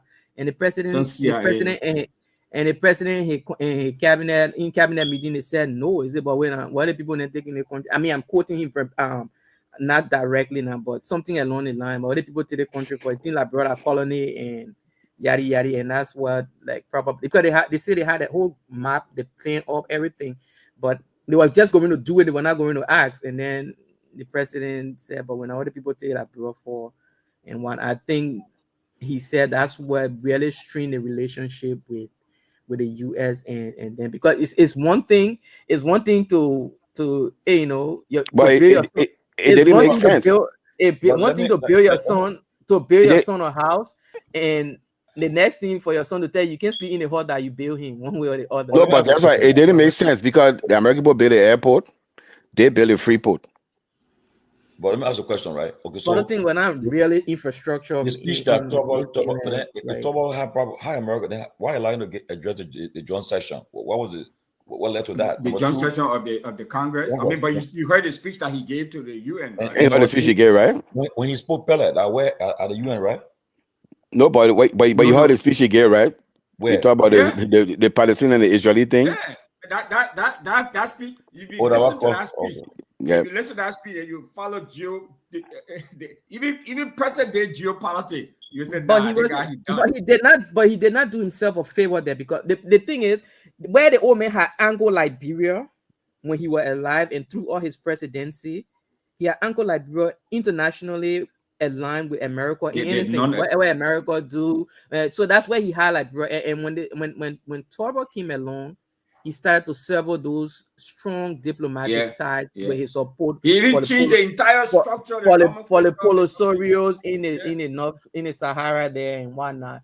And so he started going along with the Palestinians and all those different stuff that he started doing. I think those international factors, coupled with what was going on back home, also didn't help a cause. And secondly, he vacillated a lot. He wanted to be everything to everybody. He didn't take a stand. Like one thing you can count on the old man for. He was not black and white. You were not gray. You were either black or he was white. But 1 minute you thought to back us nicely. You want back us to be a friend. You want to be a member of Moja and all the kind of. He's sending mixed signals to different people. You know what I mean?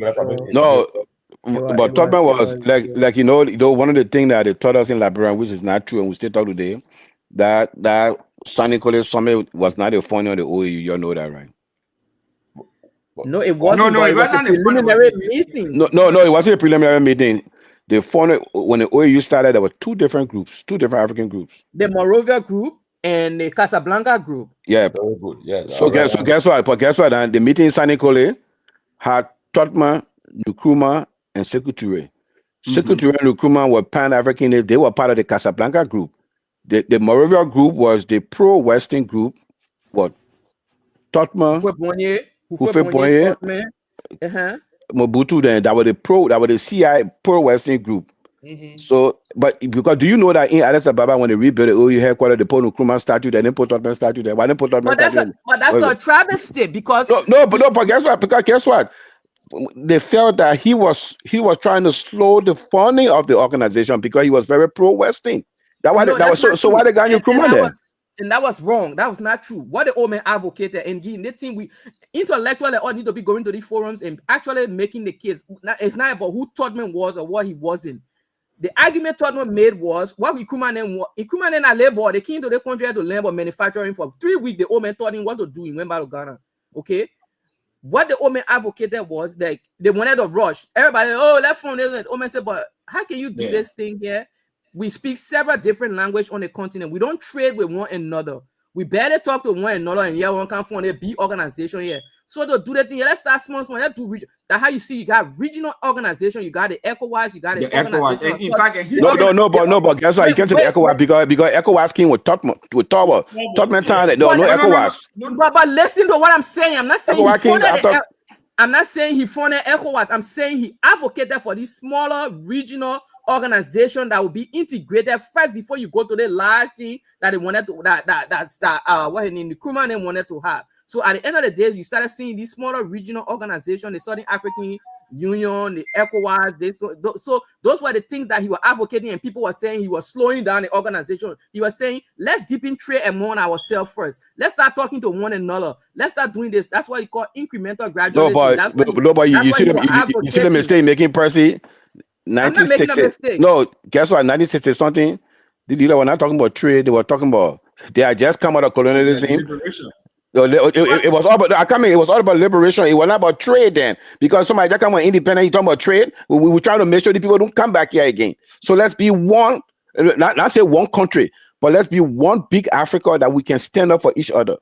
But the fear was that you have some radicals, what they call them Pan-Africanists, that the West felt that the people could sway these other guys on the eastern side. So they used their ally to kind of slow it down until they can get a certain level of comfort. But it wasn't about trade. But what you call slow is what I'm telling you, that what was advocated. But it wasn't about trade. But that's what I'm telling you. So trading with who? ECOWAS is not only about trade. ECOWAS is only about trade. ECOWAS primarily was funded for trade. We will not get political. ECOWAS primarily funded for trade. But what the old man advocated, and you need to get this point here. What the old man was advocating was, we can't do this big thing you all want to do here right now. We better talk to one another. They men speak French, I speak English, other men speak this also and so thing. We can better understand one another here, and you all want to pour into the big old organization where we know what we're doing here. So let's start small. Let's start talking to one another across the border. Let me start talking to the people in Ivory Coast. Let the people start talking to the people in Zambia, Kenya. Then start doing the thing there. And let's do this thing small. And once we get to a point wherein we have reached a critical mass, we understand one another, we can do more things together now, then you can start. But then they're framing it, the radical that you're talking about, the Nkrumah of the world are framing it like Totman was a puppet of the West, and they were slowing down the organization, formation, blah, blah, blah. They lost the argument. They didn't win that argument. But the Africa we live in today, the organization we got today, that Totman the idea there. That Totman Africa we living in today. But then what Totman is not mentioning too much African because me and you we sit down under these people and they tell us what they think they believe. But we don't tell our story. We don't explain. But guess what? Guess what? Wait. Our president went there every year. She never spoken. So who was speaking? I mean, you got a PR. You invite got a PR Lumumba to come to Liberia and not even acknowledge Totman in the formation of Matter of fact, Ben wrote most of these liberation, so-called liberation organizations. He gave them our passport. We don't talk about this thing. We are like brother, war-torn country, and so that's what we are now. That's what we have become to the rest of the continent. We don't talk about that. We don't talk about our upturning. So we don't talk about these things. So we allow people to railroad these things. We talk about these things. Why when the Nkrumah get a statue in the OAU building when he did not win the argument yet? That's not the Africa we're living in. This is Torgbean Africa we're living in. This is Torgbean idea. This is Africa we're living in. Well, history books in history, you don't mention Torgbean at all. They called Nkrumah, they called Toure and Cabral there. I mean, you think who fought is it? Yeah, but I mean, because what part you play African liberation struggle? What part you playing? Are you serious? Torgbean? Oh, Torgbean and Torgbean? No, are you serious? No, but Ben, y'all go down now. What part Torgbean playing African liberation struggle? Are you freaking kidding me? No. That two part now. Two part when it came to the independence in the 60s, like in the late 50s, it was the colonial country felt that it was time, so they gradually handed power. But after the first wave of independence, like in the southern part of Africa, like Namibia, South Africa, the places in Rhodesia, with Ian Smith, then Torgbean they were very active in that era. That big no, it started from Torgbean time. So Africa then invaded Namibia. Namibia has to be called Southwest Africa. I want to know which African country that Torgbean helped liberate. Yeah, but that person I name it. I say help liberate but guess what? It was a timing. But they kept the people feet to the fire. That you need to give our people the land. You need to give our people the place. But he was giving money to what the ANC what we call ANC now into Africa. That's even that they were using Liberian passport to move around. No, but guess what? That was something agreed in OAU. Those guys were giving passport to every country to go to. Same New German were coming to Liberia for funding. Liberia was this mecca that everybody came to. Because she had been independent so long, she knew how to do that. Everybody came to Liberia. Everybody. But what did it go wrong? But where did it go wrong? Our history book upside down because but where did it go wrong? My man, you're educating people on Joseph say Guanu and then you can't talk about where did it go wrong, all the children in like bro, you that Guanu and they reading and you can't talk about the where we go wrong, you teach children you get children Guanu to read and you can't talk about say where we go wrong, No, but then my thing is that then what Torgbean is not because we're not telling our story, Tomalin. What are we saying, Tomalin, Manasari were president. Yes. What's happening? Tomalin, Manasari were president, dedicated that place. She went to the dedication ceremony when Nkrumah started there watching, made a remark for President Torgbean. You know, we can talk here. She had the biggest microphone there. You can say anything you want to say about Charles Taylor, but he would never have led. That was the person who fought. Oh no, you were not going to take it. He never have led this sort of movement to pass by for stupid people that will be making on Nkrumah and the this and that. Nkrumah has small ball of Torgbean and making here in 1952. He spent 3 weeks on the old man there, learning about manufacturing. 3 weeks showing how to do manufacturing. But guess what? I'm not going to praise colonialism, but there's something that they had, and the people went through multiple coups. You got Afrifa, Accra, Achapon, Ado, all the major people went through multiple coups. But you know something they didn't do? They didn't destroy the fabric of the country. Yeah. No, you mess up the economy because Martin Achapon say everything might be made in Ghana. I think it got help. That's how he got chased up. But guess what? In Liberia, we got spoiled. We thought, first thing before the destruction, we thought we were Americans. Yeah. No, we thought we were Americans, but we're not Americans. You know what I mean? So we lost a lot of things that were brought us together as a country. I take Torgbean and the Torgbean, man. What happened? What happened? The opposition saw what goes on. But there will be no Torgbean without Torgbean. The opposition saw what goes there in 1985 with the elections, right? The opposition saw what he did with the election in 85, right? And so this guy did not believe that though are going to have a free and fair election come 1990. Right, so they're like, you know what? The guy is not going to be removed easily. He's going to rig this thing again. Well, trust me, it's a foot. And trust me, It's a fool's dream to think that I will stay your coup, have an election, and I will be the loser and go back. Then why will go after I lost the election? But yeah, but that's what I'm saying. And it's a fool's. And guess what? Let me tell you what happened in the 80s when Doe got elected. Who was the speaker of the House of Representatives? Doe. I don't know. That is got a Hill. Samuel Hill. Samuel Hill was minister in our government. Let me tell you, people were smart. So some people say, you know, the poor will win. I will put my heart on the side. The other radical then said that no way they can work with the poor. We're going for our own party. At the end of the day, they weren't running and they came by war. There were a lot of people. There were a lot of people that came from the Tower government that sat on those sides there too. And they, but and the they got in the never, government. they were just in Toba government. Were they really supporting Toba? Because they were actually No, but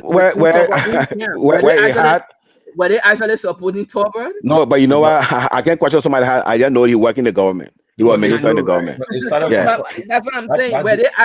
Were they actually supporting Toba himself? You know what I mean? I don't know. Internal distance started from Toman before they reached Toba. So that started. That's why I say Toman would have eventually.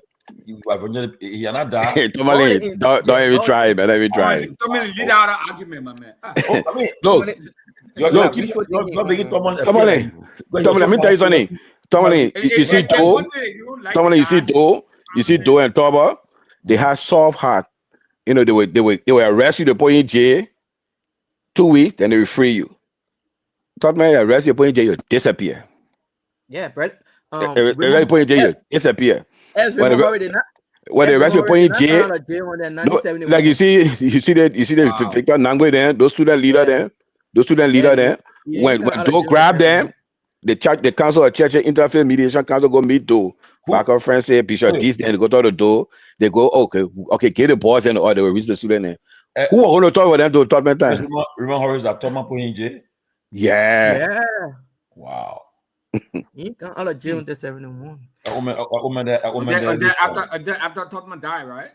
Yeah, that tower free him. But I think with family went to jail 68. He was sentenced for 25 years. And they were radical boys then. These guys were radicals. No, not radical. Family was ambassador to the east for Totman. To Kenya. Yeah, but my man. Don't talk like that, Tomalin. They're going to crush the people in Nigeria. You're crushing ants. Eventually, somebody. You can't say he was. Tomalin, let me tell you something. You see, Hoover Boye dying in office. As old as you are, the security imperative, your security imperative don't get old with you. They stay forever. Look at Oman Bongo. Bongo. Nobody can see Oman Bongo, but he stay president for a country. Tomalin, the older you are, the security that gets stronger. That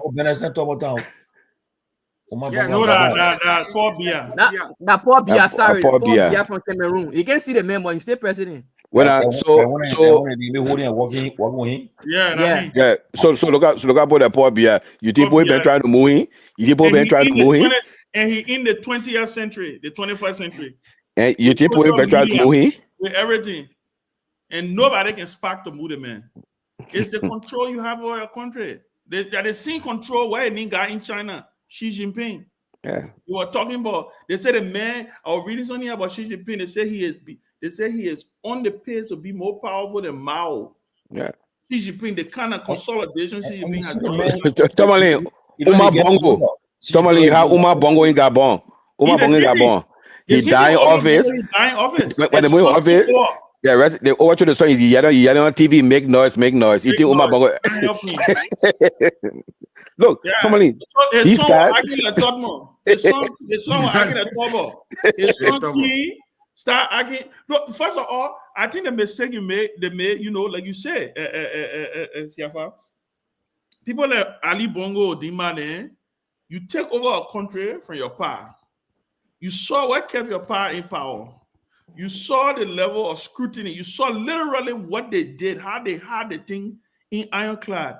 You come, you say, oh, you in a social media age now, you want to people. Oh, we open the country up. We get people can demonstrate. And we get 10 political parties. We get this. You can see Amanda. So basically, when I get 10 political parties in Liberia too? No, what I'm saying to you is the job you check. No. What I'm saying is, Torgbean problem came from opening it up too soon. He was They don't exactly. He probably came from him trying to dismantle what should have kept him in power. I can tell you something. If Charles Taylor was Tottenham vice president, he probably still be president of Liberia today. If Charles Gange Taylor was Tottenham vice president and took over from Tottenham, he probably still be president of Liberia today. Yeah, but how many political parties here in Ivory Coast? Who were born here? How many political parties? I know nobody there. One. No. One. Yeah. Yeah. And guess what? He said that he doesn't scream and shout, but the people that know, they put know what to do. Oh, they know what to do. Yeah, so that there was a whole so there was no. The president said there was a group of what you call it, African Titans. Ganseme Iyadima. The guys right? The Titans of the Ganseme Iyadima. Yakubu Gowon. Yakubu Gowon. William V.S. Totman. Omar Bongo. You know what the poor bearer for Totman there? Haile Selassie then. These guys who fought Bonnie, they didn't want to carry Totman. They want to carry Totman casket. Now the people then are carrying Totman casket. Totman da? Yeah. You see Totman. Wow. Now Haile Selassie then was turning Totman casket. They can't talk about the first we are coming in Kuma because the man was smoking cigars, sitting in a rocking chair in the Oval Office. With Joe That's what the people say when the lion get their own historian. The story of the horn will always favor the hunter. Yeah, we call Kwame Nkrumah. When they say Kwame and Garguah that Haile Selassie, Totman, these people in that Titans then the people in that was a poor barrel. That's a poor barrel. That's a poor barrel to talk. You can't talk about Kwame Nkrumah because he put in talking. I want to Haile Selassie. No, but on YouTube. And man, go watch it. That Haile Selassie was holding Totman there. And I wouldn't hear calling about it. Other people were there. But Tomalin, technically there were only like 3 African countries there. Ethiopia, you had Gamal Nasser in Egypt. And Totman, everybody was colony. I mean, back then. No, 71 and no, I'm talking about doing Totman. Totman in the heydays, all the people were colony. Yeah, it was just former president and a US president. That's right. And a US president visited him. I mean, even you go to the League of Nations, the UK.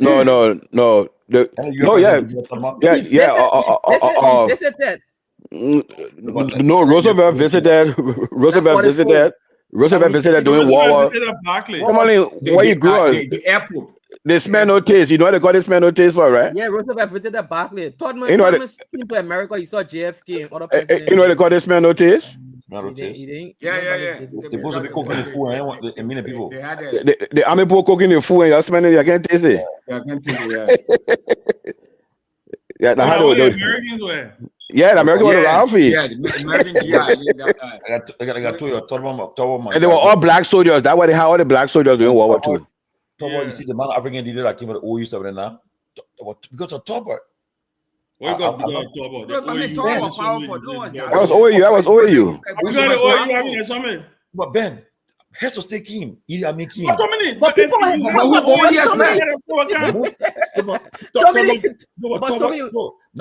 never came to Totman. You know who came to Totman? Queen Elizabeth went to Liberia. That was a Jew. Come on, man. No. My man. Totman was. Tomalin, I will find a DVD when they had that civil war in Morocco and the Polisario people in Morocco. You read that? Yep. My man, you want to see when Torgbean stood at the OAU to talking Addis Ababa. You know, he had that swab to him. He stood up, he faced a cuffling. He started walking to the podium. All the other leaders, they started clapping at it. The man was a big brother. He was a big brother. Torgbean star, he had haircut. He was a big brother. I mean, you can. There's so many ways we haven't put him into proper perspective in Liberia in our history, but there's so many you can make an argument for and against the guy. But you know what? what you for cannot him, deny is that he modernized Liberia. The bad side, he turned the presidency to patronage system. That everybody just look to the president. Yeah. Because he he wanted to be the only thing. It He was learned it from him- nobody. it was- There was no powerful president in Liberia until Yeah, Tubman. yeah, like the Who It was told which you? time when Americans say like, go for development. I told my time, right? Yeah, Go but for I mean, the American people then what you mean by they grow or Go for development? What did they do for the Because country before they talking about grow or Liberia were development? rich. I was per capita. I mean, were rich country at the time, but Like bro, Yeah, but Tomalin Myean, If you from look at the 1847, exactly.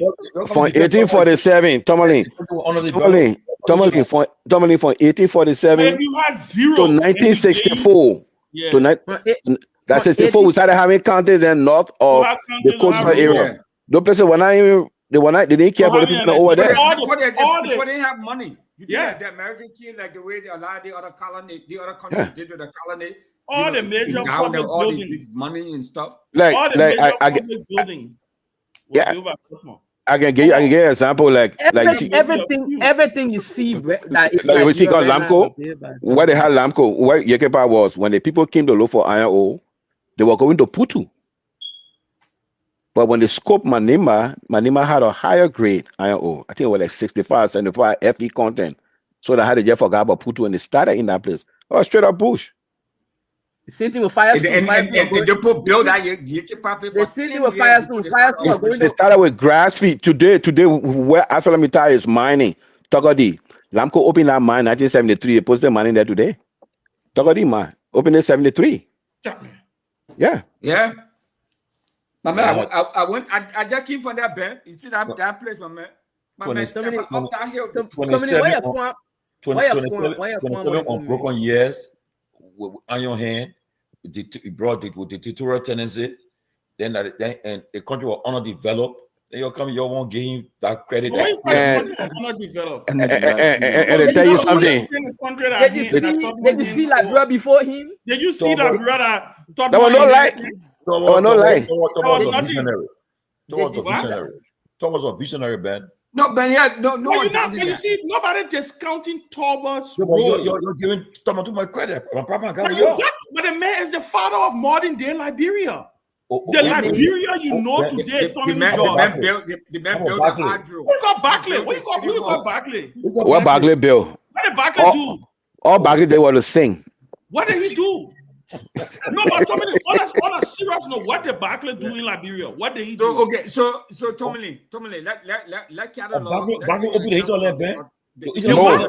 No, it was Tubman. It was Tubman that opened the counties. Tubman that opened the counties. I established it. Tomalin, Barclay, you know what Barclay did? They opened the place, they went there and took money from the people in the name of taxes and buried the morale. The people never had no means to make decisions for themselves. They were sending people there to go collect taxes. That's why people they go collect taxes. People they say, now you're part of Liberia, we'll collect money from you. But they never empower the people. Thought make it almost a Mayor County. That's why they got that thing Vonjima my unification monument. Yeah. They only went there to take money from the people. Only went to go take money from the people. That's what they were doing. The country was cash strapped. Liberia was on a payment plan for the same loan that I told you about, right? So the country was. And a lot of people don't know it. They say, "Oh, they put all the money." No, Liberia. I mean, maybe individuals had money, but I'm talking about the country. The country, Liberia was cash strapped. Liberia was heavily indebted, right? Took loan from who? The loan took from America. The EJ Raw loan. Liberia did not pay that loan off until 1964. The Omen said it. 1964 until Liberia paid. Percy, my red bull, your historian. Let me frank. I was sleeping. I started listening to the guy talking. I said, "Well, the man looking younger. They talk about history like that day."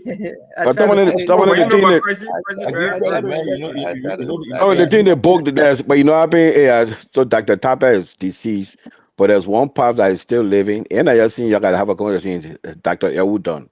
Where is he? In Maryland. Yeah. In Maryland. Dr. Elwood Dunn. Elwood Dunn is eyewitness to a lot of things we're talking. I think that when the cool king, I think he was Deputy Minister or Minister of State for Presidential Affairs when they cooking. You were Minister of State. I think he had just become Minister of State for Presidential Affairs when they cooking. I did. He only reason you are not caught in it, he the one went to Zimbabwe. Yeah, really? so yeah. Yeah. You are interim minister when No, you are the advanced. You were part of the advanced. Yeah, about the advanced team. Yeah, he was. He went to Zimbabwe. He was in the That's what mansion. Yeah, Tomalin. Yeah, Dr. Tom. He was not in the country, but he went. You were part of the advanced team. And Lone Star had travel, right? Lone Star travel. Estrada Bernard. Ain't travel. Yeah, Lone Star travel. Estrada Bernard. Yeah. Okay. The last person I want us to talk about, then we can call it a night now or morning. CC Dennis. I hear a lot of good things about him being this charismatic foreign minister. He was somebody who was well. He was learned. I think he went to Cornell. Mm-hmm. Oh, he went Georgetown law. But my thing was about him is that nowadays, right? When you're taking a foreign minister, you won't get somebody who can open any doors, especially in the Western world. And so Dennis, these guys, when the guys they go to Washington D.C. today, they will see the president. That way, I was supposed to let Ben to win it in the time that they were coming. But Tomalin. That thing we had. Tomalin, you had J. Rudolph Grams, Columbia, Harvard, Cesar Dennis, Georgetown. So the people you sit in class with, they are policy maker in this country. It's simple as that. You don't know, right? What is doing diplomacy? When you travel, they say the foreign minister meeting the foreign minister. Before you get there, the credential are already there. They put down peruse your credential and know who you come and meet. So most of the time when our person like credentials say about, I go there from this school just recently. So that recently they just put us to some low level people. But the guys who go in foreign capitals, go Washington, go Paris. But like Safa said, the people then they were meeting our their classmates. You go to Georgetown, you go to Cornell, you go to Harvard. Those are people then that you probably sat in class with. Exactly. Right? All the guys went to look. Tomalin, all the guys like even this passing Liberian. I think he went to Columbia Law. He's up there now. George Henry's. All the guys went to very cool school. Even the other lawyer, Gerald Padmore, that in Liberia, the guy were the Ivy League. So the people that sat in class with, we're not just foolish people. You know it's important because I remember we're in Nigeria and Bagos told a story. Bagos said during the interim government time, he said you're foreign. He said you're foreign minister. He said, but when you're foreign minister for Doe. Butchos Ghali was foreign minister for Egypt. So they had a counterpart. They had a relationship. Yeah, Butchos Ghali. Yeah. So when he got to Washington D.C., he said they said Chancellor will come address the UN and Taylor and Sawyer together two government. So he said you shouldn't do that to Sawyer. Sawyer is the interim president. So he said he met Butchos Ghali. He met in his bedroom, in his suite, and told him, say, look, let's Sawyer come address. So, but the minute they mess up on that, no problem. They pay your arrears and you'll come. So you sat in Butchos Ghali's suite and told they call Sawyer Moose. So Moose, if you send from the capital to send some money in now, you become a United Nations. And the minute it happened, Sawyer came. So the relationship is very important. You see, had it not been so, especially your position as foreign minister, it has to be somebody there. A prestige. And now J. Rudolph Grams, J. Rudolph Grams, one of the longest foreign ministers in Liberia history. You see when Chancellor became president, I think he had T. Ernest Eastman, right? Yes. He had Eastman before Money Captain and whatnot. So you had these serious-minded people in there. Eastman and are veterans, right? They come from way down the line. They know these things. Like I don't know what. Then he probably groomed Captain and then Captain. But now our foreign minister, they don't even have personalities. Look at the who got. You confused. You know it. You can't tell whether the president assistant, a personal attendant, not assistant, a personal attendant. That person, the protocol Adolphus During, right? So there were two protocols. Executive Mansion was During, Barbara Labrador was henceforth. J. Charles henceforth. Oh, okay. No, other way around. No, but then they switched. But before the mansion, okay, then they switched because before During was. When you read a presidential paper, the Taylor presidential paper, by the way, my name is in that. The list of that man cabinet. The cabinet, when you read that man cabinet, Like the somebody. But part of that too, because Chancellor came from a generation too, just like the generation we're talking about how sophisticated it was. These are the children, right? The children, the nieces, the grandchildren. Those were highly educated. They were highly educated too, right? So that's why, so that's why you see he were able to get. They kind of like no, but that even had okay, let's go to our lawmakers today, Ben. You say you don't have to be you don't have to be highly educated, but you have to respect the institution that you find yourself in. And then you comport yourself, to the norms of the institution. You know what I mean? Like to me, the time they have fully people that are represented. I mean, you had but they were not noise maker because somebody would just call in the corner and say, "Look, my man, this is how we behave here." But from the first to the last person, everybody yelling. But you're not the reason why Cyril Allen gave them some education the other day. Then when they brought a guy back, I started to invite Papa Cyril one day, and Cyril Allen said it. BA that is me. He said, no, he was very clear. He said, it's not called you guys are not honorables. The honorable title is not something that is. By the time you become a member of the representative, then you honorable. It's the Honorable House of Representatives. Yeah. It's your conduct. Yes, your conduct in there. Conduct. Your conduct in there that gave you the title of honorable. That's why when you in the old days, when you read the letterheads from Capitol Hill, it had it the Honorable House of Representatives. Yeah, the Honorable House of Representatives. Men and women of stature walk in there and they you enter the place. The police will say you enter Capitol building. There was an aura. Now the foolish thing doing down there. PPE. Now you enter the stench. Yeah. But you gotta tell Trump to accept our ambassador now. He been here too long. I mean, let's talk different thing, man. I mean, we need to talk. Yeah, we talk. Who are our ambassador? You can't keep the ambassador with him when he presents. Who are our ambassador? Who are our ambassador? Professor. If you know, I know he better send out the email so he can start working. No, you gotta meet the president. You gotta get that man. You gotta let's talk to him. Amen. No, we don't. No, we talk this here, but it's a tragedy. We don't have any standards in our country again. Charles Gange Taylor, Minister of Finance. Eli Yes. Man who reconstructed Ghana's economy. Yes. That's the man. To be quite honest with you, but Taylor Jenkins Dumba, Minister of Lands and Mines. Philip Kama, Minister of National Security. Yes. I can need. I'm trying to the need and pop in my ear as I'm talking. The other one just died. He died last year. Minister of Gender. Who? Taylor, the Ministry of Gender. In Muslim with education? No. He was the first Minister of Gender. Gender Minister. He was Foreign Minister under the transitional arrangement. Taylor became president. Emilio War was Minister of Planning. Planning and Economic Affairs was Emilio War. And then you had Lamin Kawa. Lamin Kawa was Minister of Transport. Brahima Kaba. Dr. Brahima Kaba was Minister of Commerce. The one that's going to, I think, Saudi Arabia right now. And then Minister of Dr. Evelyn Kandaka was Minister of Education. Yes. That is true. Yeah. Yes, Ismail. Serious people.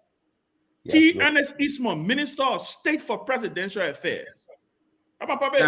T. Ernest Eastman. A press secretary was gonna. What a president was Reginald Goodrich. Goodrich, yeah. Reginald Goodrich was press secretary. But then what? Taylor not look at America. No. What happened? Taylor too arrogant. Taylor never switched. He had a title, but he didn't switch. He switched over to be president because he was. Something now you become captain of the thing you create. You have all the people there that were depending on him. Very good. I got it. List right here. I finally found it. Oh, Omar Sion up again. Yeah, I find it funny. So, President of Republic of Liberia, Charles Gange Taylor, Vice President Enoch Dogole, Legislature Speaker Yondwa Mokomena, Senate Pro Temple. Where is Dwyer now? Yondwa, I spoke with him the other day. He's here in the States. He's in Rhode Island. Inquire. Yeah. Still sharp. You know, do a Malcolm Blanc. You don't do a Malcolm now. Then you have Senate President Pro Tem Charles Walker Bromsky. Pro Tem. Deputy Speaker G. Patrick Williams. Chief Clerk James Kaba. The Judiciary Chief Justice Gloria Musu Scott. Associate Justices Wilkins Wright, Komosobo Sako, Elwood Jangaba, J. Boyman Morris. The Cabinet. Moni Arakaptan, Minister of Foreign Affairs. T. Ernest Eastman, Minister of State for Presidential Affairs. Eddington Varma, Minister of Justice. J. Wisa McLean, Minister of Planning and Economic Affairs. That was his first Minister of Planning, I remember. Yeah. J. Wisa McLean. Dr. Lamin Kawa, Minister of Transport. Daniel Chie. They did the turbos, right? Yeah. I told nephew. Daniel Chie, Minister of National Defense.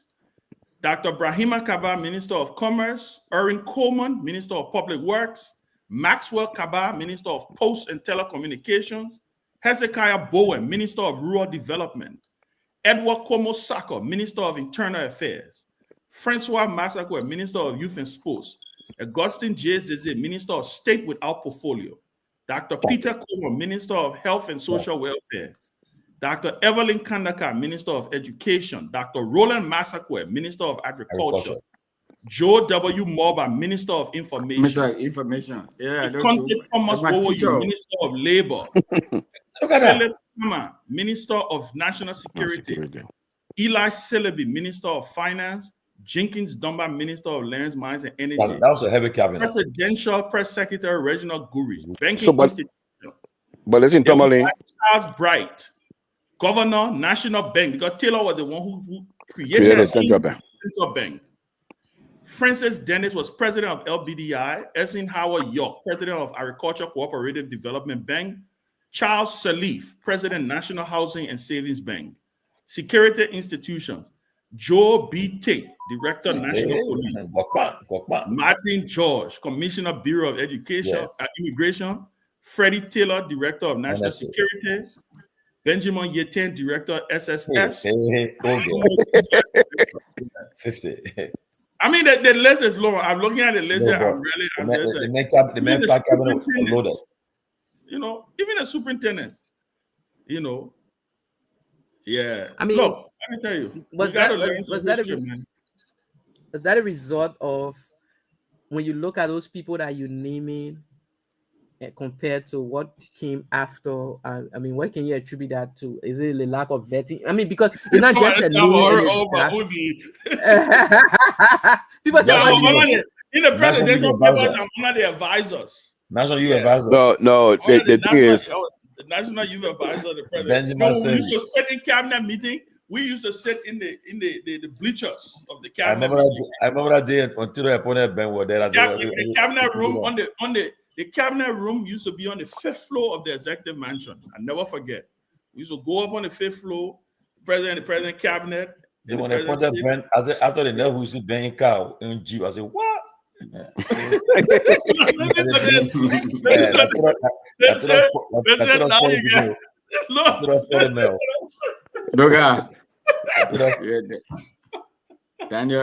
Sando. No, but Daniel Sando thing, I don't even like to talk about it because I think it's way beneath the belt and there's nobody to reprimand him. So it just the guys continue to do things that make them look bad and they claim to be experienced. I don't understand them, you know. What's wrong with Daniel Sando? Oh, they made me insulting everybody. Imagine the president get mosquito. President Joey, I got mosquito brain. Is it what Eugene got diarrhea? But yeah, man, I was very disappointed with Pierre today. I listened to him. Pierre defended him. For true? Yeah. I spoke on Punch FM, and I would tell Pierre. I was very disappointed with Pierre. Pierre talking about the man just talk the thing one time. That just one time business. Other people causing No, man, Pierre can't say that. What wrong, Pierre? I'm telling you, I listened to Pierre. You know, Pierre, I'm my own man. I own man. I know about the man, but I was very disappointed when I heard Pierre. Well, but he was insulting. Most of these guys, let me tell you something. Most of these guys, this government will show these guys. You will see the guy them true character. You know, their previous time in government were working for a woman called England's the lead, so they were well behaved. This government will show a lot of people true characters. Yeah, I don't know so what other true character you gotta show again. Oh, that's serious thing. They want to show you now. What kind of character? Oh, that's why I said this comment. Why you will see, you will see it, you will see it. We have I mean, like, bro, the next session we're gonna go into the crazy, like you call, what you call it, the pipeline, the leadership pipeline. Yeah, that local government thing. Leadership. By the way, Lloyd got sent me a message and said that Clarence Moniba, our minister, still with our portfolio, so he did go through a pipeline to decide. Yeah, he went through a pipeline. I mean, I'm talking about before getting to want to run a country like bro, you can't be minister of state. You are like deputy. I don't know what kind of minister he was, but are you giving him like the portfolio ahead of the PDU? There's no training for president. There's no training for president. There's no training for president. On your Pepsi, on your his perspective of who he thinks should lead Liberia 2029. Oh God! We had a conversation. No. The next time I won't hear from him because I know he's bold. Yes, he's bold. Yeah, you will not do. I mean,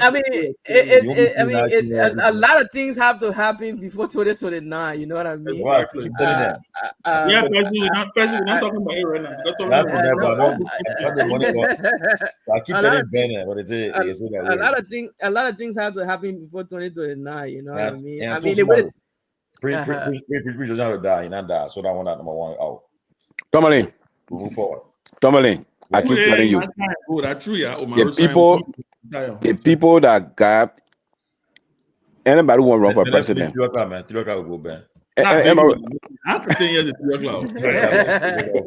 Anybody running for president? You start talking right now, you're not serious. I'm working tomorrow. You start talking right now, you're not serious. Anybody running for president, you start making noise right now, you're not serious. The person I'm disappointed in. You run for president, you start making the right. Guess what? What you need to do? You need to work in the back and pull out your political machine together. That's why you need to be doing right now, not to be making noise. I agree. The person I'm really disappointed in, and maybe I might say, yeah, maybe the conversation I start already, but the person I'm really disappointed in, honestly, is Mr. Cummings. I'm disappointed, and the reason I'm disappointed, one of the reasons you can tell George Weah anything you want to tell him, but George Weah listened to his critics very well. Whatever George Weah critics said to him, he went and did it. When they said he didn't know book, he came here to divine, got 2 degrees from there. Whether the school at good school or not, the man listened to his critic. When they said the man he get no government experience, he ran for senator against Ben won. He became senator. So there was no argument. There was no argument that you couldn't. I mean, everything you criticized this guy on, he went and did it. And he came back and said, so the Liberian people say, okay, you not do your charge. And what I mean, Mr. Cummings, I don't know. What did they criticize Mr. Cummings or he didn't do? No, that's why he coming to now. He coming to you now. Okay, let him finish. Yeah, go ahead. The Cummings I get no horse in the race there. No, I like. I listen. I like Mr. Cummings. If I hammer, go ahead. Now we feel No, I like Mr. Cummings. But you have to listen to listen to your critics. You can't listen to only people that are telling you hallelujah, hallelujah. You have to listen to what your critics are saying to you. You know, and one of the criticisms that they actually gave to Mr. Cummings is like he doesn't connect well with the people. What does that mean though? When give me a chance, I come in there and I tell the oil. I'm going on a limb and saying it. I could have kept it until the next conversation, but I'm starting it ahead of time, and so hopefully he will listen, right? Because I like Mr. Cummings. If I have my way, probably he will be the president of Liberia, but you have to listen to people when they criticize you. Our people, they might not be the most letter people, but when they tell you, say you're not doing this and you're not doing that, go back and listen. There's some kind of wisdom might be in it, right? What I expected Mr. Cummings to be doing at this stage, I don't say he should be running rerunning campaign and whatnot, but he should be laying the groundwork, right? Start connecting. In Liberia, before you get out to go vote for Sonny, your people then got to be behind you. Our politics is very traditional, whether we like it or not. It is very traditional. Your people have to say, that was son here. You know what I mean? Mr. Cummings, he need it. He don't need it, but he just have to do it. And that's something that you need. Go back to Maryland, where they say you from. Get yourself whatever amount of land you can get from there. Start a farm there. Make yourself a local person. Like start a farm. Even if you're just doing it for the optics, go back there. Start a farm. Get 1 or 2 people working on the farm. Create, a lot of goodwill there for yourself. before for now to 20. By the time we reach 2025 now, your farm already running. The people then working there, you something like that. When you can't run again, you not nobody asking you for your base again. The people in the cell will start putting their hand up for you. They are also here that he won and this, that, and then we'll start talking to the other traditional people there and start doing it. This is what you can't stay in Monrovia and listen to Louis Brown there. Okay, let me tell you something. Let me tell you something. So I know that one. I'm talking about comments, but I come upon a general laboratory. You see, we're talking about agriculture. The biggest farms in Liberia are owned by lawmaker and government official. So you want me? I'm not going to use comments. You want me to go to Kehleboe and open a farm and hire the people, or you want me to help the people to empower themselves? But you want me to have a farm, have 10 person working on my farm, or empower 10 person to have their own farm? You can start from getting 10 person working on your farm. Because guess what, we got a thing like, bro, we ask the question, let me answer. That was rhetorical. We gotta have it. You're gonna say what rhetorical, okay, I'm sorry. We gotta have a setting a standard because certain people not do it. I'm not gonna get beef farm. I'm not gonna never had a farm. They be a finance minister. Every store got beef farm. But some guy got beef farm. But all them, so all the people, I call them modern day Firestone. So the people get in the morning, they take their gold, they go work on the farm, then they pay them low Sunday. You know what I mean, Winfrey? So why? So if that man, senator, he got people working on your farm. You think that man will pass law for you to own farm? Because when you own farm, then that man ain't get employees. What do you mean? I got you working on the farm. I got you working on my farm. You think I want you to own your own farm? If you own your own farm, who will work on my farm? I mean, it's simple. If you get to the place where you can get your own farm, what will stop you from? But guess what? How will you get your own farm when the man has so passed law to empower farmers, now passing the law and his farm just getting big? So that's why the whole idea, they got a word they use nowadays is very popular, and without sustainability. Sustainability is not giving people handouts. Sustainability is that I start with you today, but by the end of the year, you should be able to stay on your own. So let's stop using a standard, or let's stop creating artificial standard that everybody might follow. It's artificial. It's artificial. No, I disagree. Here is the thing. Artificial. If you go somewhere today, because one of the problems in Liberia, you will agree with me, is the problem of jobs in Liberia, right? We have the lack of job in Liberia is what get the country the way it is, partly, to a large extent, right? The lack of jobs. Who's going to create jobs there? Who have capital formation more than you name these guys in government, besides the government people and whatnot. Mr. Comey has the capital. He has the capital to do those things. But that's what I'm telling you. Instead of me opening a farm, I can empower people to have their own farm. But you say he might go open a farm.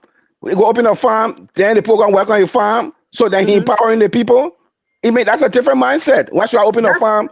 So if a man works for you right now, the way like bro looking, I have a farm because I'm not just talking to you because I have a farm. I do have a farm. And this is somewhere. Wait a minute. I'm not saying it because I want Mr. Comey to go make farm. I'm saying that the actual impact that you can have in people, on people, and in their lives when you do such a thing. It might be even the smallest thing. It will have a vast impact on their lives, right? So I do have a farm. When I started going to the place there to have my farm, there was nothing there. The people take coal from all the way beyond there on their heads and bring it on the road.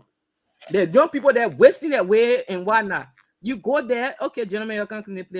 The daily sustenance that you give these people, it might look like nothing, but you are impacting their life on a daily basis. You can't wait for a lawmaker in Monrovia. We just spoke about the people in Monrovia here. You can't wait for people in Monrovia and then to go do those things. You have to take the initiative. Okay, guess what? You decide to open farm.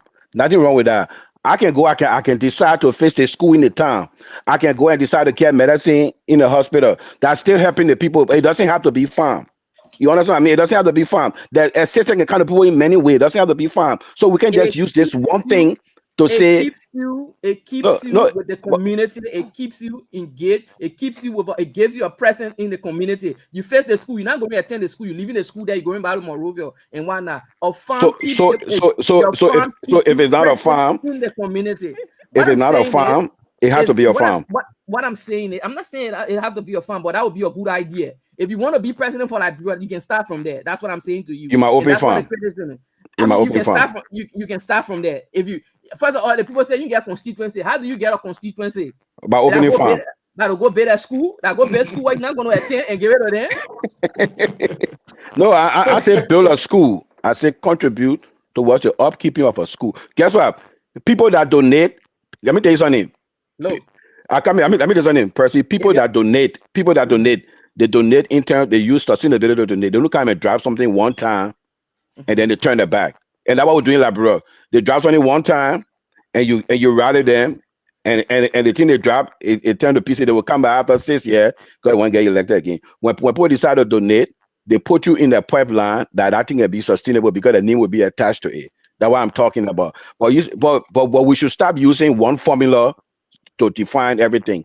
No, Farm can't be the only thing. It's not the only thing, but I think it would be a good basis. That's what I'm saying. I'm not saying it's the only thing. It would be a good basis because after all that you have tried, right? You did not try this. And you can't tell me, say, because we shouldn't use it because it have never been tried before. But guess what? I come in, Ben. At the end of the day, I want somebody that true to themselves than somebody that pretending just to get something. It's not a pretense. We said agriculture. Go ahead, Ben. Do you think Mr. Cummings should run again? Mr. Cummings. That's a personal decision, and there's a lot of very. If Cummings calls you and asks you for your advice, maybe third time could be a charm. Would you? I would say coming back in 2027. Huh? I say coming back in 2027. Right? Yeah, coming back in 2027. So right now, you wouldn't tell him, you wouldn't advise, but you're telling him to call. I'll say coming back in 2027 because there are a lot of unknowns. There are a lot of unknowns out there right now. Look, there's a lot of unknowns. Ben, I about it too now. Listen. I know somebody will ask question. Me ask somebody.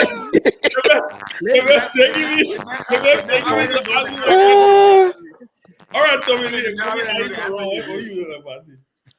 I would tell him about advising. I would say the comments that'd be organic. Just don't say you're gonna run. Let the people, if the people want you to run, they mean it. Let them be yearning for you, saying Mr. Cummings, I think this is a moment. Let them come to you. How does he measure that? He shouldn't.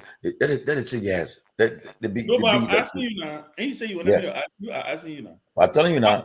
How does he measure things? People haven't been organic. How does he measure that if people want him? And please don't tell me say people yelling and telling him to run because no. I come in and Ben, you see with him, he has the advantage, right? I think he got resources that I think he can. That for instance, to say let me just do a nationwide tour. Let me visit the 15 counties, maybe 70 electoral districts. Let me just, and before I do it, people, my team will tell them, so I'm coming. Okay, let me do the groundwork and but test he's done all of that though. No. But you need to do it when election time. No, Tomalin, not true. You see, Tomalin, you see something. Let me tell you something. Tomalin, let me say something. If the same criteria were used across all the candidates. No, but you see, but listen now, Shafa, I will tell people, Josh Weah, Ellen, Boga, they are different. They are different. They compared to other people. The comments them right in a sense that Josh Weah he need to be so much. You see, he's like people need to be so at all. Need to be so at all. Exactly. So Joey has a known commodity. The kind of resources you infuse into our campaign, so will be less as compared to Amanda Cummings. Okay, so. Yeah, but Tomalin, I want to push this a little bit. Yeah. Cummings, what you're talking about Cummings dead. In fact, right after 2017, Cummings was the only candidate that went across the country to tell the people thank you. I remember. He was the only candidate. I believe Cummings was the hardest working politician in Liberia in the last political cycle. So then Tomalin, let me tell you something. Let me tell you something. What do you think is this barrier here? Why people? You know how many times Cummings went? You know how many times Cummings went around the country? Already. Go ahead. So guess what? So let me tell you something now. If I will come to you, Percy, that's a exact question I need to answer. You see, Madam Sedif, in 2005. Madam Sedif was the most unpopular candidate on that ticket there. Am I lying? True. But Madam Sedif has surrogates that stood up and took the bullet for her. George Weah does he have to talk anything until election year? You know that, right? Let's be honest. You not talk anything. Now the president. My man. Joey, you gotta say anything. You got Eugene today. Eugene was on Spoon. You Eugene on OK FM. Jangako was on Prime FM. Because guess what? And the thing, the ANC, the thing at ANC, coming people lacking, coming advantage, they use that as a weakness. Coming got money, so everybody feel they will not live for their hand until they get money. Yes, you know what I mean. That's a problem. Name me one right now.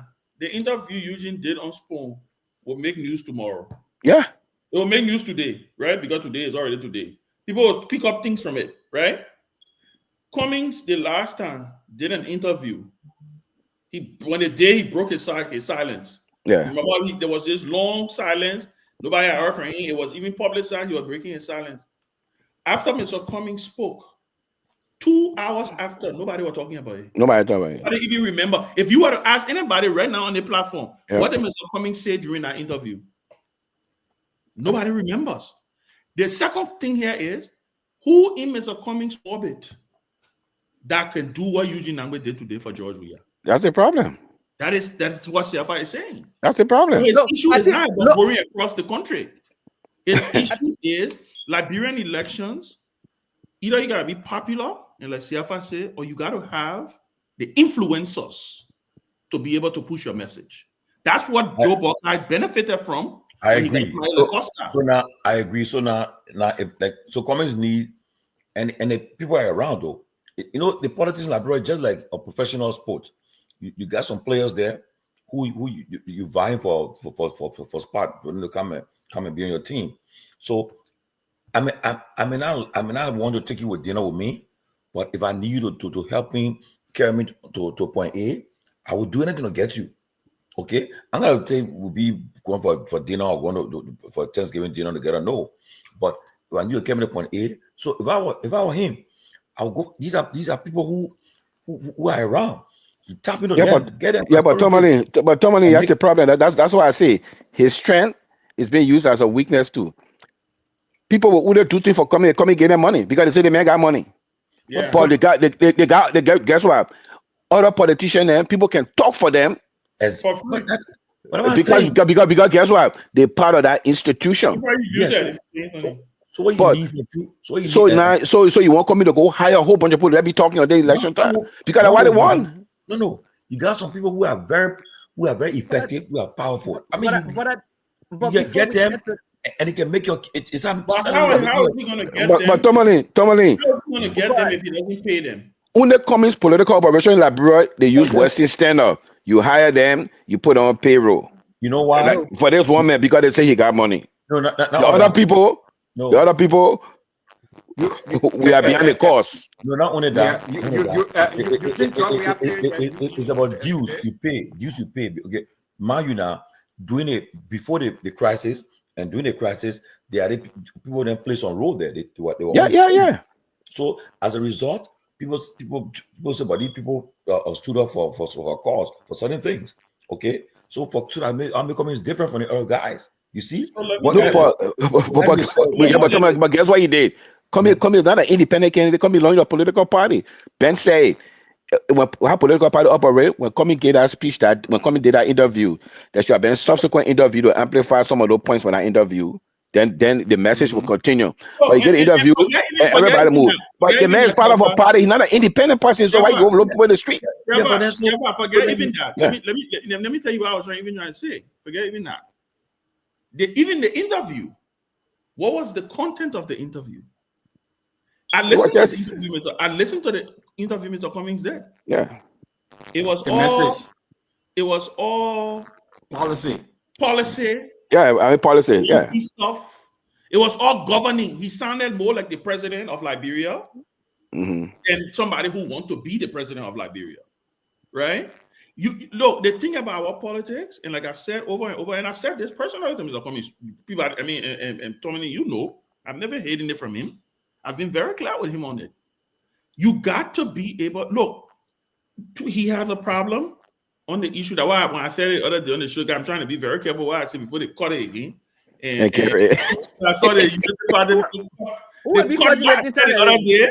The quote I said the other one, I said Cummings has a complicated. I think you were on the show, right, Winfred? When I said he has a complicated political history, they just cut that part and put it. I mean, punch every spread. I think all over. People started calling my man. What you say? I said, well, you're going to listen to the whole thing. What I was actually saying, I said Cummings came into the Liberian political orbit, got chewed, and was spit out. You know, so he has a complicated yet a legacy on the political landscape. But my thing though is, you have to figure out a way. You have to figure out a way to break through here. It's simple, Ben. Ben, it's simple. No, it's not. It's not. Ben, I think. Look, Percy said something, right? He said something very, very profound.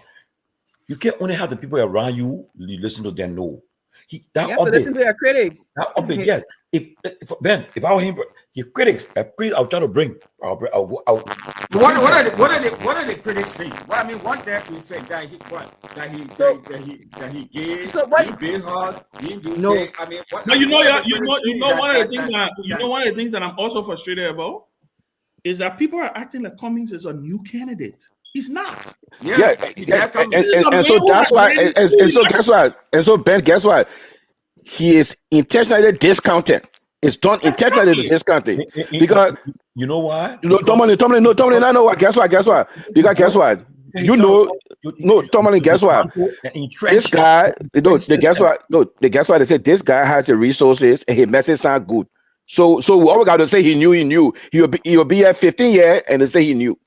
In all fairness, let me say this, and I would say this, and maybe they will call it again. If Mr. Cummings called me today and asked me if he should run for president, I would tell him no. And let me tell you why I would tell him no, right? I may also say wait till 2028 and see what happens because we never know what will happen, right? Nobody knew. Now to say I'm praying for somebody to die, right? But nobody knew that Prince Johnson would not be here today. Nobody knew that, right? There's anything can happen in the but Cummings have a couple of problems right now. One, there is an 800-pound gorilla in the room called George Myean. That is the 800-pound gorilla we got to figure out. You have to figure out. Anybody in the opposition got to figure out a way around that problem, right? The second thing that has to happen, if he cannot find a niche, because right now, he is defined. He has not defined himself. He is defined by other people. Like Siafa is saying, everybody know coming. The local coming from this ATM, right? Like, oh, he got money, and anything that's gonna happen, the man got to spend to do this. He got to do that to do that. Meanwhile, the message is not going through. The message is not cutting through. And the way the Liberian voter think when they form opinions, I saw it with Bromskin. Yep. I saw it with Bromskin. I'm telling you, I saw it with Bromskin to the extent that when Charlene used to go campaign with us, people used to look at Charlene and tell Charlene and say that you are running, I'll vote for you. I saw it with Bromskin. People look at Bromskin and said, Charlene is a better version of her father. I've said that so many times. When people used to look at Bromskin and say Bromskin was wearing white shirt. He's stuck up. They just like wearing white shirt. You know, to the extent where at one point in time, Bromskin used to sit when he in a car. That's what we tinted Bromskin car. He never used to let tint business. Bromskin ain't let tint on his car. Bromskin used to sit on his car, but by the time he get in that car, from the Bromskin law firm to Cali Junction, all the way to where he going, he on his phone. Either he talking to somebody, and so and so. People have complained about that. The man in the traffic, he can't even wave to people. He can't even do this. He can't even do that. The thing is, the Liberian voter, when they categorize you, when they put you in that, when they define you, it's virtually impossible. If George Weah, the things that George Weah can do, and I will end on this. Amen. I can do. I mean, tell you. No, and they will nitpick every single thing you do. Everything. And the things that George Weah can do, you see George Weah, the things that imagine Mr. Cummings dancing and what the song that George Weah was dancing. Buga. Forget Buga, the new one, the Then bam. I'm talking about the new song, like the new video he did in video. Forget Buga. Buga on a popular song, right? I'm telling you because I'm saying this, because in the mind, George Weah is one of them. He is one of them. But that's true. He is expected to do those things. When he do those things, it looks cool. Damn it, our Prezo. Look at the Prezo are doing. You see what I'm saying? But if Cummings try to do it, they say Cummings fake. No, but Ben. But Tom, let me tell you something. You see JB? You see JB in 2017 coming in? He's a celebrity. People saw him, saw his growth, everything. People saw a rise to stardom from where he came from to the point he plays he reached. So he's in a different league. The problem Cummings trying to dismantle an entrenched system, corrupt system that have been there for many years, and they fear him that this guy get there. All the thing we do with cut. So what you need to do right now, we need to put together the team, get the best. Look, I'll tell you the truth. So when you put together that team, how does that team? Let me tell you now. Let me tell you now. The team, right? The team put together, we use that. We'll use the time around to dismantle, and we'll talk about the two parties that have dominated the political stage. Okay, so come in, name me 2 members of that team. Name me 2 members of that team. Ben Sanvee. Yeah, point you want. Yeah, point you one of them. Okay, name another person. Name another person. Yeah. Tomalin George. Yeah, point Costa. I don't That's think one. I'll be honest. I'll be honest with you. Mr. Cummings problem is not. Mr. Cummings problem is not. I think Costa can shake anything right now. Mr. Cummings problem is not a surrogate. No. Guess what? No, Yolanda, I don't want us to change the conversation to Costa. No. Wait for it. I say right now. I say forever. There's some many that has to be done. I don't want us to keep the conversation on Costa. Let's talk about Cummings and this shortcoming thing that Tomalin brought. Okay, Tomalin, let me tell you something.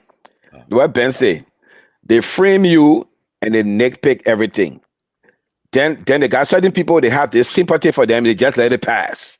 You see GMB in 2017, you might get UP credit, they came up with this message that, the woman is supporting him because he said he can't guarantee your protection. The LA need protection for Joseph Walker. Yeah.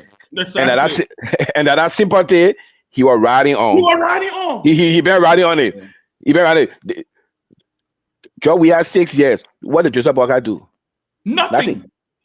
Absolutely zilch. The campaign, he's still on the paved road to campaign. He came by, he told Dusty to Lofa. In fact, the surrogates in Joe Walker campaign told the country. Now I'm telling you, surrogates told the country that Joe Walker will not even campaign. Yeah. Exactly. So what I'm telling you, I say the community. But so how do you counter that? Is that President Walker? But the question is, can you had Dr. Chinaway, Richardson, you have Mariah, you had a lot of but let me give you an example. When they started this thing, they say that we got a mistake. We say, UP good at propaganda. No, your inability to respond to somebody doesn't mean the person good. Yeah. So that's a fact right there. When they started, they say, Cummings refused to be Walker vice president. The mistake we didn't knock it down with all the foodie people talking. But look, guess what? They kept beating it, while it became a constant refrain. It was a daily thing.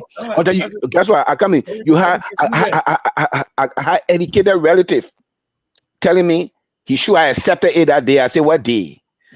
Because these are educated people. A complete albatross. Yeah, what I mean. But guess what?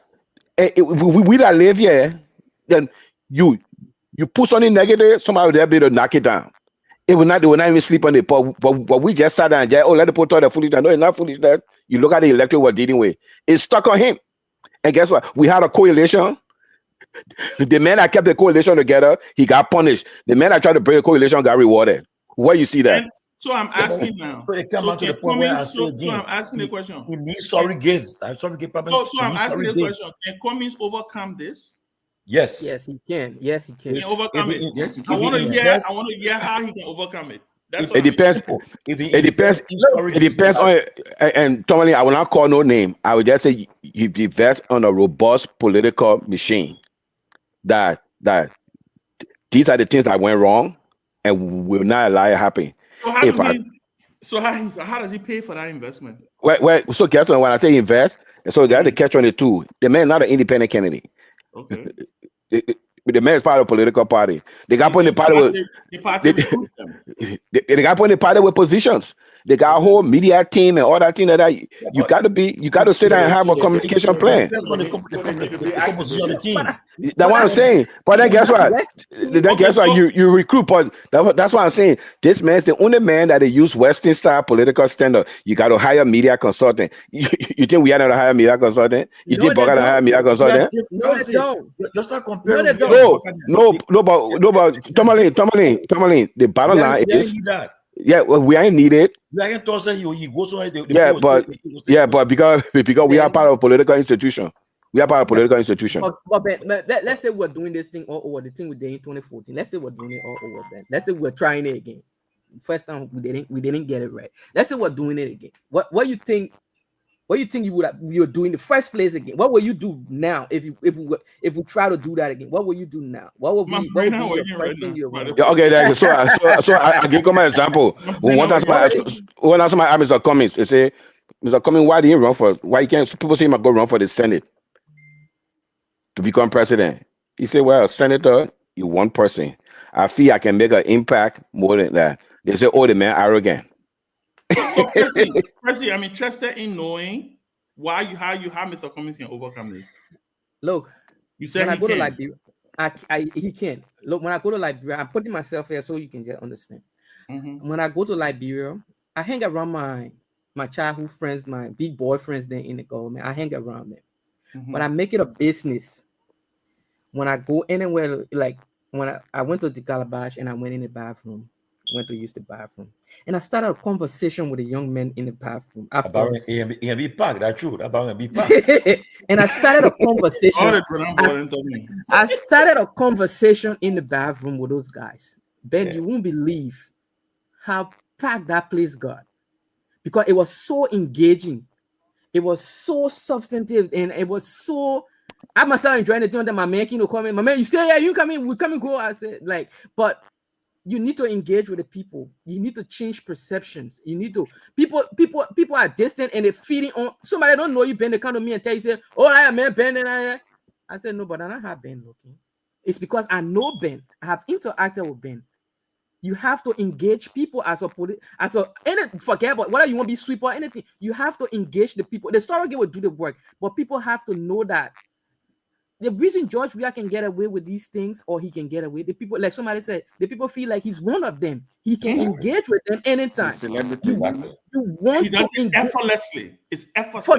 It's like it's natural for him. My corporate America team don't work with me when I get to Liberia. I'm a Liberian. I'm the kid from Bonneville, and I don't try to be that thing when I get in America. I try to engage, especially with the local people there, because I've been away too long. The country have changed behind me for the length of time that I've been away for. So I want to do that. So no. Give me the chance now. Ask me question. I mean, I said if Mr. Cummings doing that, then it should be working for him. Then the people shouldn't be saying the thing that it's saying. No, because like Safa was saying, because they have different standards. Because Tomalin, I remember Mr. Cummings going to the southeast. The car stuck in the mall, and they were pushing the car and all that thing there. They slept in that time, San and all those places. But other things get discounted. Like when you get discounted. Let me finish now. So because there's an agenda. Yeah, you have to get people have to be saying, yeah, Mr. Cummings, you have to change people's perception, because it's a perception problem also. People think Mr. Cummings is aloof, right? He's an aloof person. I can't identify with him and whatnot and stuff like that. But when you engage with people at a very visceral level, and you start to talk to them, you can speak their language, they understand how you can speak their language, and you can talk like them. Your background is no different from them. It start to change perception, right? You do that thing over time. The surrogate will do that work. There's a place and time for surrogacy, right? They will do that. They will do what they have to do. But you, as the candidate, you as the person, Ben, you have to do the engagement. You have to put in the work, and nothing. It's not cut and dry. You have to put in the work. Let me ask you something. Let me ask a question. You see all these things that people that opponent perception of him. You say the person aloof. But the person that called him man Kennedy aloof, he Kennedy he visit Senator district, but man Kennedy went to all Senator district. So how can somebody be aloof? How can somebody be aloof? Go through all the forest and Senator district and sit and interact with the people. Then he come back and say, oh, he doesn't interact, but because you know what happened? Probably his media team didn't amplify those events because you say because the point Murray say, oh, the mayor aloof. But guess what? He aloof, but he went to more places, he touched more hands than your man. But you see what I'm saying? Yeah. So no, but I come in now. He went there. He went in the town. He went in the villages. In the Senator district. They were in the southeast. They got stuck in the mud. They push it. They slept in Sano. One of the places there. Or you know what I mean? But then you say he was talking to people. You were talking to people, introducing himself, having this deep conversation about their. It's not about Mr. Cummings, about their life. Like what's but he was talking to them. He was listening to them, talking to them. Yeah. But then I come in. Like we first say, there's some kind of agenda. You know what to do? They devil discredit it. Oh, that man stuck up. But that man stuck up. He's stuck up, but he's always down there. He's always down there. So that's what I'm saying. Sometimes the mistake that the media team they didn't knock this thing down and counter attack. Because I would tell you, you say I'm stuck up. I was in West Point and you're on the boulevard. So who more stuck up than who? You know what I mean? You have to keep doing those things and being in their face. Now you see you're changing the goalpost. You have to keep doing it. But before you say he didn't do it. No. Is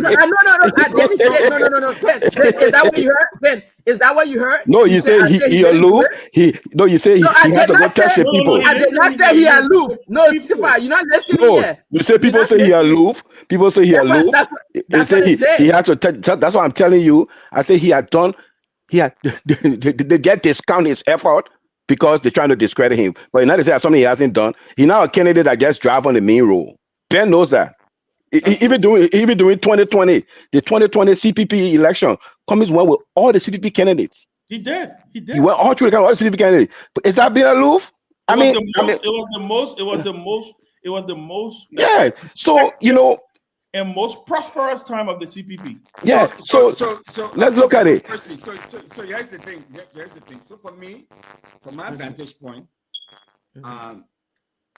I in a very tiny little way, without due respect, in a very tiny little way, I can understand and appreciate what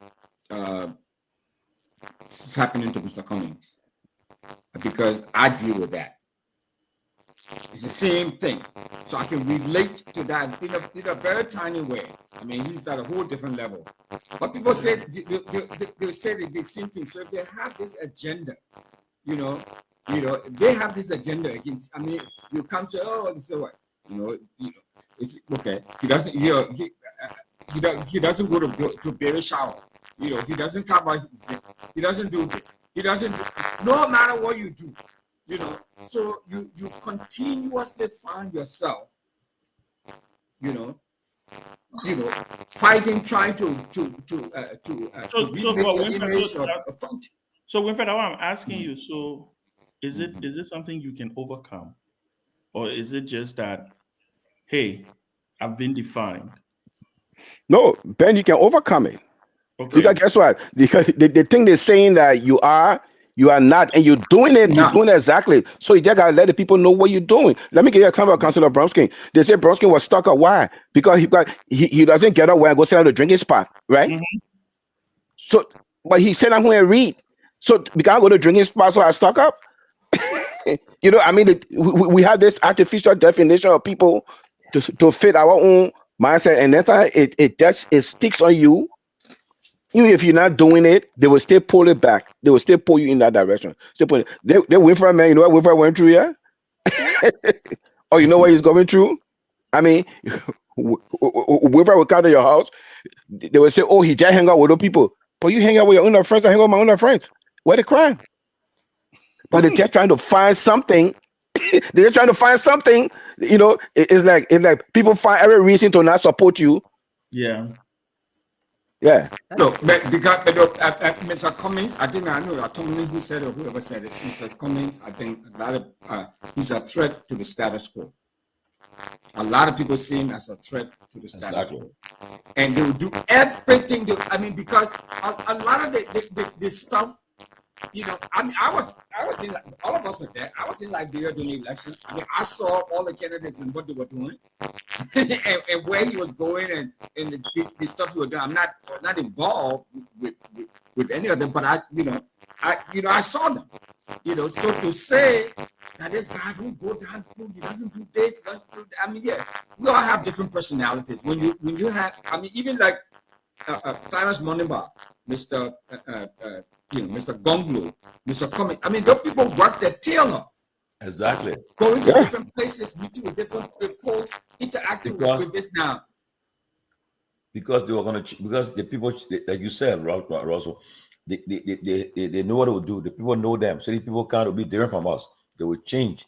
And so they will fight them. So, like I said, so people that are coming, he needed people, get it, people, do the work. So then, like the one person said, then his personality will change his personality too, in the sense that when you change, we go somewhere, I don't care what happened. Let me check. Anyway. Okay, Tony, I'm gonna give an example. Let me get an example in 2022. Let me get an example in 2022 in Liberia. Tomalin was the D Calabash for that jazz fest. You know, the jazz fest I made you in the Torgbean do that the first day they did it 2022. We got there, I was sitting there with a bunch of friends. Mr. and Mrs. Cummings came, the US ambassador that night. That was a jazz fest. That was not Cummings program, you know what I mean? He came, he sat down. Yeah, I remember people have complained. Yeah, he went through the program. The person said, "Oh, your man come here." He just said that. So you want me to go to some other program and start shaking people here all in their place? Because I'm a political figure. But Sava, you know what I mean, Ben? It's expected though. No, but I'll give an example, right? So every time I go to all the I have no life of my own. Everywhere you go, so then it becomes so unnatural. I was so that's my own number because I try to get into the routine. All my team, the people tell me, "Oh, my man, you can be shaking point." I know. So you go there. I said, Ben, I went somewhere one time. Yeah, you know, just randomly just shake it by hand. Look at me and say, "What, you know?" Where? I said, well, who you know? So then one woman, I went to some event. I think what the Mason, the Masonic people, or something was happening to me in support of Safa. I went there, I got up my seat, going around shaking about him. I said, oh. So I left. So when I went and sat down, some guy, you know, I said, oh, okay. And that person, they got called me back. So I went there. You know, I mean, so man, you can't win with this. You know, and let me give you an example, right? I'll come an example. For instance, right? For instance, let me give an example. When we were on Spoon, we go to programs. People will see Ben and us. They will recognize so quickly. Even our man who was CEO, guess what? The society number two. To when Kuma was in court, you know the judge to us. The judge said, "When come to court, did I come to court?" Yeah, I remember. The judge said, "When the man coming, when coming to the court, when the people say, yeah, you know, man told me, come in court. Look, I told you, I said, come in convoy." People see you say, "Wow, who that come in?" People gravitate towards you. But I'm gonna give you a confession. I was in Liberia. I went to court with Mr. Cummings. I just went with Mr. Perkins that day. We drove together. Mr. Perkins, I said that was the Monday after Easter. I wanted to court. Right? No, I don't want to court. But guess what? so prior to that, when the UP people had that thing when coming Ghana from the car, the year roll. Let me tell you something. You see. Your political institution can make and break you sometimes. I agree. These guys were sitting down, deliberating to go ask the leadership for money so they can carry people to the Temple of Justice ground. But that's what I'm telling you. Your institution, sometimes the team. So I told the gentlemen, if you got to ask to do the thing, and some of the thing will not get done. And let Paul care, you get water, go to the place. Support get the money. When UP people came, they were there to counter there. things have to be spontaneous. For when you always look, the man plenty money that they claim he got is his weakness because they're always waiting for him to put the money down before they move. Thank you, sir, for even Jim Tano just said our chair about to say it. Yeah. I heard it in the grapevine today. I heard that one too. Now we are planning to go downtown Montreal next week because what Boca did the other day, right? We are saying he's going to go. I think he said he's doing something in town, and he's gonna they're not announcing the date. They're not saying when he's gonna do it. They're just doing it. It's gonna be spontaneous, right? The other thing though is like Tomalin was talking about when we went to the court. Jawad said that to me. He said, Ben, look at you. He said, look at you, small beginner you. But I tell you why, you see a whole court, everybody turning around making no. I spoon. Look at Sanvee, look at that. So his thing was, and I did tell Mr. Cummings this. I said, Mr. Cummings, whether you like it or not, you gotta push your way to the presidency. It's my exact word. Yes. I said you gotta bullshit your way to this thing. Look, let me tell you something. I told the Cummings once I'm talking about because in Philly. I said, Mr. Cummings, any person say you the American candidate? He said, yeah. I said, go to America, get one security firm, get 2 white security firms, and then put a secret service in the back of the ear. And plenty in the news that the American government and get you secret service. American government, I'm sorry, not. Those are that many poor one. That many American poor. Yeah. And the many American poor, look at the men security. And you know, I told him, I said, your convoy. Exactly. I said, bring 3, 4 black towels. Suburban or towel. Yeah. Don't light them on it. When you enter somewhere, let don't bother be. That's the child that I used to do when child don't coming somewhere. Exactly. You know, Ben. I mean, a couple of people said that. But your advanced team alone must shake the place. Exactly. My man, that Look, talking. Because guess what? That child talking that we used to be sitting down on it. People forget about everything. In a hard car before they look at the optics. Everybody on the whoa. When your advanced team stay in that place, they'll be asking, who coming so? So you got to act the part. You got to look. The people. There's several ways. But that's not his personality, though. That's not his personality. And that's the other thing right there. That is not his personality. And guess what happened? And guess what? There's something in the politics that your handlers can take you out of your comfort zone to get things done. See, let me tell you something. It's just as simple. Bronsky now he said he want convo. I never forget that meeting me Musa there with Bronsky. You know Musa there? Musa said you were right convo. He said you got a choice. You will rap. We had LP, but me, our national chairman, I had convo. But Tomalin, the men bought picker. They drove the picker all around town. We're bringing the picker to the headquarters.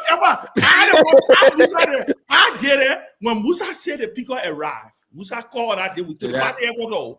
They said, "Oh, the picker didn't arrive." Musa said, "Okay, you know what? He telling the phone on the phone. Okay, y'all just pack them and y'all take them to the site in Sinko and put them on the parking lot." When he got the phone, I said, "Paul, where on west side?" I said, "Musa, we parading the damn picker in the city." I said, the first thing you know, I pick up the phone. I call Prince Toast. You know the Prince Toast I represented today? Yeah. A lot of printing press. Oh, what thing he the one used to print it locally. I said, Prince Toast, you got it was 50 pickups. I said, Prince Toast, I need 100. I said, I need 100 LP logo stickers. I need it in 1 hour. That boss said, I said it must be the A4 size. You got to put it on one door, one side of the door, the other side of the door. And I took Musa gave up on me that day. I said, Musa, ain't know how the animal were entering the Noah Ark. The Ark. 2 by 2. We released the first 5. The first 5 will lead the port. They will see Liberia Party on it. They will jack for it. They will say, and Liberia Party bringing people, man. They will drive up. When they reach the Vatan, they will pack to Vatan. We released the second 5. Then the Vatan people taking the easy, going up. How we're releasing that thing. When they car them all enter Sinko, the whole place was black. When we reached in front of Liberia, that picture that was on the internet, you remember that picture where we took from the top? When we entered Tomalin, then you know what I did now? Then I went in Bronsky office. I said, now you're going to walk on the street to tow your car in. Bronsky got down from the headquarters, see Bronsky walking in the middle of Tottenham Boulevard. You know what happening? The passengers in the taxi started yelling. Whoa, Liberty Party finished winning the election. Liberty Party finished winning the election. La Bravo could have got impressed. You know they had a thing about Ellen was supporting us, right? Oh, Liberty Party finished winning the election. Now they put Ellen one, yeah. They put Ellen one. Even our headquarters. Ask Musa, you know who idea it was for Otto? When we went to visit, we were looking at 3 headquarters. I told them, I said, we will have a headquarters around the main road. There's signage on Liberty Party headquarters. I said, we're not doing Sambo. That normal Sambo thing I do. We'll go to IAF. We'll put a illuminated sign. It's about imaging. It's about the people mindset. And I learned that thing from Charles Taylor. Charles Taylor used to tell me, he said, Ben, Liberia is the easiest country to be president of. Just know what to do. Just know what to do. The people respond. When Charles Taylor brought Homo to Liberia, you remember? He brought Homo. The Homo. He was the first president, brought Homo. You know what the boys used to say about the Homo? They said, we're going to beat out the president, bring tell what the whole street. Yeah, so, man. Well, they know.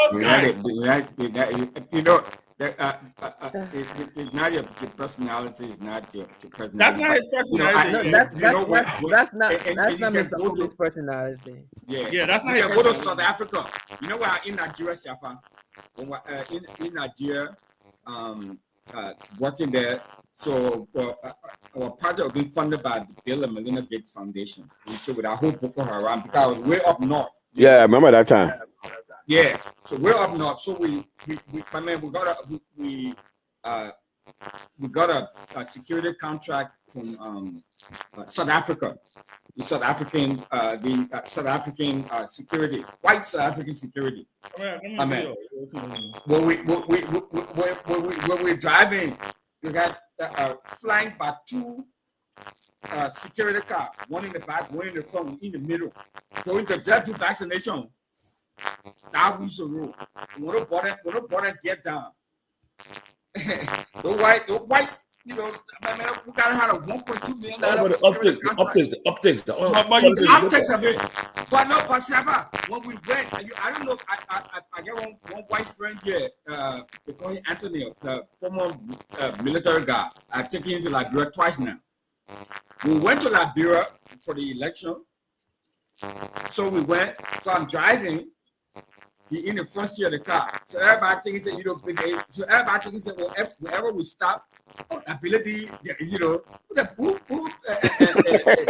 ability driving somebody around, all this shit. So we experienced it a couple of times. I was like, okay.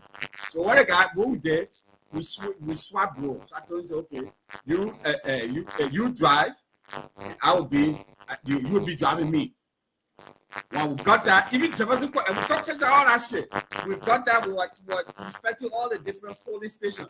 So the guy would cut down, he would wear band, sunglasses, he would cut down, you know, be around me like this. That whole image. He said, we'll come down, we'll get down the car, and they'll open the door for me. And all that shit, we'll cut down, my man. And they start walking around. I said, oh, damn, my man. I said, but the whole attitude changed. Because Winfred, let me tell you what it is. Because you see, people like to associate with success. Yep. What they think is about to win. Yeah. Somebody wrote something here that say, Ben, so all I think you did, it didn't end into a success.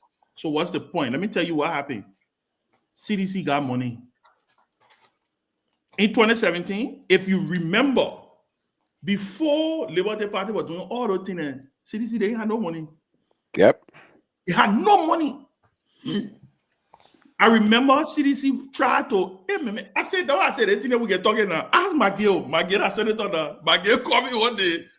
Myean said, but man, y'all want sport, y'all. In fact, President George, we had told us this story. This is just to explain to you what success can do. President George, we had said it. Or the perception of success. The perception of success, right? President, we had told me, he said, Ben, he was lecturing the other day. He said, the day y'all released the picker there, he said, Myean and Mona Pelon, that time Mona Pelon was living, they were in Nigeria. He said, Myean and Mona Pelon ran to him and told him, he said, Chi, let's just go join the party at the Tiffany. because you know all the whole Ellen thing, Ellen supporting Bromsky, and you know, and all of that, right? He said, let's just go for one coalition or Liberia Party. Maybe we'll be, you know, but like I said, somewhere between May, June, July, CDC formed their 14. When CDC started bringing in their own thing too, you remember for the longest time people started joining Liberty Party. We had because at the time, I thought you had who was. We had Dylan, we took in the fisherman. We took by the time Ellen met Bronsky and the called Jungle Goose, he switched. My man, I beg you, I'll tell you all that one. I'll tell you all that one. No, but you know the funny thing? I remember that year one look, I saw CDC get blew up. They had this truck. You see what I'm telling you? I said that truck. They had that truck with a video playing. Yeah. I'm like, what? The helicopter. Go on, Ellen met we had no problem, man. We'll move on. Don't worry. CDC had a helicopter. Everything somewhere between June, May, and July. CDC resurrected that thing. That thing killed LP. Because you know what our strategy was, right? Our strategy was we're not worried about CDC. Our mindset was we're gonna face we are in the runoff. Get to the runoff and we'll deal with the CDC in the runoff. Our strategy was we will demoralize Unity Party. So if you notice, Bromsky was always attacking Buckeye. He was always going after Buckeye. But Ben, let me ask you a question. Well, in the past, that Councilor Bronsky and DC made so rest in peace. What do you think if Bronsky and Cummings are team up? You think the election will have a different dynamic? You're going to spin it, man. It was going to be the Congo thing. The Congo ticket. Yeah. That will let people how to go. Yeah, it was going to be the Congo ticket. Yeah. But you saw it happening with Bronsky and Cummings. Charlie and yeah. Yep. You saw what they said. I mean, Unity Party was spinning that. Look, the Liberia so look at Bromsky and Harrison Conway. Harrison Conway couldn't put decent number in number. My man, Harrison Conway, when we put Harrison Conway on our ticket, they put say the man was Guar. I remember that. I'm telling you, you see, I'm talking to you. Know what I say? When I'm telling people, they can say, oh, you know, I had to make a decision as national chairman of the party to change some of our billboards. The first set of billboards that went out. I remember Mr. Conway coming laughing that day. He said, the people around were doing the taking the picture, were doing the picture, we try to do Photoshop, do different things. The people say, wow, all kind of stupid things. So look, the country, you got to understand the people in the country. Bromsky, the psyche is just different. The psyche is and then the one that makes me mad. Then soon after the election, then they start complaining. Oh, you'll come back 2029. Yeah. So you just living from election to election. You saw Liberty Party when we open our headquarters. Remember when we open our headquarters? Yeah. The first rally we had when we opened our headquarters. I never forget that day when we blocked and we had a street party.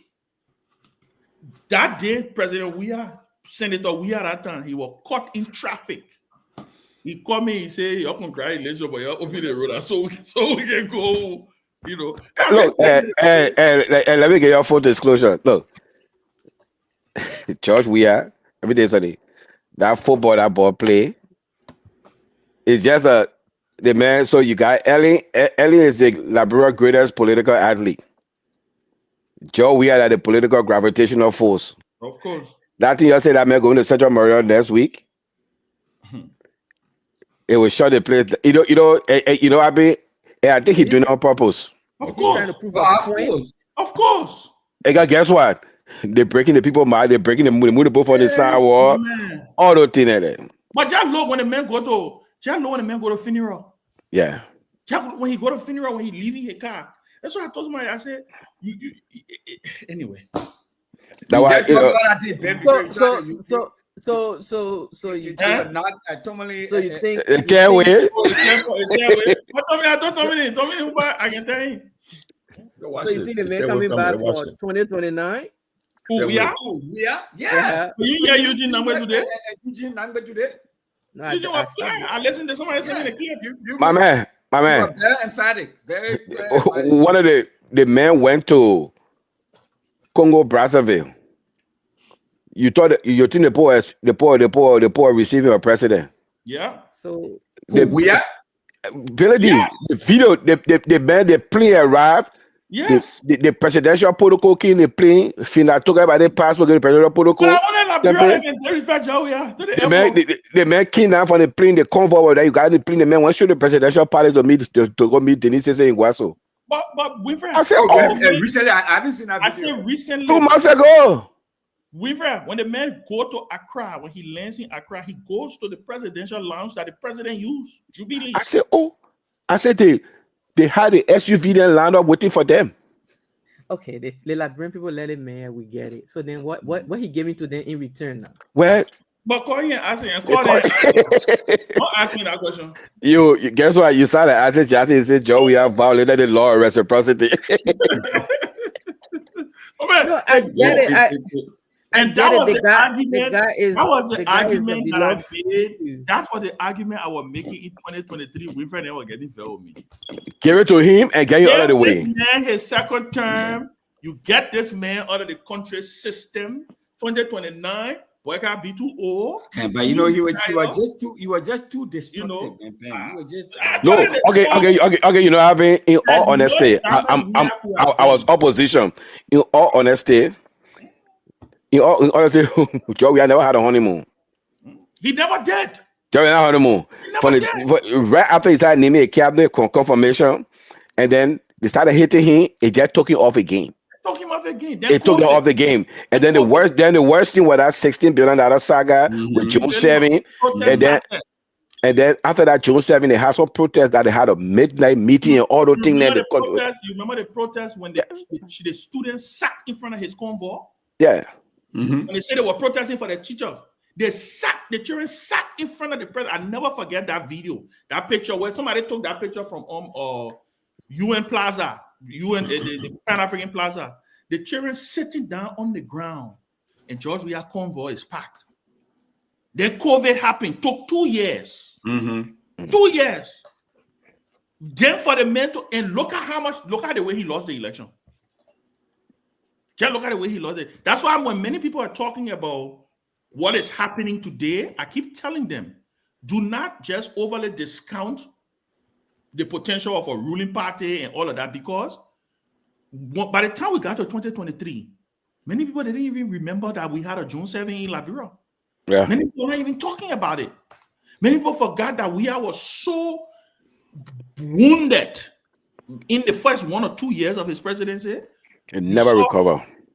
People thought we would never, and the problem was, like I said, there was such a lot of damage that was done. Man, you were But just too fishy, man.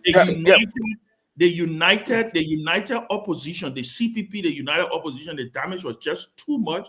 So it was kind of hard to kind of. And then, look, and at the sitting there government going through, the Unity Party government in 12 years, they built that civil service workforce. And so when we had came in power, and then the proliferation of social media, the number of leaks that were coming out, they just couldn't get a grasp. And the system were working against them. Then you inexperienced. Yeah. And then you got people hitting you from the outside. You got leaks from inside. Leaks coming from all inside. I mean, you just know. And so guess what? Now, so now this government, now they in power, the same Facebook proliferation, the only leak coming from within. Because the owner member, I think he the first one that spray. They would tell everybody take it. You know what I mean? And that's why I don't understand. But I think if just, I mean, hypothetically, if the CDC wins another election, I don't think it will be like the first time. I think they have tasted power. They have tasted power. Not so much Trump said, but they have tasted power. And I think they know. But Percy, I can tell you clearly, Weah would not have been the same president he was in his second term if he had won. He was not going to be that same president. Because let me tell you one of the things that I believe happened to him, right? And I know because we had this conversation, we talked. One of the things that happened to Weah, the first round gave him one big dirty slap. President Weah was literally in a bubble. He really thought when those results came in the first round, and he saw how close the election was, it almost like he was like, what? I've been sitting down here thinking You know, because you remember I'm the best president since Liberia was founded. Everything you know what it is, they put you in that bubble. When that first round results came out and they saw how close Unity Party was, You got it cheated. You know, when they saw my man, man. I got evidence cheated. Yeah. When they saw, I think when he saw how close Unity Party was. Why you in a terror wave? Make sure don't cheat you. But I really don't think he would have been the same president. As far you know, I'm not going to discount his popularity and his poll and all of that, Siafa and you know, and guys, but I don't think George Weah deserved to be anywhere near.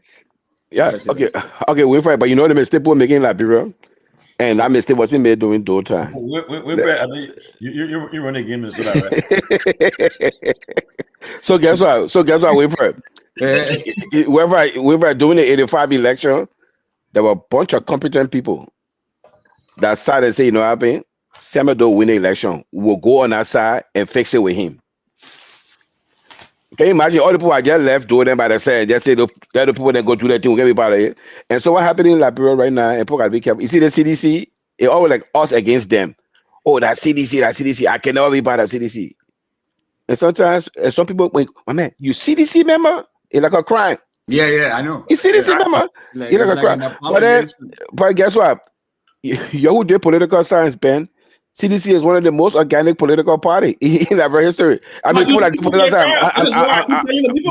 I'm not talking about governing. Just as a political party, as a political institution.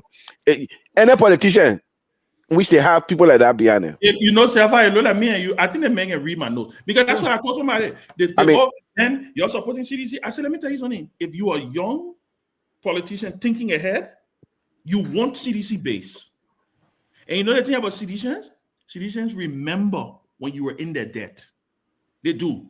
And the lawyer, right? And they will repay you. They will say when we needed Ben was there. You see, Unity Party is a coalition of people who know plenty. Winfred and Winfred and all of them who know how to overanalyze. They know how to overanalyze, you know. Dude. And in 12 years, she couldn't neutralize CDC. She couldn't. How many percent crossover? She couldn't. Eugene Nambe. They overtook Eugene Nambe. And that is one of the reasons that one of the things I always tell Tomalin, I said, Tomalin, regardless of whatever has happened, CDC has proven to be resilient. Chairmen have left. Secretary generals have left. In the end, they say the party remains supreme. But the ANC that had it, if you know that how the ANC was founded. That's what I heard. So in 2012 they went to bombing, and we are with that solo and Goose coming to the party back. With Digger and Hose. But guess what? The superintendent, the current Nimbaka superintendent, that was the first elected, Secretary General ANC. Oh, ANC, yes. Yeah. Costa, Miape then. Costa, ANC. Funny member. Because I remember when I got that call September. Really? Yes. I got that call September 2012 on a Saturday. They said, "Oh my man, we're trying to put a party together. We want to be on." In my way, I call you. And I remember. Yeah. And at that time they were just organizing. I went in Monrovia. I went to the Capitol building. They were all in Geraldine Doe office. Guar, Costa, all of them. I did good. Cool, my man. At the alternative. You got to join. Like the alternative. So the ANC is a brick away of the CDC.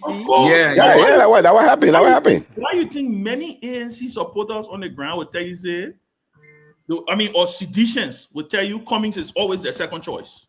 They'll tell you. But they'll tell you we are on the race. We'll be supporting. But what happened in 2023? Right after the election, I called some people in Liberia. But then I put on the call, they put me on speakerphone. I didn't even say a word. They said, we are going to CDC. I said, I just called to see how you're doing. Yeah. And then the bad blood between the CPP and Unity Party. It couldn't manage. I said, you already expect that CPP to go indoors, Unity Party, after what happened? They couldn't manage. Okay, so let me ask you now. So So for ANC and Cummings to win this in 2029, they have so you're saying, in other words, they have to fake it to win it? No, I didn't say that. What do you mean figure to win it? No, You got bullshit away there. Exactly. I don't. But that's if the ANC really wants to be part of the thing, maybe. Okay, guess what? If Mr. Cummings is going to run 2029, I'm just talking on CFR. I'm not speaking on behalf of ANC. He's going to run 2029. It can just be ANC. Of course. Because in all honesty, I'm a member of the ANC. ANC is not capable of single-handedly taking Mr. Cummings to the presidency. So if anything, that'll be a different. That's why I want. You say what? Let me ask you one question, Siafa. If anything, that'll be a different. It'll got to be some different arrangement with the ANC and a whole bunch of other institutions. ANC and CDC. So boy, you know, yeah. So Siafa, let me ask you one question. Do you think it was a mistake that Mr. Cummings did not endorse we are in the second round? In hindsight, today. Well, you can say it was a mistake, but then post-election here we are. I mean, we are visiting here. We are set it off. So post-election, but then we're kind of sticky because he personally didn't do it, but the institution went. Yeah, but I'm talking. But personally, that institution didn't matter until the political. Yeah, and then situation. Yeah, I'm saying we are went to Cummings and we are sat down with Cummings, and guess what? I remember very well because we were in the background organizing that whole optics after Boyka left Cummings. When we got the message, we can talk in that open secret. Mariah called me, not they say. I was sitting right here. I was not in Liberia that time. I was sitting right here. My man, don't be calling him then. But I mean that Mariah and I'm talking when she called me and told me, she said, Boyka, with Cummings. He leave it because you know what they were afraid of, right? The propaganda and the PR of the UP. Oh, right? So that the picture started coming up. He said by the time Boyka leave from here, there will be nothing on the internet. But Cummings has endorsed Boyka. Then we the one will have to be clarifying, and the message will have gone out to counter this. We got to get the president to come visit Cummings tonight. I never forget that call. I pick up the phone, I call, because at that time, me, my Unity Party, but I didn't even 1 year, but then, we used to fight each other. We used to fight each other too. The cat and dog. I called Troko. Who I call? I was calling everybody. When I finally got Eugene on the phone. I said, we got to go. Eugene told me, he said, give me 2 or 3 minutes. I called Pepsi, calling everybody. I went and told him. He said, but I'll go. You know your man very spontaneous. Yeah, and then guess what happened? As Boyka was leaving, because my boy and my UP man called. My man told me we were talking later after. They said as they were getting ready to leave, the advanced team was arriving. So when they reached, I forgot who I was Boyka that day when he texted That was Jake and Ami. One of them texted. No one Jake, of the guys. Jake, and somebody else. Yeah, but I'm telling you, the guy message he said, shit, then we mess up. He said, damn, we F. He said, because the news, my man, that the president, forget it. It will overshadow whatever that happened. Then we leak the picture of we are Cummings. Yeah. No, but I'm just saying. But I think and then the updates they have Boyka on the push. We are in the living room. In fact, we are coming to smoke cigar. Smoke cigar, drink the cognac. And just coming king downstairs. All of me here. So for me, I think he should have done it. I think he should. But to what end? For 2029? No.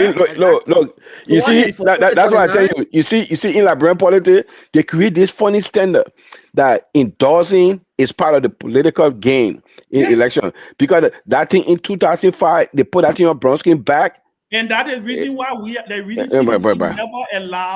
CDC never allow we are in Bronskin to run in 2011. Because they said Tuchman endorsed and we are in Bronskin did it, he stayed neutral. Yeah, but, but Ben, I think that happened. We have a meeting days. You Labor Day Party people in Ghana, and then they had a program in Philadelphia for CDC. You remember that time? He left for Ghana and came to Philadelphia. Yeah, but in the end, at the end of the day, it still comes down to. Then the team leak in Montreal. They say, "Oh no!" Guys are screaming. So my thing is, like you say, whatever 2029 per se, two things would have ended up happening. Two things, right?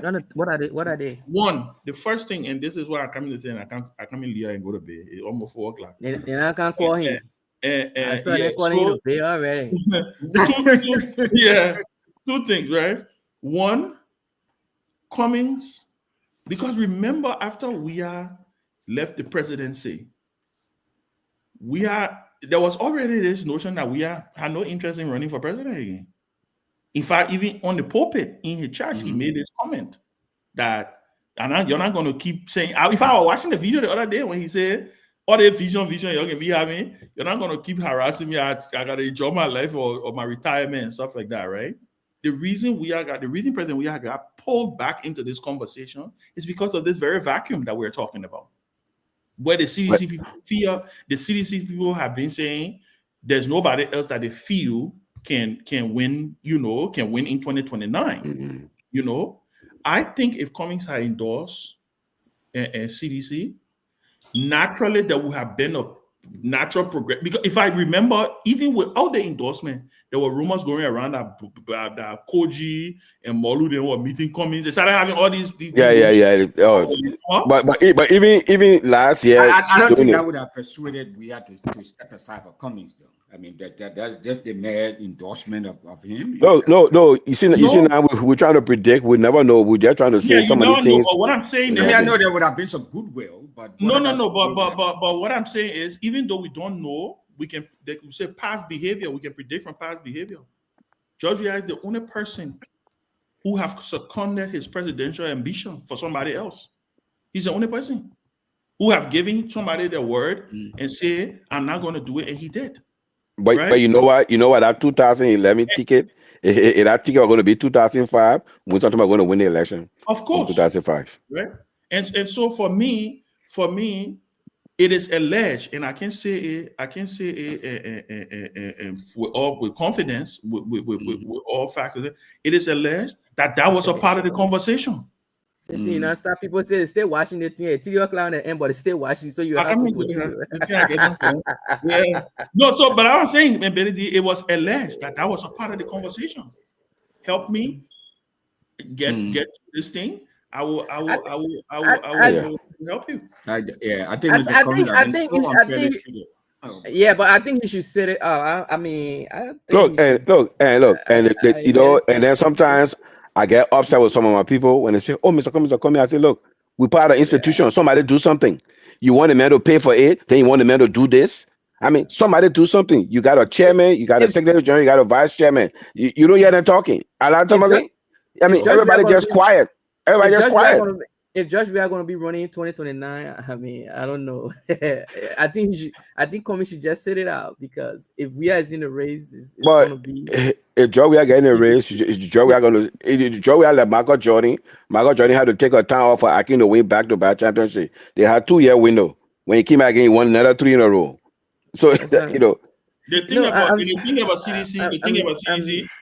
about CDC going into the election, the closer they get to the election, and the momentum starts to build. CDC is how they wake up when the election starts. It's easier for them to build coalitions. Who won't be associated with CDC? Who? Everybody wants CDC, either as president or vice president. Everybody wants CDC. So did you guys see that picture? But is he a carry my again, Ben? People had that with no, I don't know. With Myean and Cummings. You don't think so? You don't think so? It was on today. I don't know. I think it makes sense to carry her again. She brings. I don't know. No. You can't. The middle. You can't do that. Let's see. They have a scenario out there with Guar and Cummings. Cummings is vice president, and then Jeremiah Kuhn and and we talked about it the other night. And Nukwe, I think. Nukwe. Prince Moyi. Prince Moyi. Okay. Yeah. That one at the Babyface Road. We got the guy in the said at the Babyface Road there.